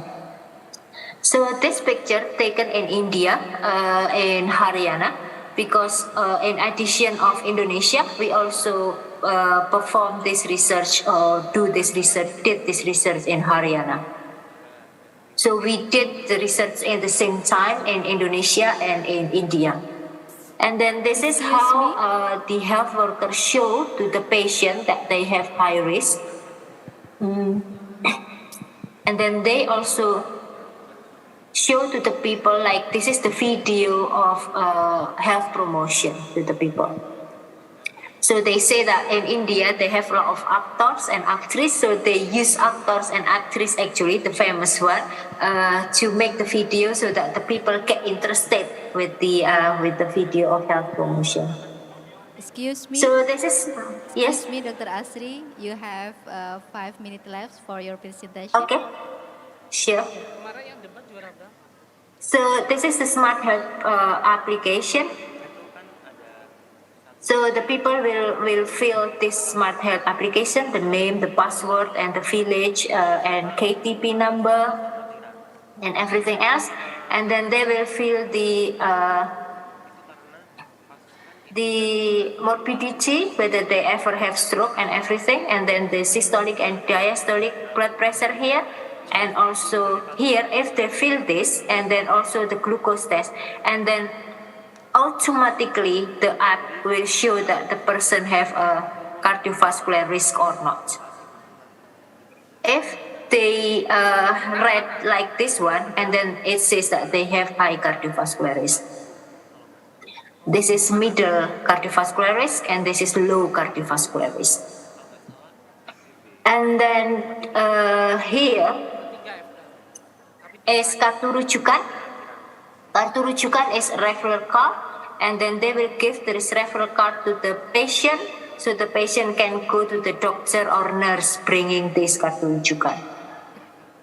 This is the multimedia tools that we give for the patient. We have heart disease, stroke, tobacco, and diet here. And this is the referral card in India. And this is what I explained about the doctor decision support. So the doctors and nurse, they have this decision support, which they can see the BP lowering medication here, enalapril, captopril. They just tick here which medication they give, and then it will be recorded in the Smart Health application. This is the call and reminder.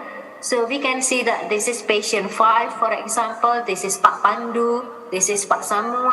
And then if they are still red like this, they haven't do the follow-up. If they green like this, and then they have done the follow-up. And this is what the recall and reminder system in the Smart Health. This is the picture where Kader go for the people house to the follow-up.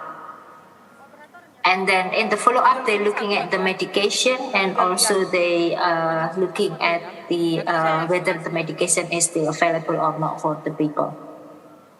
So this is what we find. After 1 year, the Kader screens 11,000 people, which is 90% of the adult age 50 years and older. This is what I'm saying, that we are taking all population here. So 11,000 people screened in intervention village and 8,000 people screened in control villages. So we can see here from our result in our paper, I think I have provided the paper here. So the Smart Health is increased 20 times percentage of the people intake or taking the preventive medication. So in the intervention village, for example, here, around 78% of the people, they take the medication, compared to 15 people in the control study. And then there is also 5 times increases of people taking blood pressure lowering medication. And we can see here that there is changes in systolic blood pressure, which is there is a reduction in the systolic blood pressure. So the systolic blood pressure reduced around 16.6 millimeter Hg.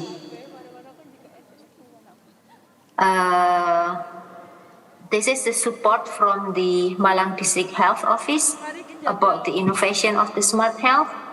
And then we measuring that the Smart Health is actually reducing the cardiovascular cost by $5,000 per event.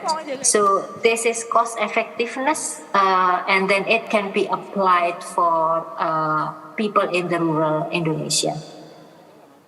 During the 24 months, we have increased Smart Health into 390 villages, covering 2.9 million population in Malang. And then here, during the COVID, people still doing the Smart Health project using the PPE or APD in Indonesia, Alat Pelindung Diri, or PPE in English. And then they also give a lot of health promotion, still using the PPE during the COVID. I think that's all my presentation. I will stop sharing. Okay. And I give back to Ms. Anissa. Okay, thank you, Dr. Asri. It's such a phenomenal research project and interesting presentation from Dr. Asri. I forgot to introduce our invited guest speaker from Australia. We have here Mr. Joby Alex from University of Wollongong, and we also have Julie McDonough and Caleb Ferguson from Western Sydney University. They coming here from Australia to Jember. Oh, that's great. Yeah. Okay. Yeah. I agree with your idea that CVD is one of the killer disease in Indonesia, and from your research project, we can say that this kind of project is very, very significantly useful to prevent the highest number of CVD people. So yeah. Next, we're going to move to the Q&A session. Is it okay, Dr. Asri? You still have a time? Yes, I still have time. Okay, thank you. Please, for the participant, please raise your hand if you have a question. Yes, from Marina. Oh, we have very enthusiastic participation from participant, Dr. Asri here. We have, so far we have 2 questions. One from master student and another question from one nurses practitioner from primary health care center. Okay? Please, the committee. Yeah. Cek. Bismillah. Excuse me. Assalamualaikum warahmatullahi wabarakatuh. Waalaikumsalam warahmatullahi wabarakatuh. My name is Gesit Wira Mustafa. I am a postgraduate student in nursing at the Jember University. Post-Bindu program is currently running. The concept is still manual and use cohort. This is smart health concept make it easier to record result and early learning system for patient and health worker. We tried to search for it in the Play Store, but we could not find the application. Maybe you can tell me how can I download this program, this application Smart Health. Maybe you can tell me how we can download it. And then our question is, how is the output from Smart Health? Is there a nursing treatment, isn't it? Will it be integrated with universal health coverage in the future, or is it just a tool for make easier? Thank you. Okay, yeah. The question from Bapak Gesit. He is our master student and he also in charge in primary health care center as a nurses. So he has 2 questions, Dr. Asri. How to get the application? And the second one, is the application including for nursing intervention? Please address this question. Thank you, Pak Kesit. It is a very good question. So, the Smart Health app we could not download it individually, if this makes sense. So, if we would like to apply for the Smart Health, and then cadres should install the cadre apps. Nurse and doctor should install the health professionals app. And then when we run the Smart Health, everyone in the system should install the app. And then the app then, the data will be directly sent into the district health office. In our case, is District Health Office of Malang. So Dinas Kesehatan Malang is actually hold the data. That's why when we apply for Smart Health, the Dinas Kesehatan Jember, for example, if you work in Jember, should have the server that is will receive all the data, and all the community health workers or cadres in Jember, and also the nurse and the midwives and the medical doctors should also install the app. So the app is integrated app, so it should be done by all the healthcare professionals and cadres in one area, including the district health office or the Dinas Kesehatan. So it can't be installed individually. So answering the second question, yes, there is output for the nurse treatment. And then, but our limitation now is the output for the nurse system is still in one app with the output from the doctor's intervention. So both the nurse and the doctors, they use the similar app, which is called the treatment app. So we are not yet dividing which one is the nurse and which one is the medical doctor, because we still like seeing there is overlapping, for example. Or we can see that nurse can do doctor's work if the doctor is not there, and etc. So because we have a very limited medical doctor in Puskesmas, for example. So it's still in one app together, nurse and medical doctor.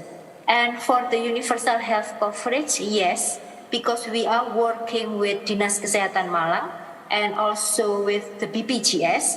And then if the patient is BPJS member, and then BPJS cover all the costs of the patient. So because it is embedded in the healthcare system. So one strength of this research is we talk with the district health office beforehand, so we know that the people will not need to pay if they are included in the BPJS, and if not, and then the district health office will provide for the medication and will provide for the fee of service. So it is actually free for the people to use smart health services. Thank you. Okay, thank you. How about you? How about the answer, Bapak Gesit? Is quite clear? Okay, yeah. So Bapak Gesit is working in Puskesmas in Bondowoso, Dr. Asri. So if you need the applications, you need to approach the policymaker in Bondowoso to get the server from the Dinkes Malang. So the cadre and all of the health professional in Dinkes will get this application for free, right, Dr. Asri? Yeah. Yes. But we need the permission from the Dinkes Malang, right, Dr. Asri? Yeah, and I think it's quite clear from Dr. Asri for the question from Bapak Gesit. And the next question, the last question I think, from Marina, Ibu Siti Marina.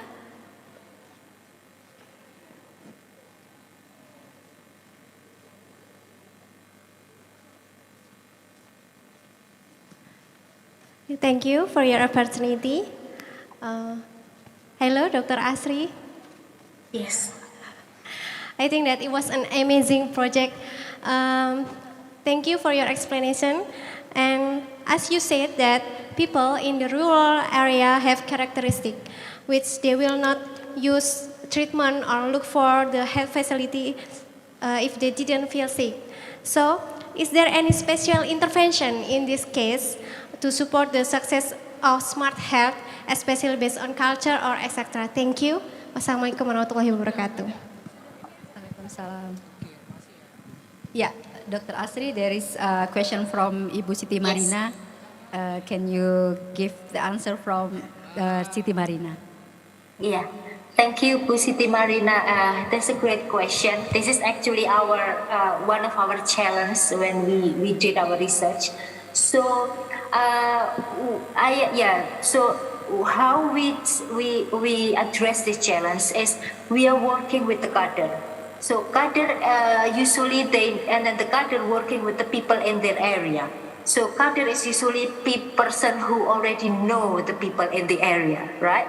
Because they live in the area. So they know already Bu A or Pak B or Pak C and then how they behave. So the cadre is actually actively approaching people house to house, knocking the door. If they don't want to go to the Posbindu, knocking their door, and then they say that you need to get screened.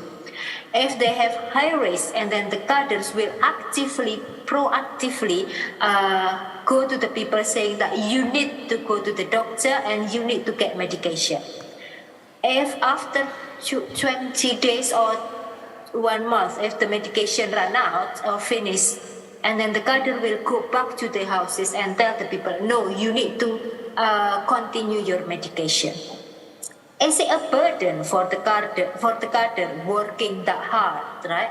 This is another question, because this is a very, very time-consuming thing. But when we come back to the cadres, they actually love to do that.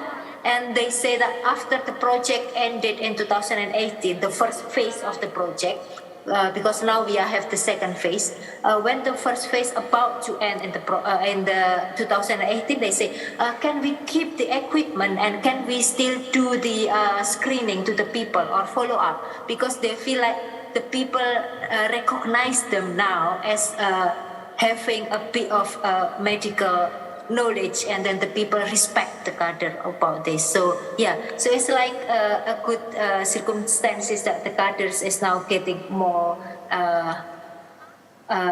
getting more attention from the people. So this is how we work to address this challenge. Okay, yeah. Bu Siti Warna, how about the answer from Dr. Asri?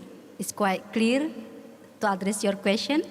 Yeah, so this is I think this is our challenge in Indonesia, that we face the culturally habitual of Indonesian people, that sometimes it's quite hard to propose them to have a healthy life in their daily life. So this is, I think, the challenge for all healthcare professionals. Yeah. Is there any other question for Dr. Asri before we end the session? Yeah. Don't worry, I will share the PowerPoint from Dr. Asri, because it's very interesting to learn, and maybe for a bachelor degree, they have preferences to study about the application. So maybe it will inspiring them to make another application for health or for nurses in a healthcare system. Yep. We can conclude here that for CVD as one of chronic care disease require a comprehensive management, and we need have a collaboration, between doctor, between nurses and other healthcare professional, and we need to hand in hand, and we need to encourage all sector in public, including kader, we call here Ibu Kader, to prevent another CVD disease number. And I agree with Dr. Asri that we need starting this prevention management starting from the nearest healthcare service for people. There is from primary healthcare center. Dr. Asri, before we end the session, maybe you have a closing statement for your presentation. Okay, thank you, Bu Anissa. I'm very glad to be able to meet all the colleagues in Jember, and also the international guests, and also national guests, and also the colleagues in Zoom. It is so great for me to be able to share our experience in smart health in Kabupaten Malang, and we hope we are now looking forward talking to the policymakers and in provincial and also national level to introduce smart health. And this project, Smart Health, is actually have been granted as a national award of best innovation in health by the national government. So we are looking forward to make transformation or give this experience for the healthcare services in Indonesia to improve the healthcare access. Thank you. Okay, fantastic. Can I share your email address to the participants? Sure. Oh, thank you. It would be great. Yeah. Okay, thank you. Thank you, Dr. Asri. So before we end this session, we're going to send our gratitude for Dr. Asri participation. We will send the certificate via online, but I will send this through the email, Dr. Asri. Yeah. Give applause for Dr. Asri. Thank you. Thank you, everyone. Okay, thank you very much, Dr. Asri, for joining us today and for sharing your wonderful insight. We wish you the best luck there and with your family there. Before we end the session, we can take picture together. Please raise your hand. Okay, Pak Holid, can take picture, please. Give your smile. Okay, thank you. Thank you, Dr. Asri. Thank you all, and have Matur a great nuwun, Mbak conference. Asri. Assalamualaikum. Waalaikumsalam warahmatullahi wabarakatuh. Okay, thank you all the participants here. Thank you very much. I'll give back to the MC, Bu Ratna and Reza. Wassalamualaikum warahmatullahi wabarakatuh. Please give applause for the moderator and the secretary for this session. And thank you to moderator and the secretary. Please back to your seat.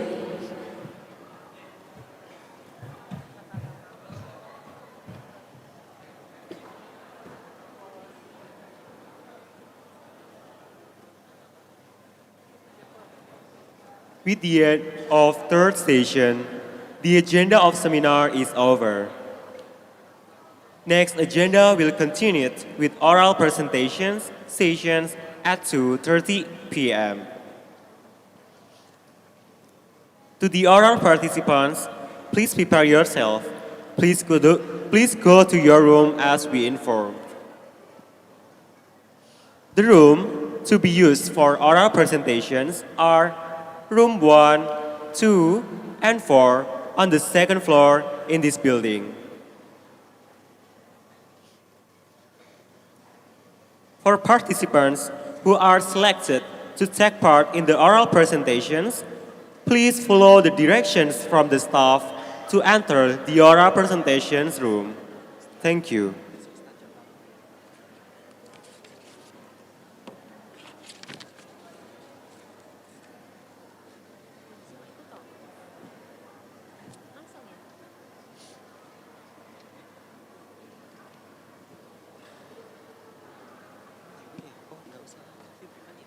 Nggak usah.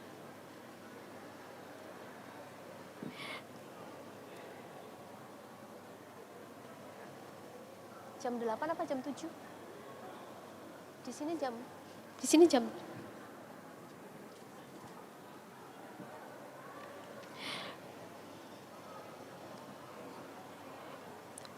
We also need to inform you that once the oral presentation is over, the first day of 5th IANC has been completed.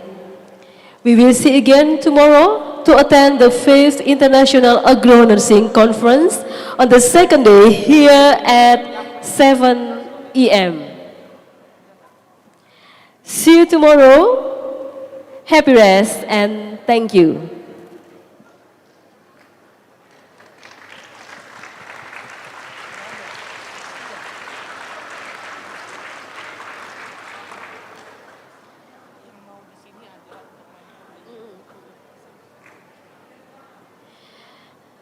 And announce again, room 1, 2, and 4 are on the second floor. In this room, here, as main hall.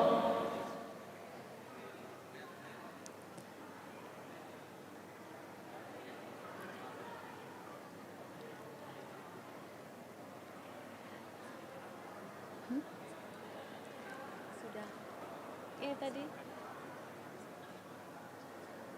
Oh gitu.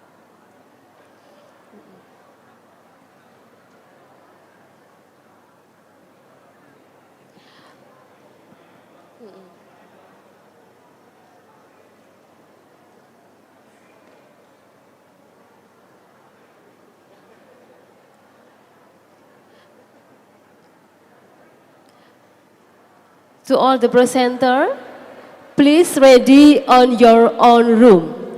And the time, we will give the time to the moderator.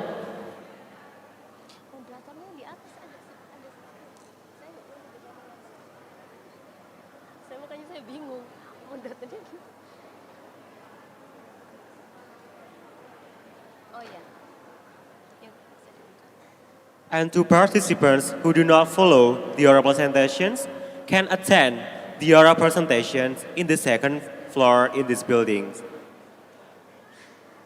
In the second buildings and the room has been used for oral presentations is a 4-room. Room 1, 2, and 4. Yeah, so the participant who didn't register as oral presenters, you can follow the presentation in the room, in each room. In the second floor, there are room 1, 2, and 4. And in this room is main hall. Okay. So you can go to the room in the second floor on in here. We announce again, the room to be used for oral presentations are room 1, 2, and 4 on the second floor.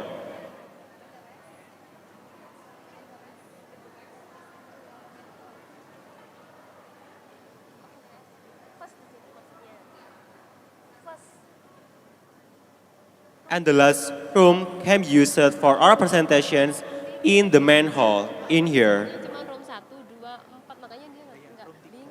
Di sini. Makanya bingung. Kok ada room 3 bingung ya.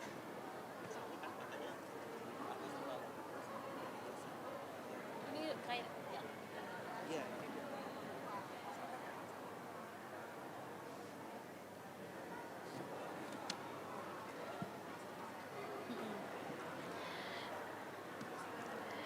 Kami sampaikan sekali lagi in Indonesia ya.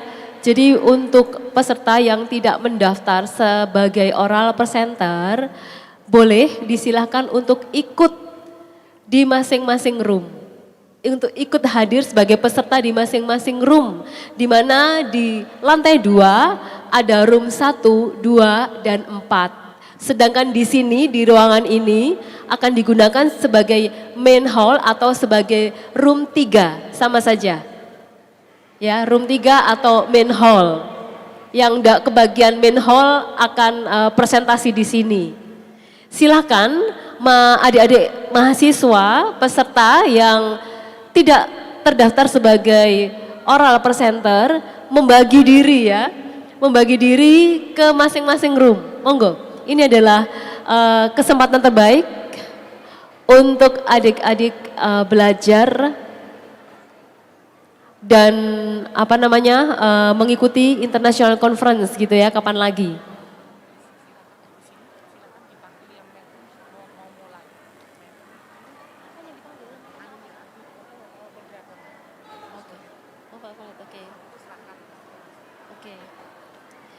Oke, bisa dipahami adik-adik?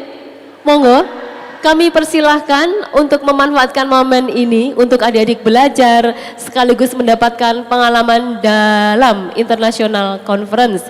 Monggo silahkan segera adik-adik. Ada yang silahkan menuju ke lantai 2, ada yang tinggal di sini, dan mohon peserta oral presentation untuk juga menyiapkan diri di masing-masing room termasuk di ruangan ini. And we will invite the moderator in main hall or third room. Very special lecture, Mr. Khalid Rosidi, MNS.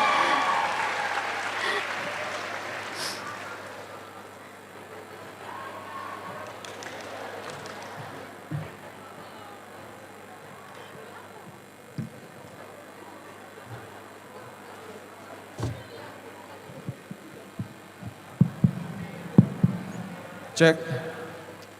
Assalamualaikum warahmatullahi wabarakatuh.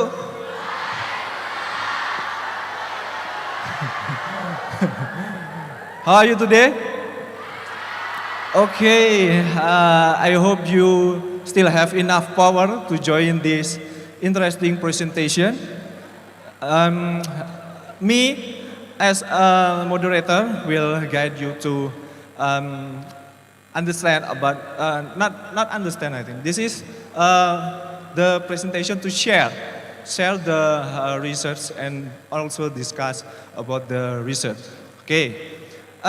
In this occasion, we have 11 presenters from many institutions that will describe about the research that they do. Okay. And not only that, okay, I think you will happy, but I'm also, if you have the best question, you will got these books, okay? We have two books for the best questions, you know. This is came from KSD production. From KSD production is an international book publisher and very famous in Indonesia, especially in Universitas Jember. Okay. Before we start, we also have the special judges. He is expert in community nursing. And then he also the third secretary in LP3M Universitas Jember.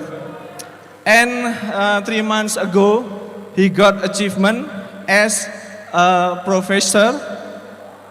And then as a youngest nursing professor in Indonesia. Who is that person? Can you repeat again? Okay, give applause for the one and only Prof. Tantun Susanto.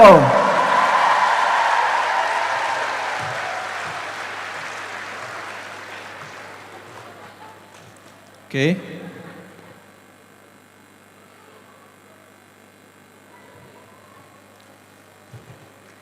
Okay, thank you for Prof. Tantut.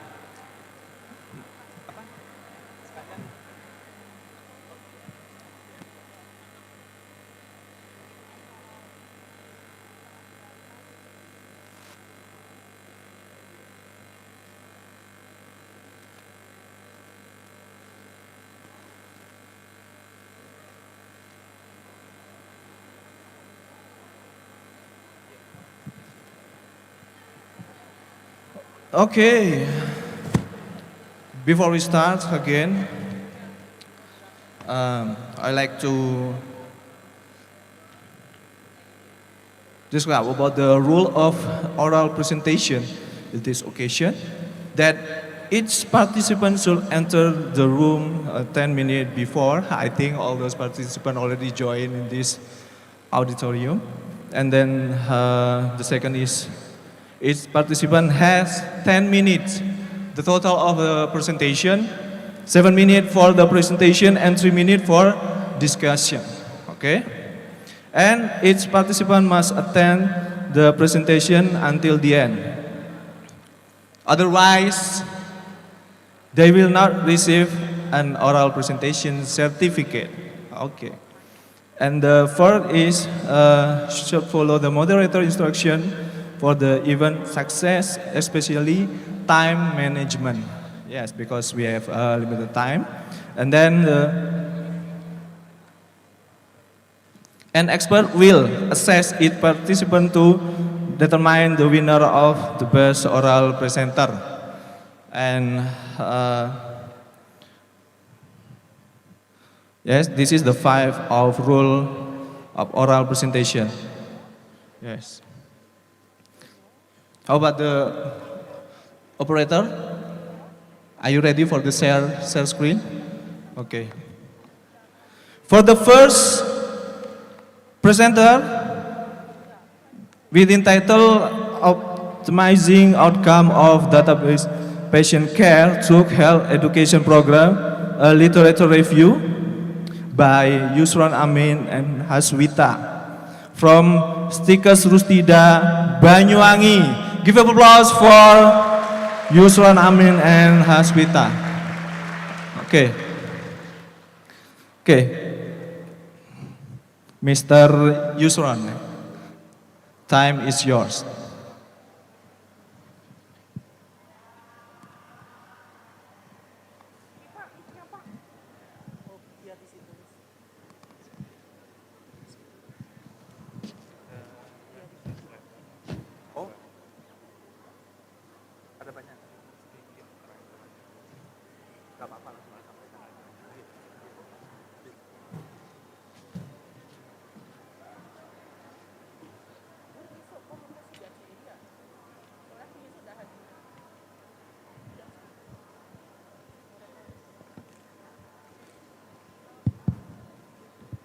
Assalamualaikum warahmatullahi wabarakatuh.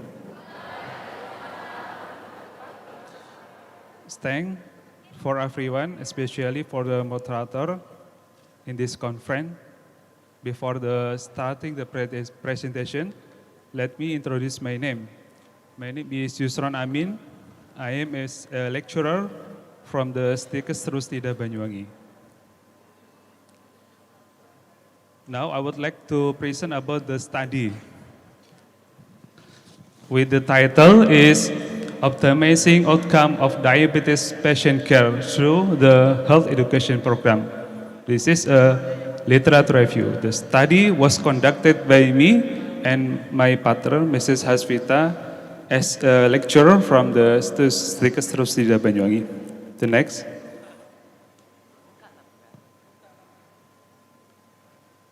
PDF. The study content that consists of the background or introduction of the study, method, result, discussion, and the last session is conclusion of the study. The next.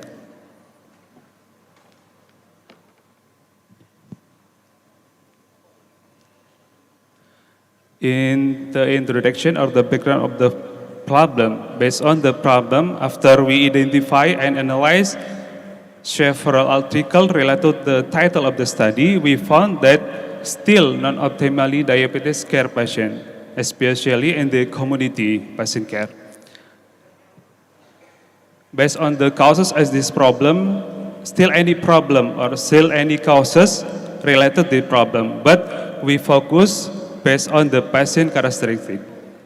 Based on the patient characteristic we found that several articles discuss and finding about the poor level of patient knowledge. The patient knowledge specific of the disease about the diabetes and especially about the glycemic control.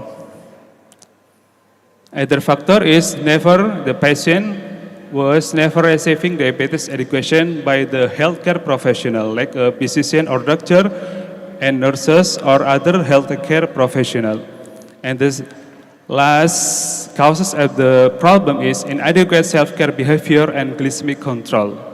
This problem was happened because many factors, especially about the level of the education of the patient, experiencing about the information about the disease and carrying the disease.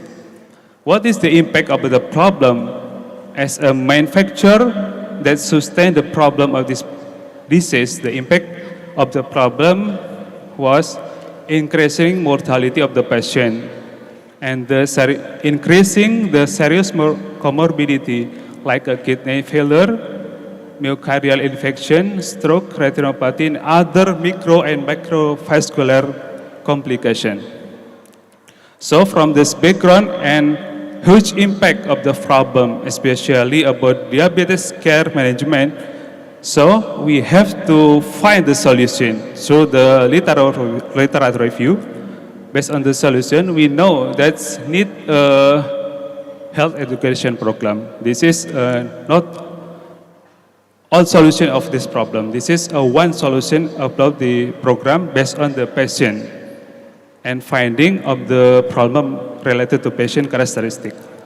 Where is the outcome of the intervention or health education program is enhancing the knowledge about the diabetes care of patient and then enhancing self-care practice, including changing patient lifestyle behavior and enhancing practice about self-care modification, and then maintain or good glycemic control.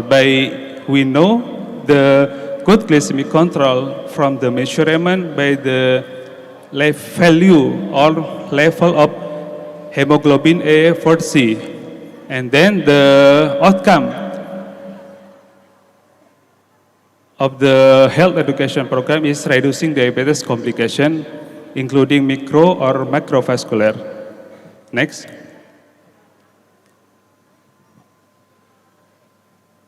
Method of study. This study was conducted by me is literature review. Literature review about the title of the study, including health education program, optimize and outcome of diabetes patient care. searching strategy, we use database journal resources like ProQuest, Google Scholar, and other database journal like that sustain the study. And the inclusion of the criteria is original article. Original article is the research or the original study or research study. And then we select the full text, not only for abstract. Yeah, that's full text and provide about the healthcare program, especially on the patient diabetes care. And then the article must publish at the 5 reason letter and written in English. After we conduct and analyze we use to collect the qualify the article, we use a Prisma method that consists of identifying article and then the analyze eligible and the selected article based on the inclusion criteria of the study. The inclusion characteristic is the which I mentioned before. And then after we know about the qualified study, we categorize of the study based on the population and then based on the intervention use, outcome of intervention and the result of the study. And then we present the result of the study using a narrative review to classify about the study. Where is the outcome of the study is using an indicator including knowledge, attitude, practice, self-care behavior of the patient, and then the glycemic control. The next. Result, after we identify and analyze Okay, several, sorry, 1 minute left. Well, yeah. We found 12 articles selected from 475 articles. That's based on the author, population, intervention, indicator, outcome, and result. From the first author, we know that this intervention was effective to enhance the outcome of diabetes patient care from the real value of the enhancing of knowledge, attitude, skill, and glucose control of the patient. And the second author using the diabetes self-management education, the SME, the application was effective to enhance the optimas of effective patient care diabetes through enhancing knowledge and self-care behavior. But this intervention or education program still not effective to enhance self-efficacy of the patient. And then, next step. The next. And the next author conduct about the study using the intervention, namely structure education and treatment program, FLASH intervention. This intervention was effective to maintain blood glucose level through reducing hemoglobin A4C and time span up through target of glucose calculate and glycemic information. And then the study conducted by Leong et al. Using social media deliver patient education using video.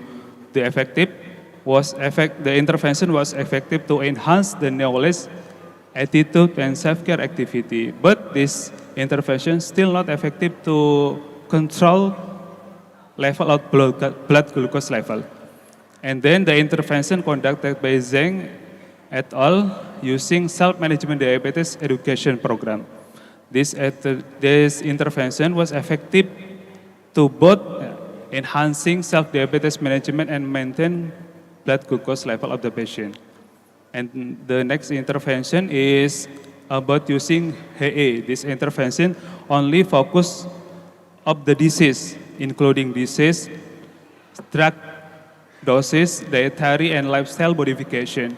This intervention was effective to enhance of level of knowledge, attitude, practice, and reducing level of hemoglobin A4C. Next. And then to intervention, the two intervention was effective to enhancing level of blood glucose level after 12 months after the intervention.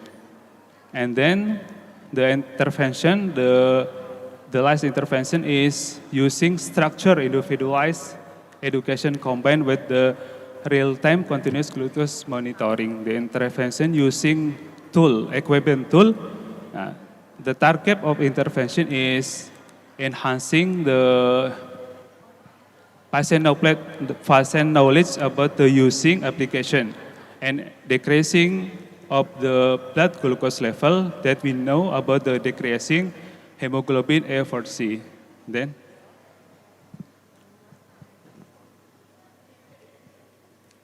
discussion. Based on the result of the study, we analyze and categorize of the study to effective or to enhance the optimized outcome of diabetes patient care. We have to consider this factor, including type of intervention. Intervention is effective, most effective to control diabetes patient care is using intervention based on the self-care patient management ability. And then, beside type of intervention, we recommend about the using of period of the intervention. The effective intervention can be achieved minimal on over 6 months with the controlling to participant direct and strictly control to participant, individual or group participants. Next. And the last session is conclusion. The conclusion of the study based on the finding of several articles that qualify the article. We know that health education program was effective to optimize outcome of diabetes patient care. This know from the changing or enhancing of the knowledge of the patient, attitude, practice, and glycemic control by using blood glucose level. The effectivity of intervention was affected by many factors, including type intervention, period, practice of intervention, and controlling to the participant. To optimize the result, we need to use combined intervention based on the type of intervention, period, and the controlling to participant. Thanks.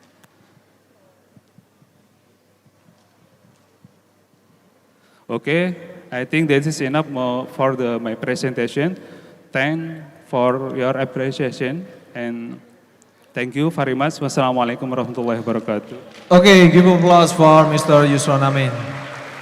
Okay, for the next section is if you have any question, you can raise your hand and mention your name. Recording in progress. For this presentation, any question?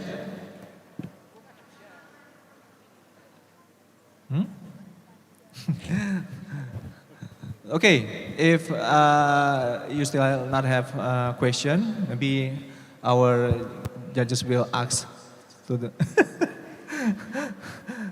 Okay, thank you. Yeah. Okay, what is behind your literature review that you used in this study? And you said that your funding to achieve the 5 outcomes in your study regarding your from 12 article, this is used 6 months to achieve the 5 outcomes. This is effective or not? Thank you. The literature review we conduct is about the literature review generally, not in systematic or more high level of literature review. Based on the period of the study, mostly article that show the result effective to enhance the optimized outcome of diabetes patient care is about 3 months, 6 months or more high through to 12 months or until 2 years on this study, based on the study. Okay, thank you. Okay. Maybe you can more explain about the step to change the behavior to achieve their self-care behavior. Is more important in your study. So it's enough or not for 6 months to change the behavior of diabetic patients? Thank you. Okay, thank you for the judges. Give an applause for Mr. Yusron Amin. Yes, thank you for your presentation. Okay, for the next presentation, this topic about the systematic review of family caregiver burden having parents living with mental illness. Please welcome Erdian Trisiana. Give applause for Miss Dian.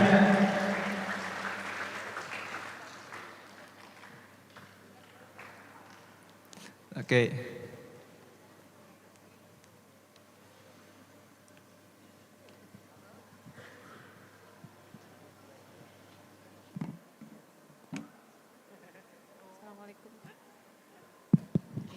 Assalamualaikum warahmatullahi wabarakatuh.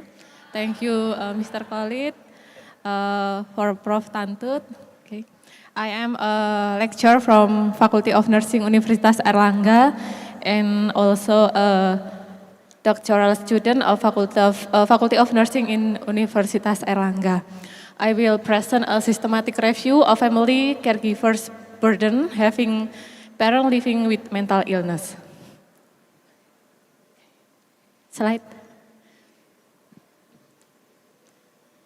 Okay, the mental disorder have been a global problem because the data show that 970 million people around the world struggle with some mental illness or drug abuse, and the prevalence of all mental disorder increased by 50% worldwide from 416 million to 615 million until 2013. A mental disorder in individual do not only affect the patient only, but also their family and who care for them. The family caregiver are not the spouse but only, but also children, family members, friends, or relatives. Caring for individual with mental illness is burdensome and stressful for family members. Caregiver burden is defined as a negative reaction to the impact of providing care on the caregiver social, occupational, and personal roles. Slide. The caregiver most disadvantaged are those who indicate as a reason of care the sense of duty rather than the affection, because family caregiver usually not paid because they only care because they feeling a sense of duty to care their family member. Finally, the sons and daughters differently from the parents because they showed a greater burden of required time and a lower quality of life. So the purpose of this study was to integrate and summarize the current studies of family caregivers burden having parents with mental illness. Okay, slide. This is the method. The first is study selection. We use 3 databases included Scopus, Science Direct, and PubMed. This is the keyword for the study selection. Slide.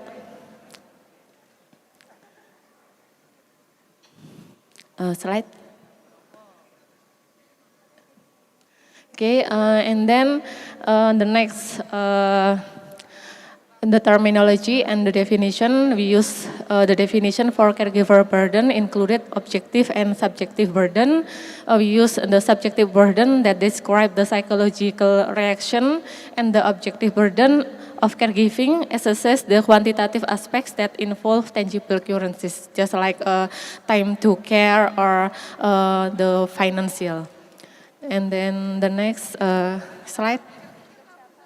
And then the eligibility criteria, the inclusion, we included the qualitative or quantitative data. So all the quantitative and qualitative we included in this review, and reported data on caregiver burden, and report data collected from family caregiver.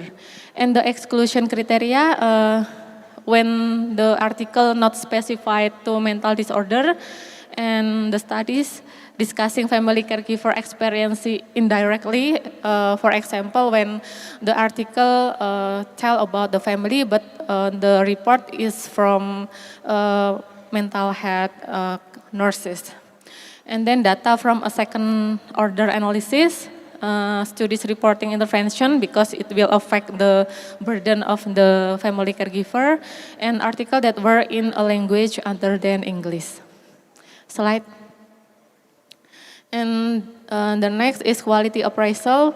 We use the CASP qualitative checklist and the minors to evaluate the article's value. And slide. And then we use data extraction and synthesis. We use deductive thematic analysis. Slide.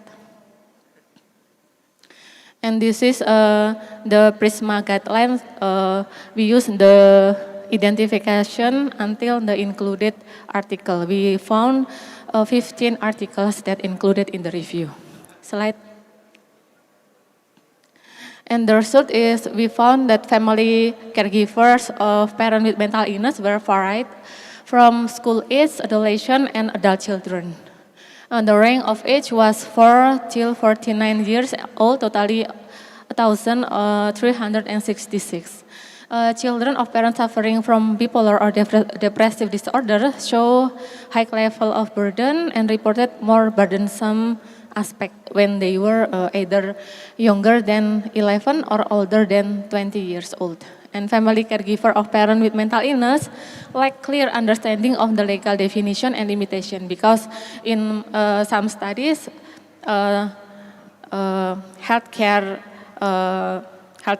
nurses do not give explanation about the illness to their family, especially when the family is their children. Sorry, 1 minute left. Okay, slide. Okay. This is the measurement of family caregiver burdens. Slide. And this is the result from thematic analysis. We found caregiving burden, emotional burden, social alienation, school or work performance difficulties, and economic burden. Slide.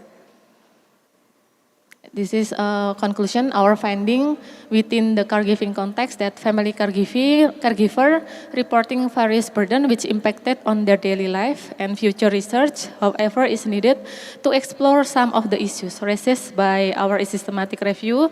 For example, future studies are required to identify other individual and environmental factors that may increase or reduce the caregiver burden. And furthermore, research has shown that child caregivers differ on several dimensions with other caregiver. So I will, that's my, the ending of my presentation. Thank you. Okay, thank you. Give applause for Ms. Dian. Yes. Any question from the audience first? Okay. The committee can help for the microphone, or I will go there.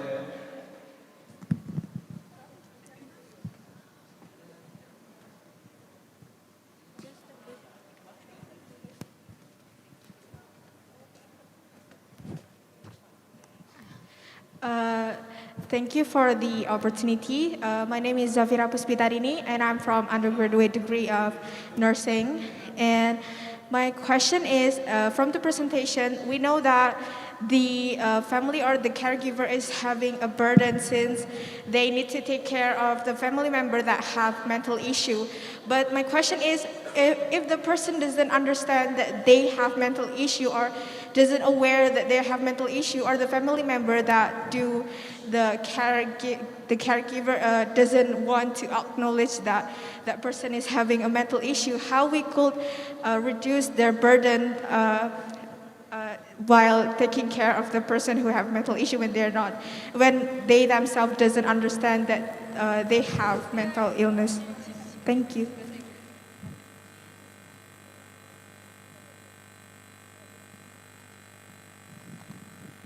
Okay, is that clear? Yes. Okay, can answer.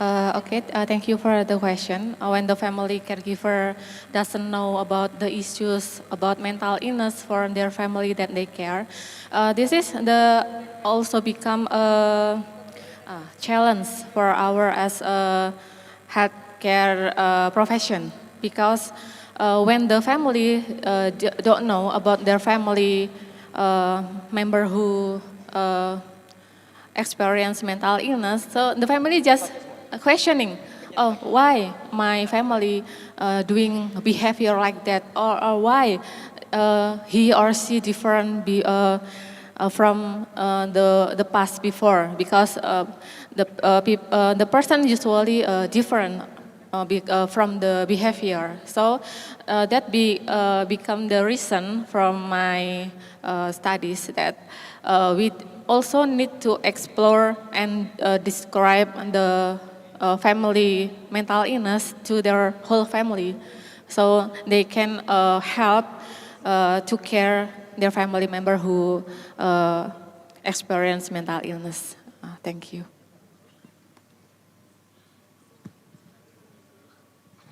Okay, anything else? Okay, maybe Prof. Tantut will give. Thank you, Mbak Dian. Be two questions. The first, how you ensure that 15 article is valid to include it in your study. And then second, regarding your summaries from 15 article, there are any, how to say, disease, problem regarding family burden during their caring the family member with mental illness? Thank you. Thank you, Prof. Tantut, for the question.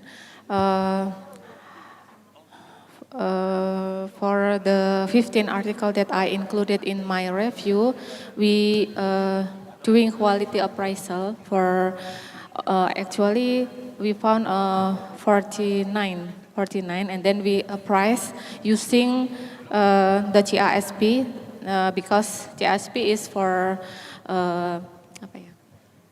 menilai for the qualitative research. So there is 10 question. So we have to fill the 10 question, and then if the 10 question is all answered, then we include it in the review. And then the quantitative studies, we use a minors, include 8 items for assessment from each articles. And the articles have to follow the inclusion and exclusion criteria, so we can include it in the review. And for the second question? Health disease related the family burden during treatment family member with mental illness? The disease, I mean? Do you identify in your study? You found? No, because we just included all the mental illness. We don't limited in all the diagnosis of mental illness. So all mental illness, depression, bipolar, we included in the review. Okay. So to valid, how many people to include to ensure this valid or not? Just you and your supervisor? Or just by yourself? You check? Yes, me and also my two author, me and Mr. R.A. Indro, and then the third author is become the also reviewed when we find a disagreement in our conclusion. Yes. Yeah. Maybe it's better you take the number of KPI number. The average is good to ensure this valid or not. Okay, thank you. Thank you, Prof. Tantut. Okay, thank you for your presentation. Give you applause for Miss Endro.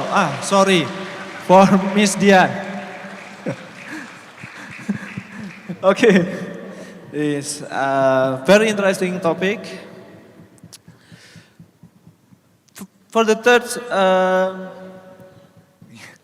yeah, for the third presentation, the topic is EFA, Education First Aid Game to increase layperson knowledge and first aid in school, aid the children. From Egi Madyaning Nastiti and Rida Durotin.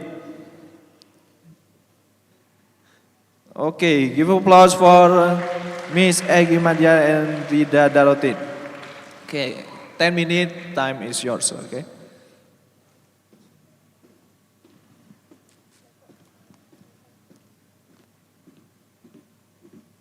Bismillahirrahmanirrahim. Assalamualaikum warahmatullahi wabarakatuh.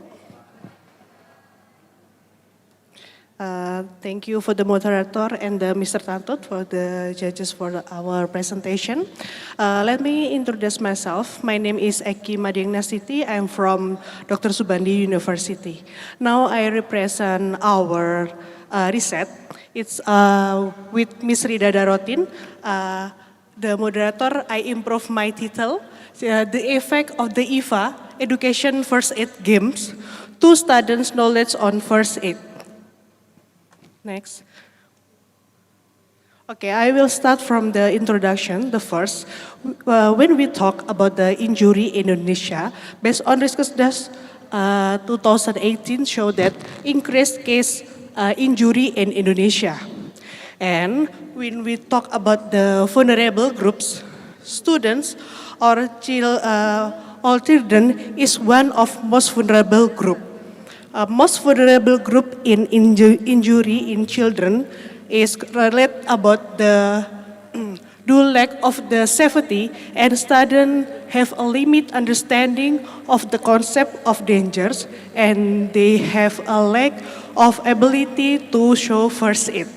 So, what the solution for improve their knowledge? Our improving is doing health education is required. But what is our challenge about the nursing? In my research, we create games, improve collaboration about the games, technology, and smartphone. Because we know that every student in school have a smartphone every day in everyone. So we built a game we called EFA game. Education First Aid, that consists from concept as first aid and it's a solution for improving knowledge. Next, what is aims our study? The aim of our study is analyze the effect of EFA games on student first aid knowledge in junior high school in Jember. Next. Next, the method. Our research is use the pre-test, post-test quasi-experiment, the conduct in SMP 12 or junior high school 12 Jember with the 51 respondents. And the pre-test, post-test, we call it by a questionnaire. And the intervention, we use intervention with EFA game. That EFA game is a game of Android or smartphone that contain the material of concept first aid, handling wound, bleeding, and musculoskeletal injury. And we will measure pre and post test after 1 week's learning of the game. So the pre-test and post-test we carry out with SPSS with Wilcoxon test. What about the result? Next. In the right side, it's part of our game, EFA game. The respondent can put the name in the game and show the questionnaire about the first aid. They can choose the best answer. And the next, their explanation about the answer, right or wrong. Next. How about the result? Next. Most of the responsible is a female, and the years is majority as respondent is 30 years old. How about the result? Average first aid knowledge improved from 5.9 to 7.41. Indicate that p-value 0.0 is indicate that if a game had an effect to improve knowledge first aids in SMP 12 Jember students. How can we do? Next. Okay, the result indicate that EVA game had an effect to first aid knowledge on SMP 12 students. A similar result showed that increased knowledge when using the educational games software. And then the first aid health education materials in EVA game include concept of injury, wound management, bleeding, musculoskeletal trauma, and the others. In according the first aid curriculum. 1 minute left. Curriculum which be given in the age less than 14 years old. So the EVA game is the answer of challenge, collaboration about text, sounds, animation, video about treating injury, and more actively. Next. The use of The use of digital games mean providing effective learning conferring the three areas. The first, empowering learning. Second, problem solving. And the third is understanding. Conclusion for our research is, EVA game has proven as answer of challenge collaboration, students' knowledge of injury management because its collaboration games, education games, technology, and smartphone. So I hope EVA game is one answer to improve student knowledge about the first aid. Thank you. Okay, give applause for the Miss Eki Nastiti. Okay, any question for the audience? Please raise your hand.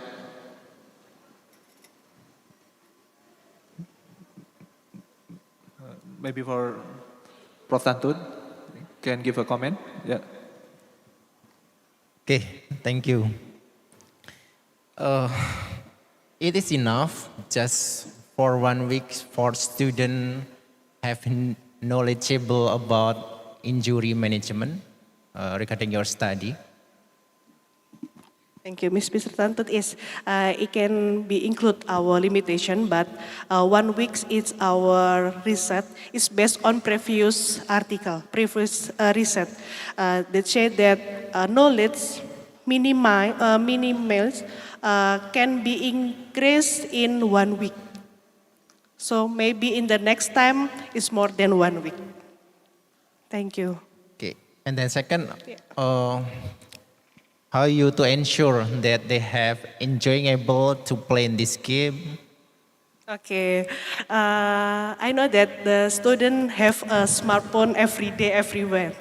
The game EVA game can be handled them everywhere, every time because the game is enjoyable. They have this game have 3 levels, and each level it's more harder. So it's more attractive and enjoyable to students. Okay, it's more better if you take some measurement to measure their happiness if they have a challenges to change the level and the higher level. Maybe qualitative is better to show on the data. Thank you. Thank you. Okay, thank you for the comment for Prof. Tantut, and thank you for Miss Eki for this presentation. Give an applause for Miss Eki. And the first topic, this is about the overview of the risk factor for preeclampsia in women with history of preeclampsia in previous pregnancy in Jember agricultural area. Said by Septinia Anggarita, Dini Kurniawati, Eka Afdi, and Isramati. Please welcome from the presentation. Okay, give applause for Miss Septinia Anggarita. Yeah. Time is short, 7 minutes. Right. Okay, thank you. Before that, let me introduce myself. My name is Septinia Anggraita. I am a student of Faculty of Nursing, University of Jember. And my title research is an overview of the risk factor for preeclampsia in women with a history of preeclampsia in previous pregnancies in Jember agricultural area. Next. In the world, pregnant women worldwide experience preeclampsia as much as 10% with coverage of 76,000 maternal mortality rate and 500,000 infant deaths each year. Maternal mortality rate in Indonesia alone is in 2019 reached 305 in 100,000. And in Indonesia, according to the East Java Provincial Health Office, in 2021, it will reach 234.7 in 100,000. In Jember, according to the East Java Health Provincial Office, in 2021, Jember Agency is ranked 14 in terms of maternal mortality rate, which reached 350 in 100,000. Next. This is the problem. What is the description of the risk factor for preeclampsia in women with a history of preeclampsia in previous pregnancies in Jember? And this research have a purpose. Is the general objective of the study was to describe the risk factor for preeclampsia in women with a history of preeclampsia in a previous pregnancy in Jember. Next. Next.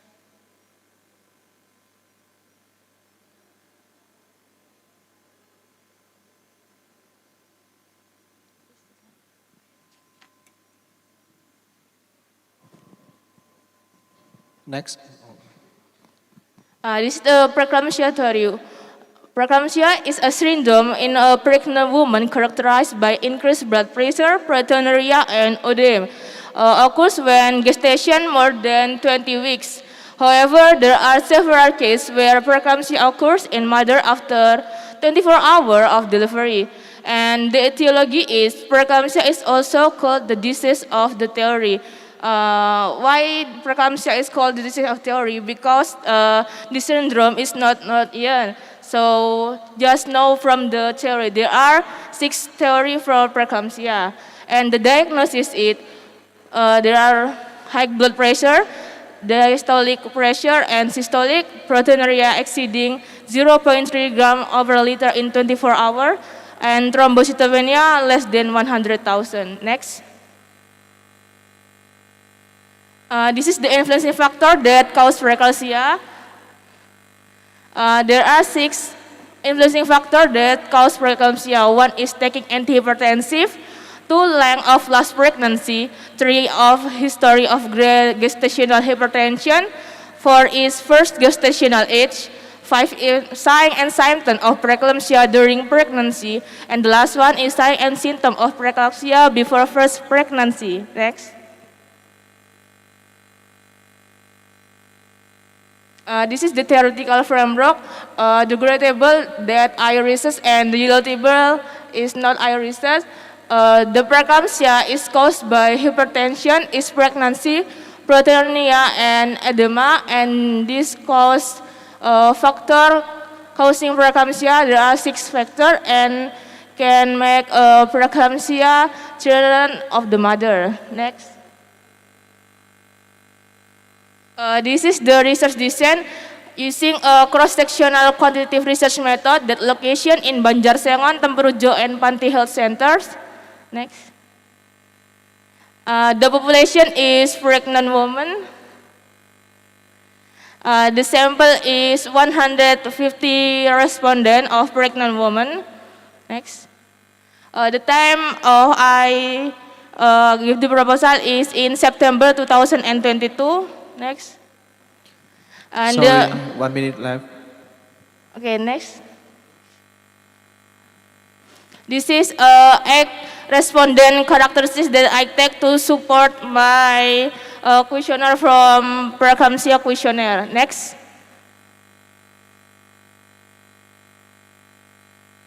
This is the result of preeclampsia indicator. One is taking antihypertensive. There are 80.7% did not consume antihypertensive and 8.7% consume antihypertensive.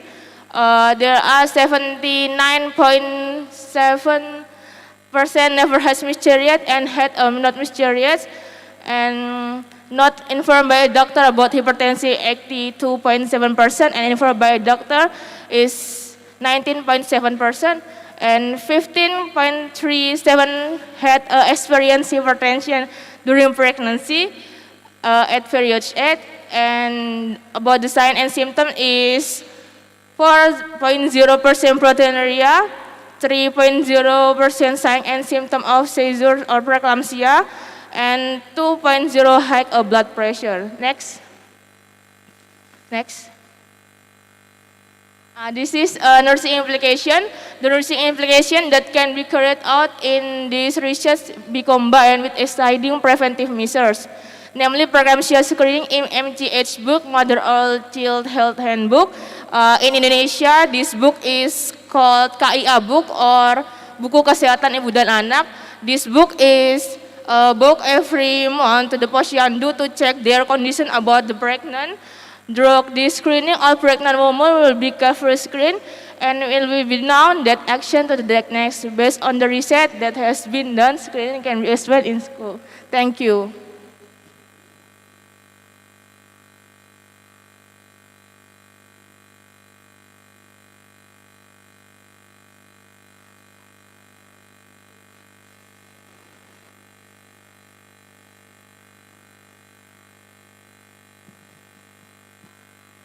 Okay.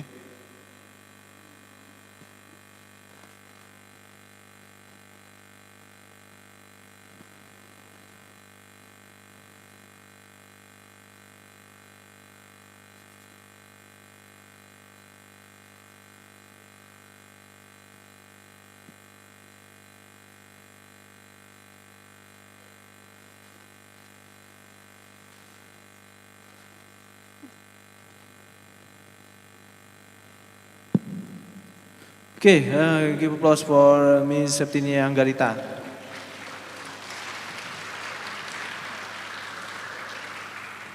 Any question for the audience? Please raise your hand and mention your name, okay? For the mic, okay, thank you.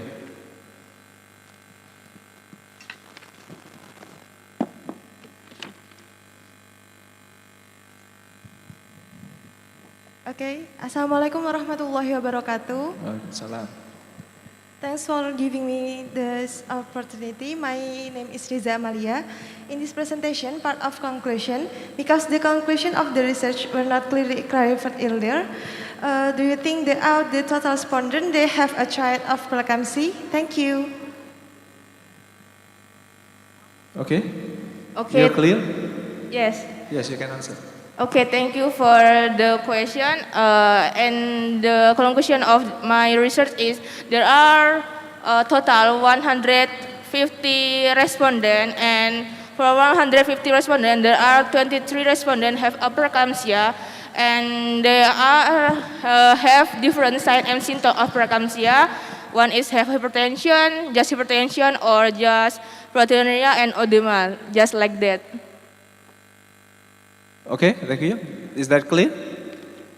Yes. Okay, the second comment from Prof. Tantun. Okay, thank you. Very interesting topic.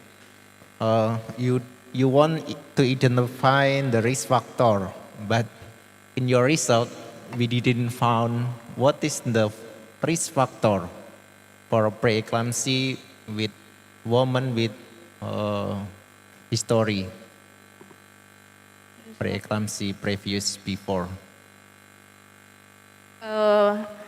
In my research, I just research about influencing factor, not the risk factor, because my research is just overview research.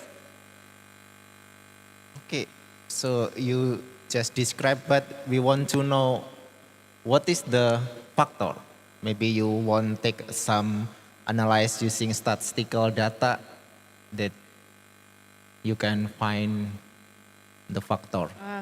The risk factor of preeclampsia can, according to Dinas Kesehatan Provinsi Jawa Timur, preeclampsia can cause bleeding, infection, metabolic disorder, hypertension in pregnancy, and circulatory system disorders. Okay, you maybe can take multivariate analysis so you can find the factor. Maybe Okay, in thank the you. next research. Okay, thank you for your presentation, Ms. Septinia Anggarita. Give applause again for Ms. Septinia Anggarita. For the next presenter, with the title is Improving Student Head Only CPR Skill Through BLS Simulation Activity, pre-experimental study at Khomsani Nur Boarding School in Lumajang. Give applause for Mr. Saifuddin Kurnianto. Or we can call Pak Udin.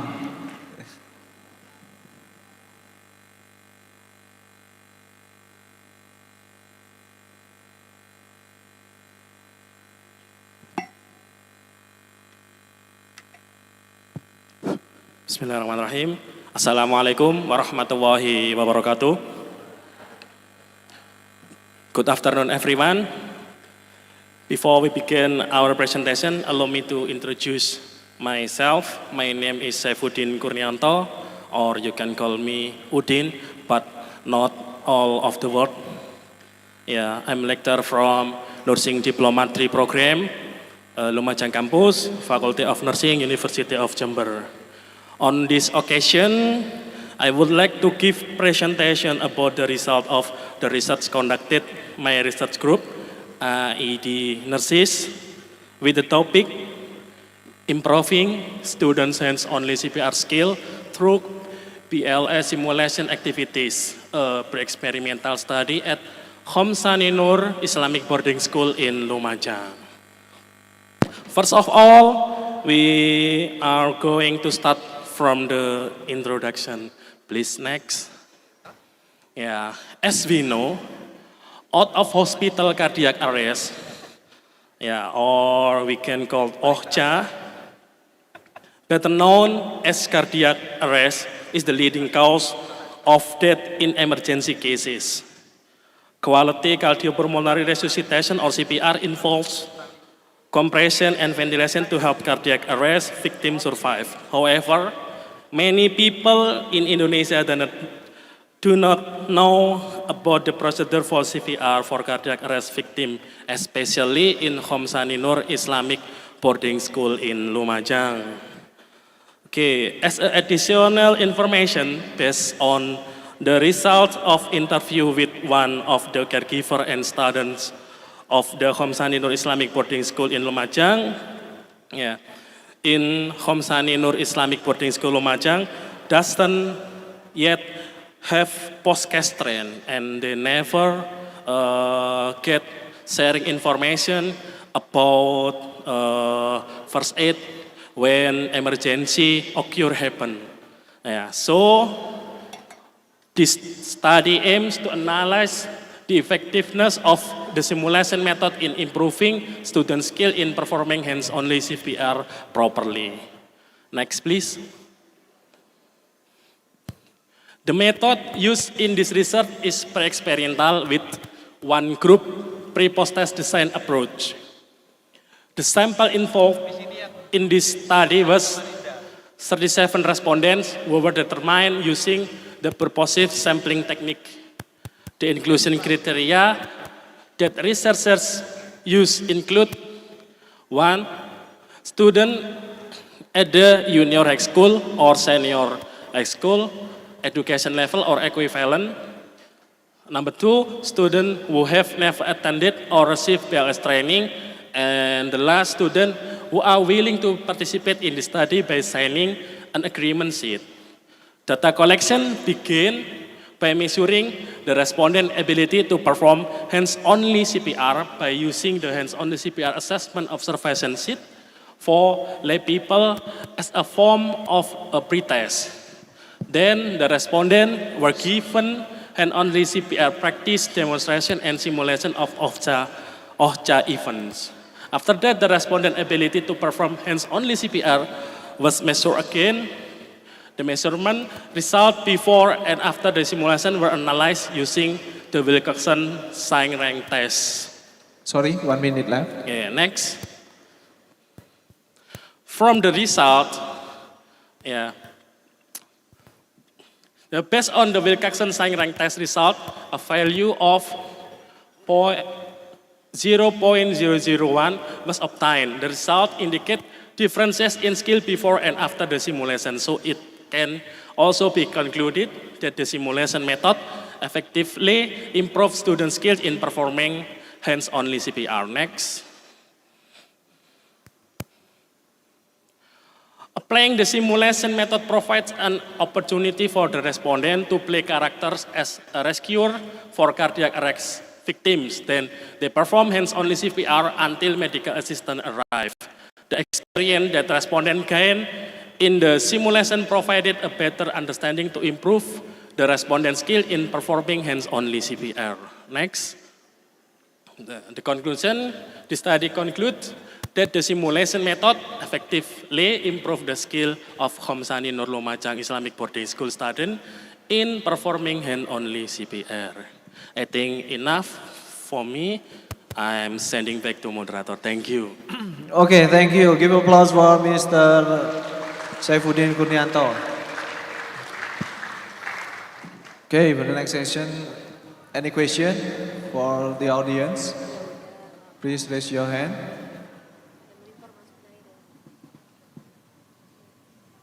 Or Prof. Tantut want to give a comment? Pak Rismawan, maybe you have some question because it's your major. What emergencies? Okay, Pak Udin. So you just quasi experiment design this in your study? We doesn't use quasi experiment because we doesn't use a control group, just one group. One group. Yeah, okay. Yes. So how long the education about BLS for student? Okay. The education for the student we give for 1 hour, and then 3 hours we give a simulation about the occur happen, Prof. Tantut. Okay, thank you. Thank you very much.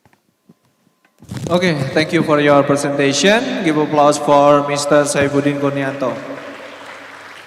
Okay, for the next presenter, we have a presenter by online. He already joined in the Zoom. And I will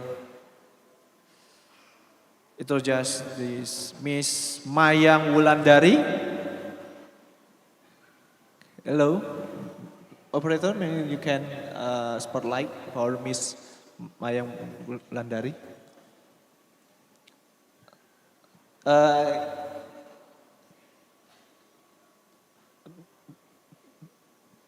Maybe you can make a co-host first. Yes. Hello, Miss Mayang. Can you hear me clearly?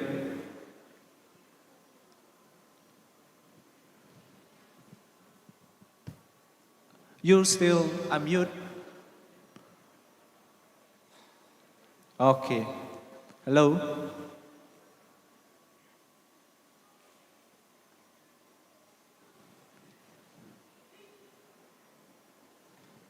For operator, this audio by Zoom.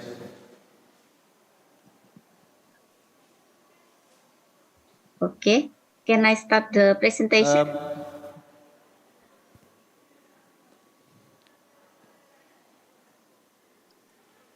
Ms. Mayang, maybe you already joined the audio. Okay. Because we not hear you. Hello? Can you hear my voice? Hello? Can I start the presentation, moderator?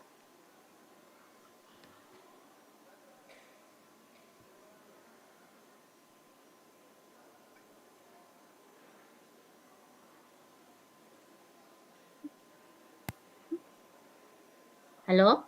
Okay, maybe for prepare Miss Maya ready for this presentation. We like next to Miss Wahyu Dewi Yulia Sulistiarini. Hello, Miss Wahyu.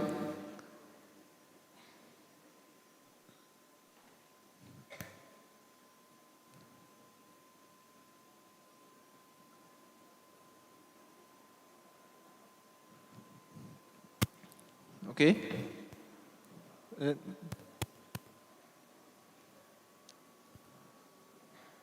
Okay.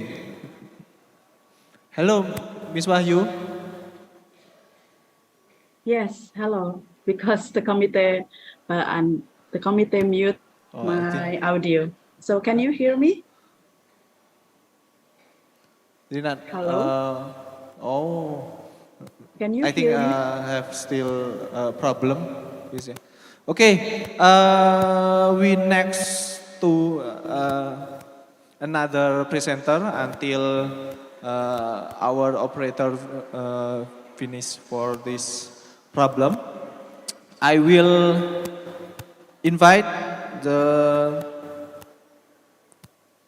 next presenter with entitled Usability Study of JSHY Pro, Dehydration Prevention, Application to Prevent Diarrhea Dehydration Among Children in Karangrejo Village, Jember. Please welcome Miss Laili Farhuria. Give applause for Miss Laili Farhuria and the team. Time is yours. 7 minutes for presentation. Okay.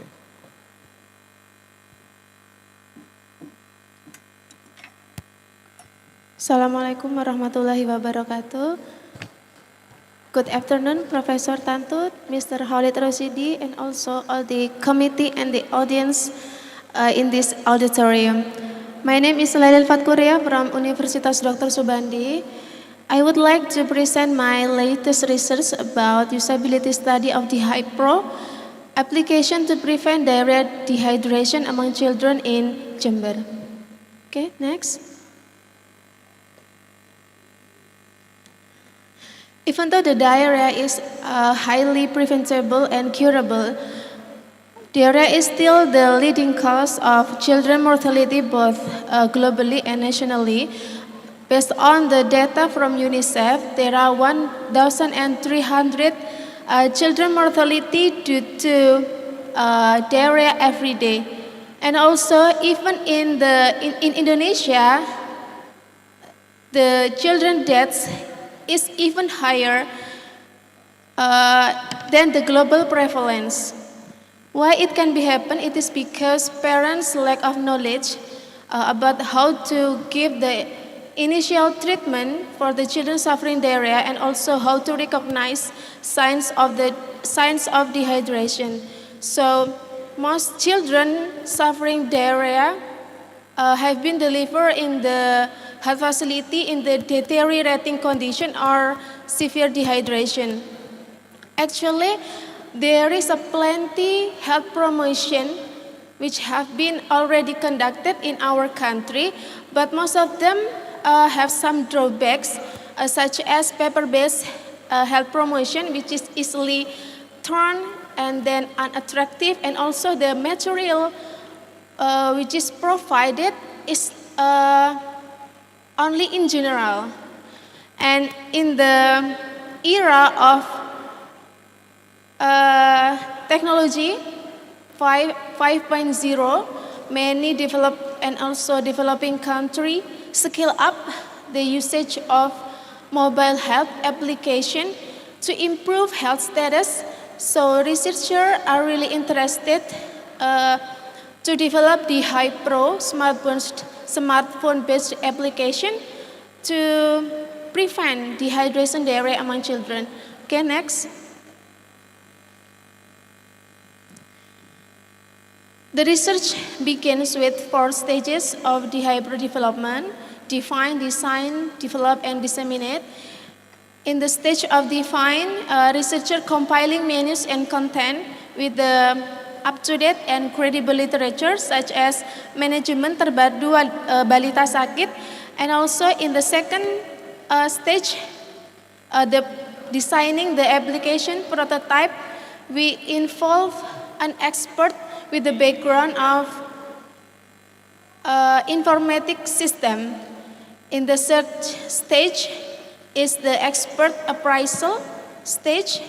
We involve 6 experts, 2 of them is nurses, and then 3 lecturers in pediatric nursing and 1 lecturer in communication science. In this stage, experts are asked to assess the usability of the application using mobile health application usability questionnaire. And then the last stage. Sorry, 1 minute left. Okay, the prototype was introduced into 50 respondents. Next. Okay, there are menus and the content of the HiPro.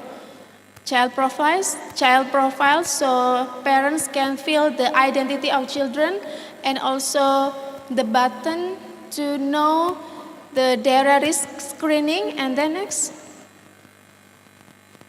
education, so parent will get many information related to diarrhea prevention, and also how to recognize the dehydration among children, and also the main menu of our application is dehydration diarrhea screening. So we compile some questions based on MTBS to classify the children whether they are suffering dehydration or not. Okay, next. Okay, and also after filling out all the questions, and then the treatment recommendation will come out in their smartphone, and it will guide the parent to give initial treatment properly for their children. Okay, next. Okay, so we also involve 50 mothers with children under 5 years old with the following inclusion criteria, and of course they should use smartphone in their daily life. Okay, next. They are the result, the respondent demographic characteristic. So I will skip into the next slide.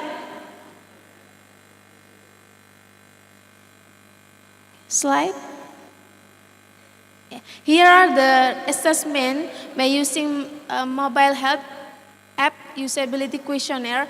So we divide into 2 results. The one is expert and also user assessment. So both from expert and user. So most of the item rate in really high rate, 6 to 7. Yeah. Okay, next. So from the expert, we also have 3 items with highest score. The app was easy to use. It was easy for me to learn to use the app, and also the app will be useful for my health and well-being. Whereas it also still have some items with lower score.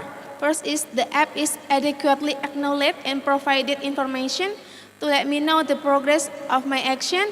And also I could use the app even when the internet connection was poor or not available. So this one is the limitation of our application because it is quite difficult to access this application if we are lack of the signal.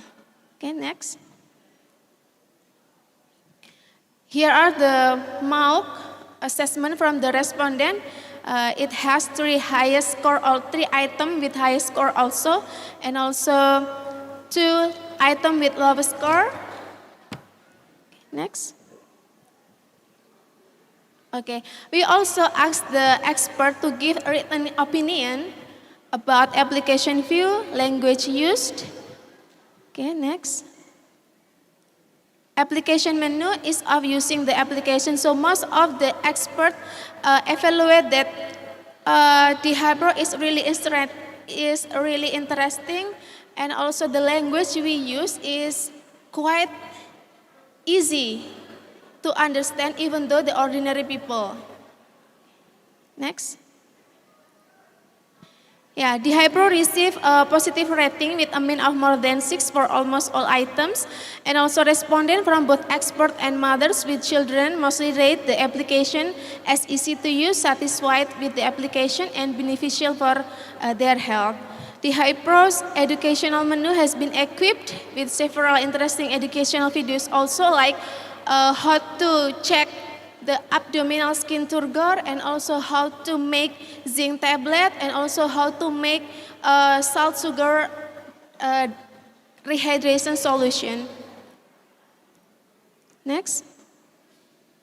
Yeah, so the conclusion is our application as the first mobile health application developed for educational media for parents has good usability and acceptance as evidenced by the score on almost items above 6. And also, even we have high usability and acceptance, but still our application needs more improvement. Okay. Thank you for my presentation. Okay. Okay, give applause for Ms. Laili. For the next session, we would like to discuss any question for the audience. Raise your hand. Raise your hand. Are you still in here? Okay, maybe for Prof. Tantut will give a comment. Okay, thank you, Miss. Is there any significant difference the average from user and expert that perception about what is your device MAUQ? There are any significant difference? As I already explained before, so the item which has highest score almost same between the expert and also the respondent, and also the item with lowest score also almost the same. Yeah, like that. So from statistically, there are any difference? Not yet. Not yet. You yeah. not okay. You not measure. Okay. Maybe you can measure. Okay. Thank you. Okay. Thank you. Okay, thank you for your presentation. Give applause again for the Miss Laili Parkuria. For the next presentation, we would like to try again from participant in Zoom, Miss Mayang. Are you hear me? Yes. Miss Mayang, Yes. operator, can spotlight Miss Mayang? We will try again. Yes. The participant in Zoom. Yes. Okay. Please try your check your audio. Hello, can you hear my voice? Still none. Already.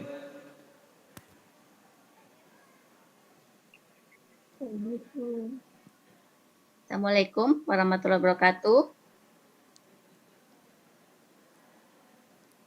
Can you hear my voice? Okay. Tapi memang. Okay. Until we still waiting the operator. Maybe for Ms. Waya, spotlight can add. Okay, we'll start from presenter in here again. We will try to connect with participant in Zoom. The next presentation will entitle Trigger Factor of Long COVID, Post-COVID Syndrome. From Ms. Firdausi Nuzula, Maulida Nur Fariza, and Octavina. Give applause for Ms. Firdausi Nuzula. Okay. Okay. Yes. Thank you, Topic is Mr. yours. Khalid, as our moderator in this presentation. Yeah. Excuse me, Prof. Tantut, as our judge in this presentation. Good afternoon, ladies and gentlemen. Assalamualaikum, salam, namo buddhaya, salam kebajikan. Let me introduce myself. I'm Firdausi Nuzula and my friend Maulida Nur Fazria Octaviana. I'm from Stikes Rustida, Banyuwangi. Okay, in this time I would like to presentation about our research with title is Trigger Factors of Long COVID or Post-COVID Syndrome. Next slide, please. Okay, for the first content, the background is coronavirus disease 2 or SARS-CoV-2 is still a significant concern for the world because of the problem of infection disease that can cause severe acute respiratory disease with or without symptom to be life-threatening. Even though it can be cured in some cases, prolonged persistent symptoms will appear after COVID or is called long COVID. The occurrence of the long COVID can be seen from the persistence of residual symptoms after of infection occur for more than 4 weeks. The lung is the most affected organ with various pathophysiological events that rapidly and progressively result in ongoing sequelae. So, rehabilitation of COVID-19 survivor is adjusted to based on symptoms and individual need in integrated manner so they can be achieve the expected target. The aim of this study is to identify the trigger factor of long COVID. Next slide, please.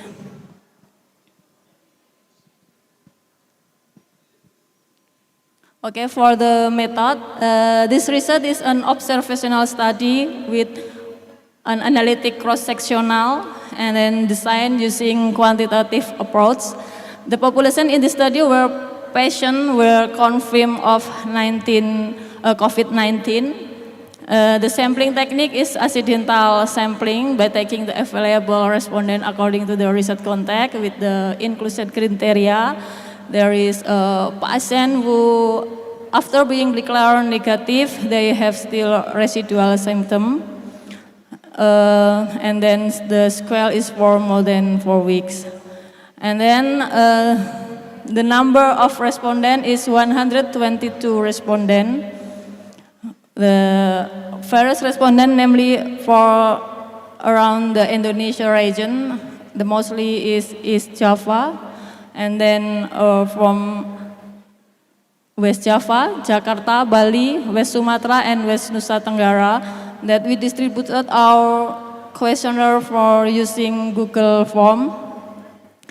And then the research instrument according to the number of variables to be studied include age, gender, blood type, and then history of lung disease, appearance of many symptoms in the first week of infection, and then comorbidities and history of smoking is active or passive, and then the long COVID.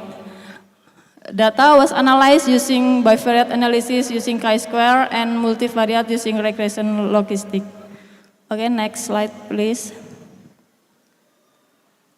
For the bivariate analysis, there is 3 variables that significant. There is treatment, and then early symptom, also many scale. So for the body mass index, and then active smoker or passive smoker or comorbidity, there is no related or not significant. Next slide, please. And then for the regression logistic or multivariate analysis, there is a residual symptom, initial symptom. There is the most dominant factor that trigger the occurrence of long COVID with the odds ratio is 2.0103. Next slide, please. Sorry, 1 minute left. Okay, thank you. And then for the discussion, this symptom variable had the most dominant influence compared to the other variable, namely the number of sequelae and the treatment. Thus, among the other variables, it can be concluded that the initial symptom variable has the most dominant influence on the occurrence of long COVID. Explain that someone infected with COVID in the first week with many symptoms tend to be at risk experiencing long COVID syndrome. COVID-infected patient with a prolonged infection of more than 3 weeks in the post-acute phase of COVID experience multisystem inflammatory or MIS, while those in the acute states with mild, moderate, severe, and critical at the time of post-acute COVID tend to experience persistent symptoms, and for those who experience organ dysfunction in the post-acute phase experienced by those with severe and critical symptoms. So SARS-CoV-2 infection is associated with many symptoms associated with various socio-demographic and clinical risk factor. And then for clinical manifestation that appear in the acute phase of infection, the SARS-CoV-2 is very closely related to the possibility of prolonged post-COVID symptom.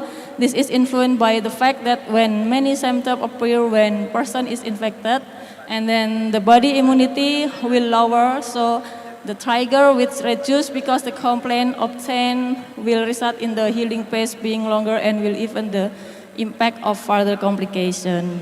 Next slide, please. Okay, for the conclusion, the dominant factor for the long COVID or post-COVID syndrome is the initial symptom that occur in first week for the patient with confirmed COVID-19. I think that is all my presentation. Thank you. I return it to moderator.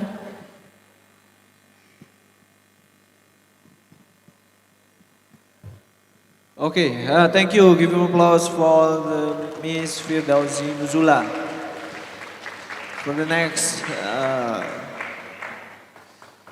discussion, anyone you give a question? Hello? Hello, can you hear me? Are you still sleepy? Oh no. Okay, Prof.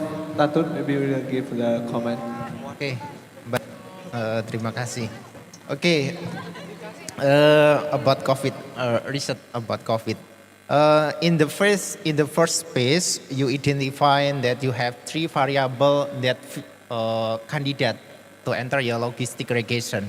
But after enter to the model, you didn't find what is the fit. What is your analyzing using in your study, backward or afterward? For the multivariate? Yes. Okay, after.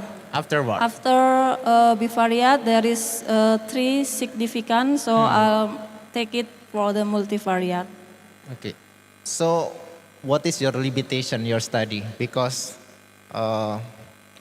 you didn't find that any variable that influence in your study.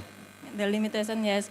Actually, because this is, I use questionnaire with Google Form, so many people not willing to fill the questionnaire. So almost all of them that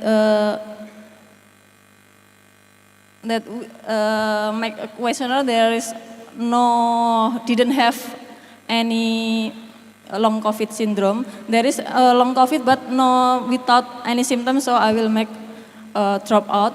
So I think that's our limitation. And then almost all of them women. So from the best experience, usually men is almost have the long COVID. Thank you. Okay, thank you. Thank you for your presentation. Give applause again for the Miss Frida Lucy Nuzula. For the next presenter, we'd like to invite Miss Laili Nur Azizah with the title Risk Factor for Diabetic for Food in Farmer with Diabetes Mellitus. Give applause for Miss Laili Nur Azizah.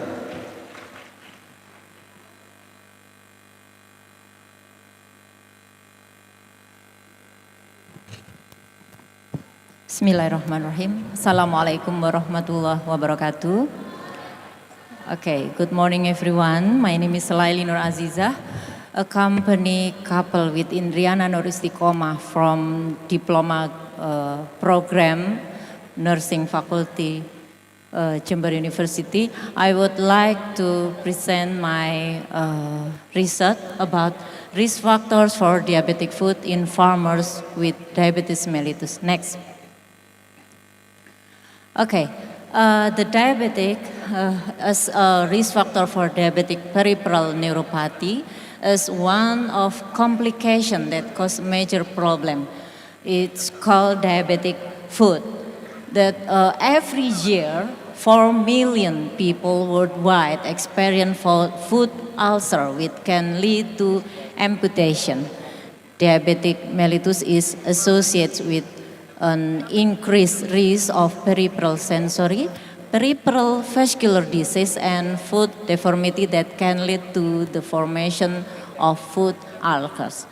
And as we know, the farmers are persons who have a constant risk of injury as animal bites, injuries from farming tools, neglect shoes, feet exposed to the sun, that we know that cows prepare plant substrate starting for cultivating the land to plowing the land.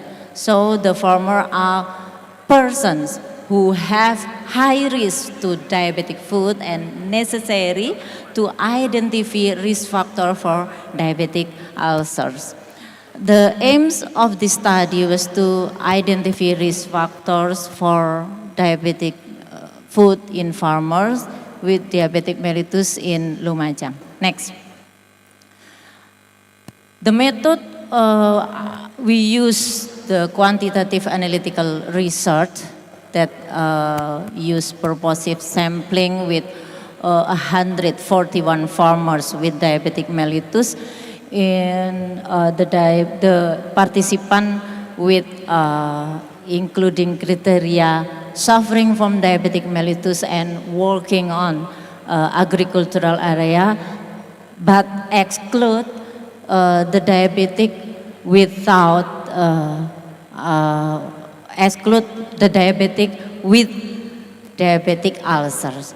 The sampling technique is observation with DCPN as instrument, and then we analyze with bivariate and multivariate with from ethic approval from KEPK Density 3 faculty. Next. The result of age, the highest number is age group 46 to 55 years. Next. And then the sex, the distribution of female respondent was more than half that from the total is respondent. Next. Sorry, and then, 1 minute left. Okay, thank you. And then we have 5 variable as risk factor diabetic foot is disorder of skin and nails, structural disorder, vascular disorder, mobility, and disturbance of sensation. Next. Next. Next. And then as we know that from the multivariate test, analysis result that variable of skin and nail condition had the highest risk of developing diabetic foot in patients with diabetes mellitus. Next. So we discuss one by one for the short time. The age 46 to 55 years is the dominant in respondent, at which age insulin production began to decline and muscle cell function also decrease. So it's difficult to glucose to be used for energy. Next. How about gender or sex? The women have a higher risk of developing diabetes because women have the potential to experience a greater increase in body mass index than men. So it is difficult for women because the hormonal process, menstrual cycle syndrome and postmenopause, which cause redistribution of body fat to leading insulin resistant. Next. One by one about 5 variable disorder of skin and nail condition having a 2.343 greater chance of experience diabetic feet because the sufferer caused to not realize if his leg is hit or injured by a sharp object. So this damage cause inhibiting to sweat and sebum production, resulting in dry and cracked skin. Next. Second variable is structure disorder, have foot structure abnormalities, are at risk of having a 1.251 greater chance of experiencing diabetic feet compared to people without structure disorder, because the foot deformity can cause plantar ulcer. Next. Third variable is vascular abnormalities. From the analysis, the people with diabetes mellitus who have foot structure abnormalities are at risk of having a 1.016 greater chance of experiencing diabetic feet compare the others, because the peripheral arterial disease caused by ischemia and then reducing blood flow, reducing ability of blood vessel to contract and relax, and then this condition is favorable environment for the growth of anaerobic pathogen. Next. The fourth variable is mobility. Sorry, time out. Okay, thank you. Okay, give applause for Ms. Laili. Any question for the audience? Please raise your hand.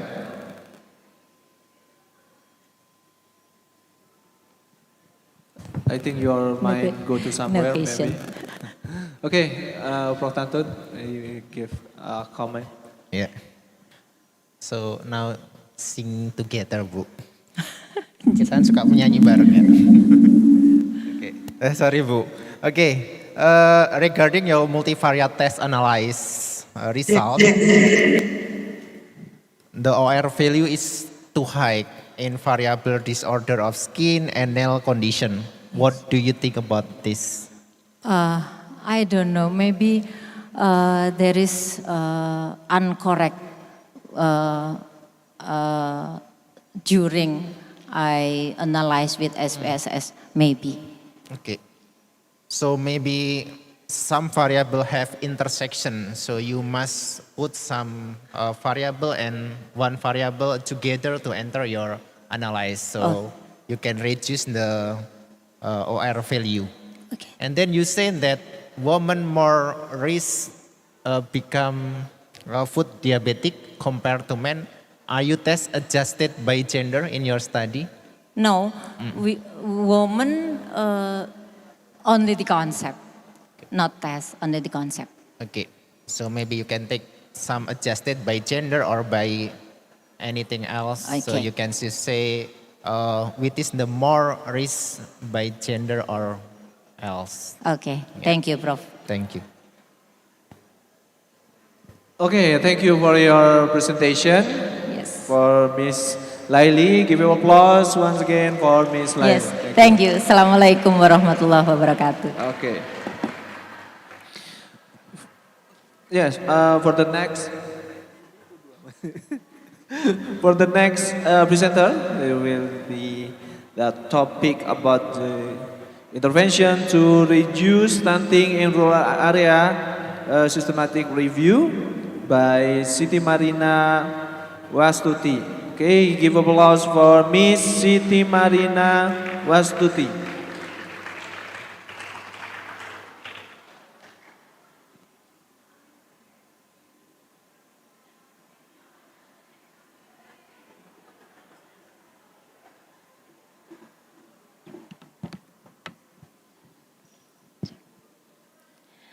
Thank you for Prof. Tantut and Mr. Khalidi Rosid and the committee and all the audience in this conference.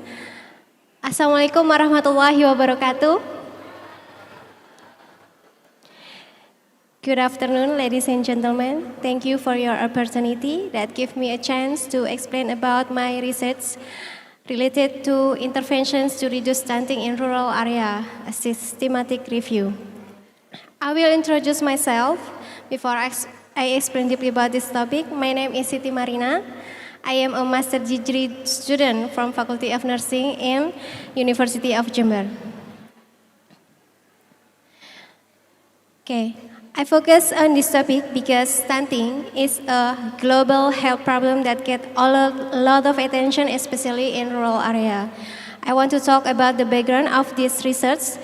There are several points such as, the first is stunting is a world health problem that affects nearly 1,049.2 million children under 5, and the prevalence of child stunting in 2020 was particularly high in Africa, Southeast Asian, and Eastern Mediterranean regions. Stunting has a very high risk of interfering with the growth and development of children, causing complex health problems such as decreased immunity and an increase of risk of exposure to infectious disease. Stunting is more prevalent in the rural areas compared to the urban areas. Factors associated are in rural areas are such as mother's level education, stunting status as parental characteristic, region as a household characteristic, age and sex of the child. Compared with urban areas are mother's parity, father's level education, and sex of the child. Both specific and sensitive nutrition interventions are needed to reduce stunting. And the studies aim to provide an overview of interventions to overcome stunting in rural areas for the first 1,000 days of life. There are several methods to this research. The first, this research method is a systematic review with the PRISM approach and a literature search using electronic databases such as PubMed, SciPub, Science Direct, and Google Scholar. The literature review conducted on international journal published in the last 5 years available in free full text and not the result of an examination. And the keywords are stunting and nutrition and intervention and rural. You can read by yourself the method that I use from PRISM flowchart from this slide until I reviewed 10 articles. Next. Okay, from 10 articles, I have found that there are 3 key points of the result of this research. The first is stunting prevention effort with improved status of nutrition in the first 1,000 days of life. It means intervention for dealing with stunting at the first 1,000 days of life can be in the form of intervention during preconception period and pregnancy until the baby is 2 years old. And the second, education for prospective mother. It means providing education to mother can increase mother knowledge and care in preventing stunting. And the last, mothers play an essential role in parenting. Mother, with good knowledge of children's health, will better influence children's growth and development. And the conclusion of the research are the intervention results show that giving nutrition for the first 1,000 days of life reduce stunting in rural areas, and providing education to mothers increase the knowledge of prospective mothers in preparing for healthy pregnancies and preventing stunting in children. Okay, thank you very much for your great attention. May all those I have shared be beneficial for all us.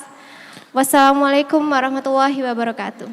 Waalaikumsalam warahmatullahi wabarakatuh. Okay, give applause for Miss Marina. Okay, don't go anywhere. Anyone to have question? What There does is it a mean? question. What does it mean? Okay.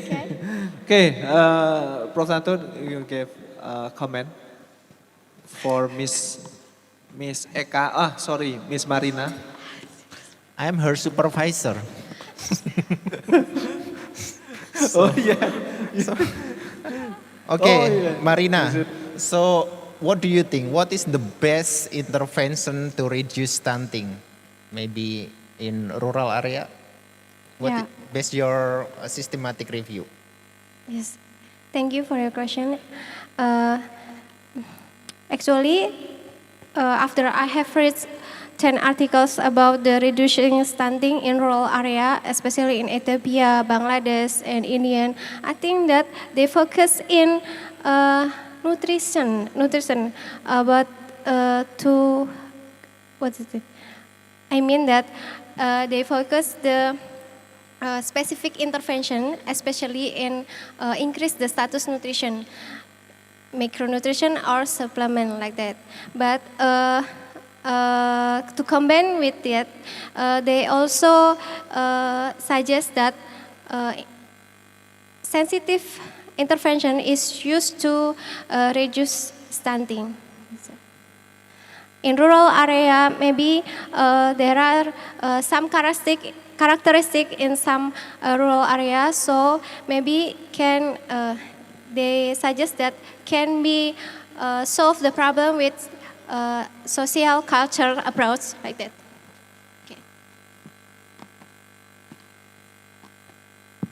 Okay, thank you for Prof. Tantur and also Miss Marina. Again, give applause for Miss Marina. Okay, for the presentation, we will back to the Zoom participant. Okay, the operator is already. For Miss Mayang Wulandari, can you hear me clearly, Miss Mayang? Yes, I can hear you. Can you hear me? Okay, Alhamdulillah. Okay, please present your PowerPoint. 7 minutes, right? Okay. Yeah, thank you. You may start. Moderator. Yeah. Assalamualaikum warahmatullahi wabarakatuh. I will present the effect of prenatal acupuncture on effectiveness complaint of teacher of SDN 1 Ketingan Lawan Isjapa. The introduction, the busy schedule of teacher make not only more stress and tired, but also causes various complaints, including neck complaint can also include muscle and joint stiffness, swelling, the effect of problem area, tingling, numbness, sweating, and change in color. Next stiffness is condition that usually arise from number of disorder and disease affecting of the tissue around the neck, such as degenerative disease, neck strain, and neck injuries, including this herniation which can cause nerve entrapment. In some cases, neck strain may indicate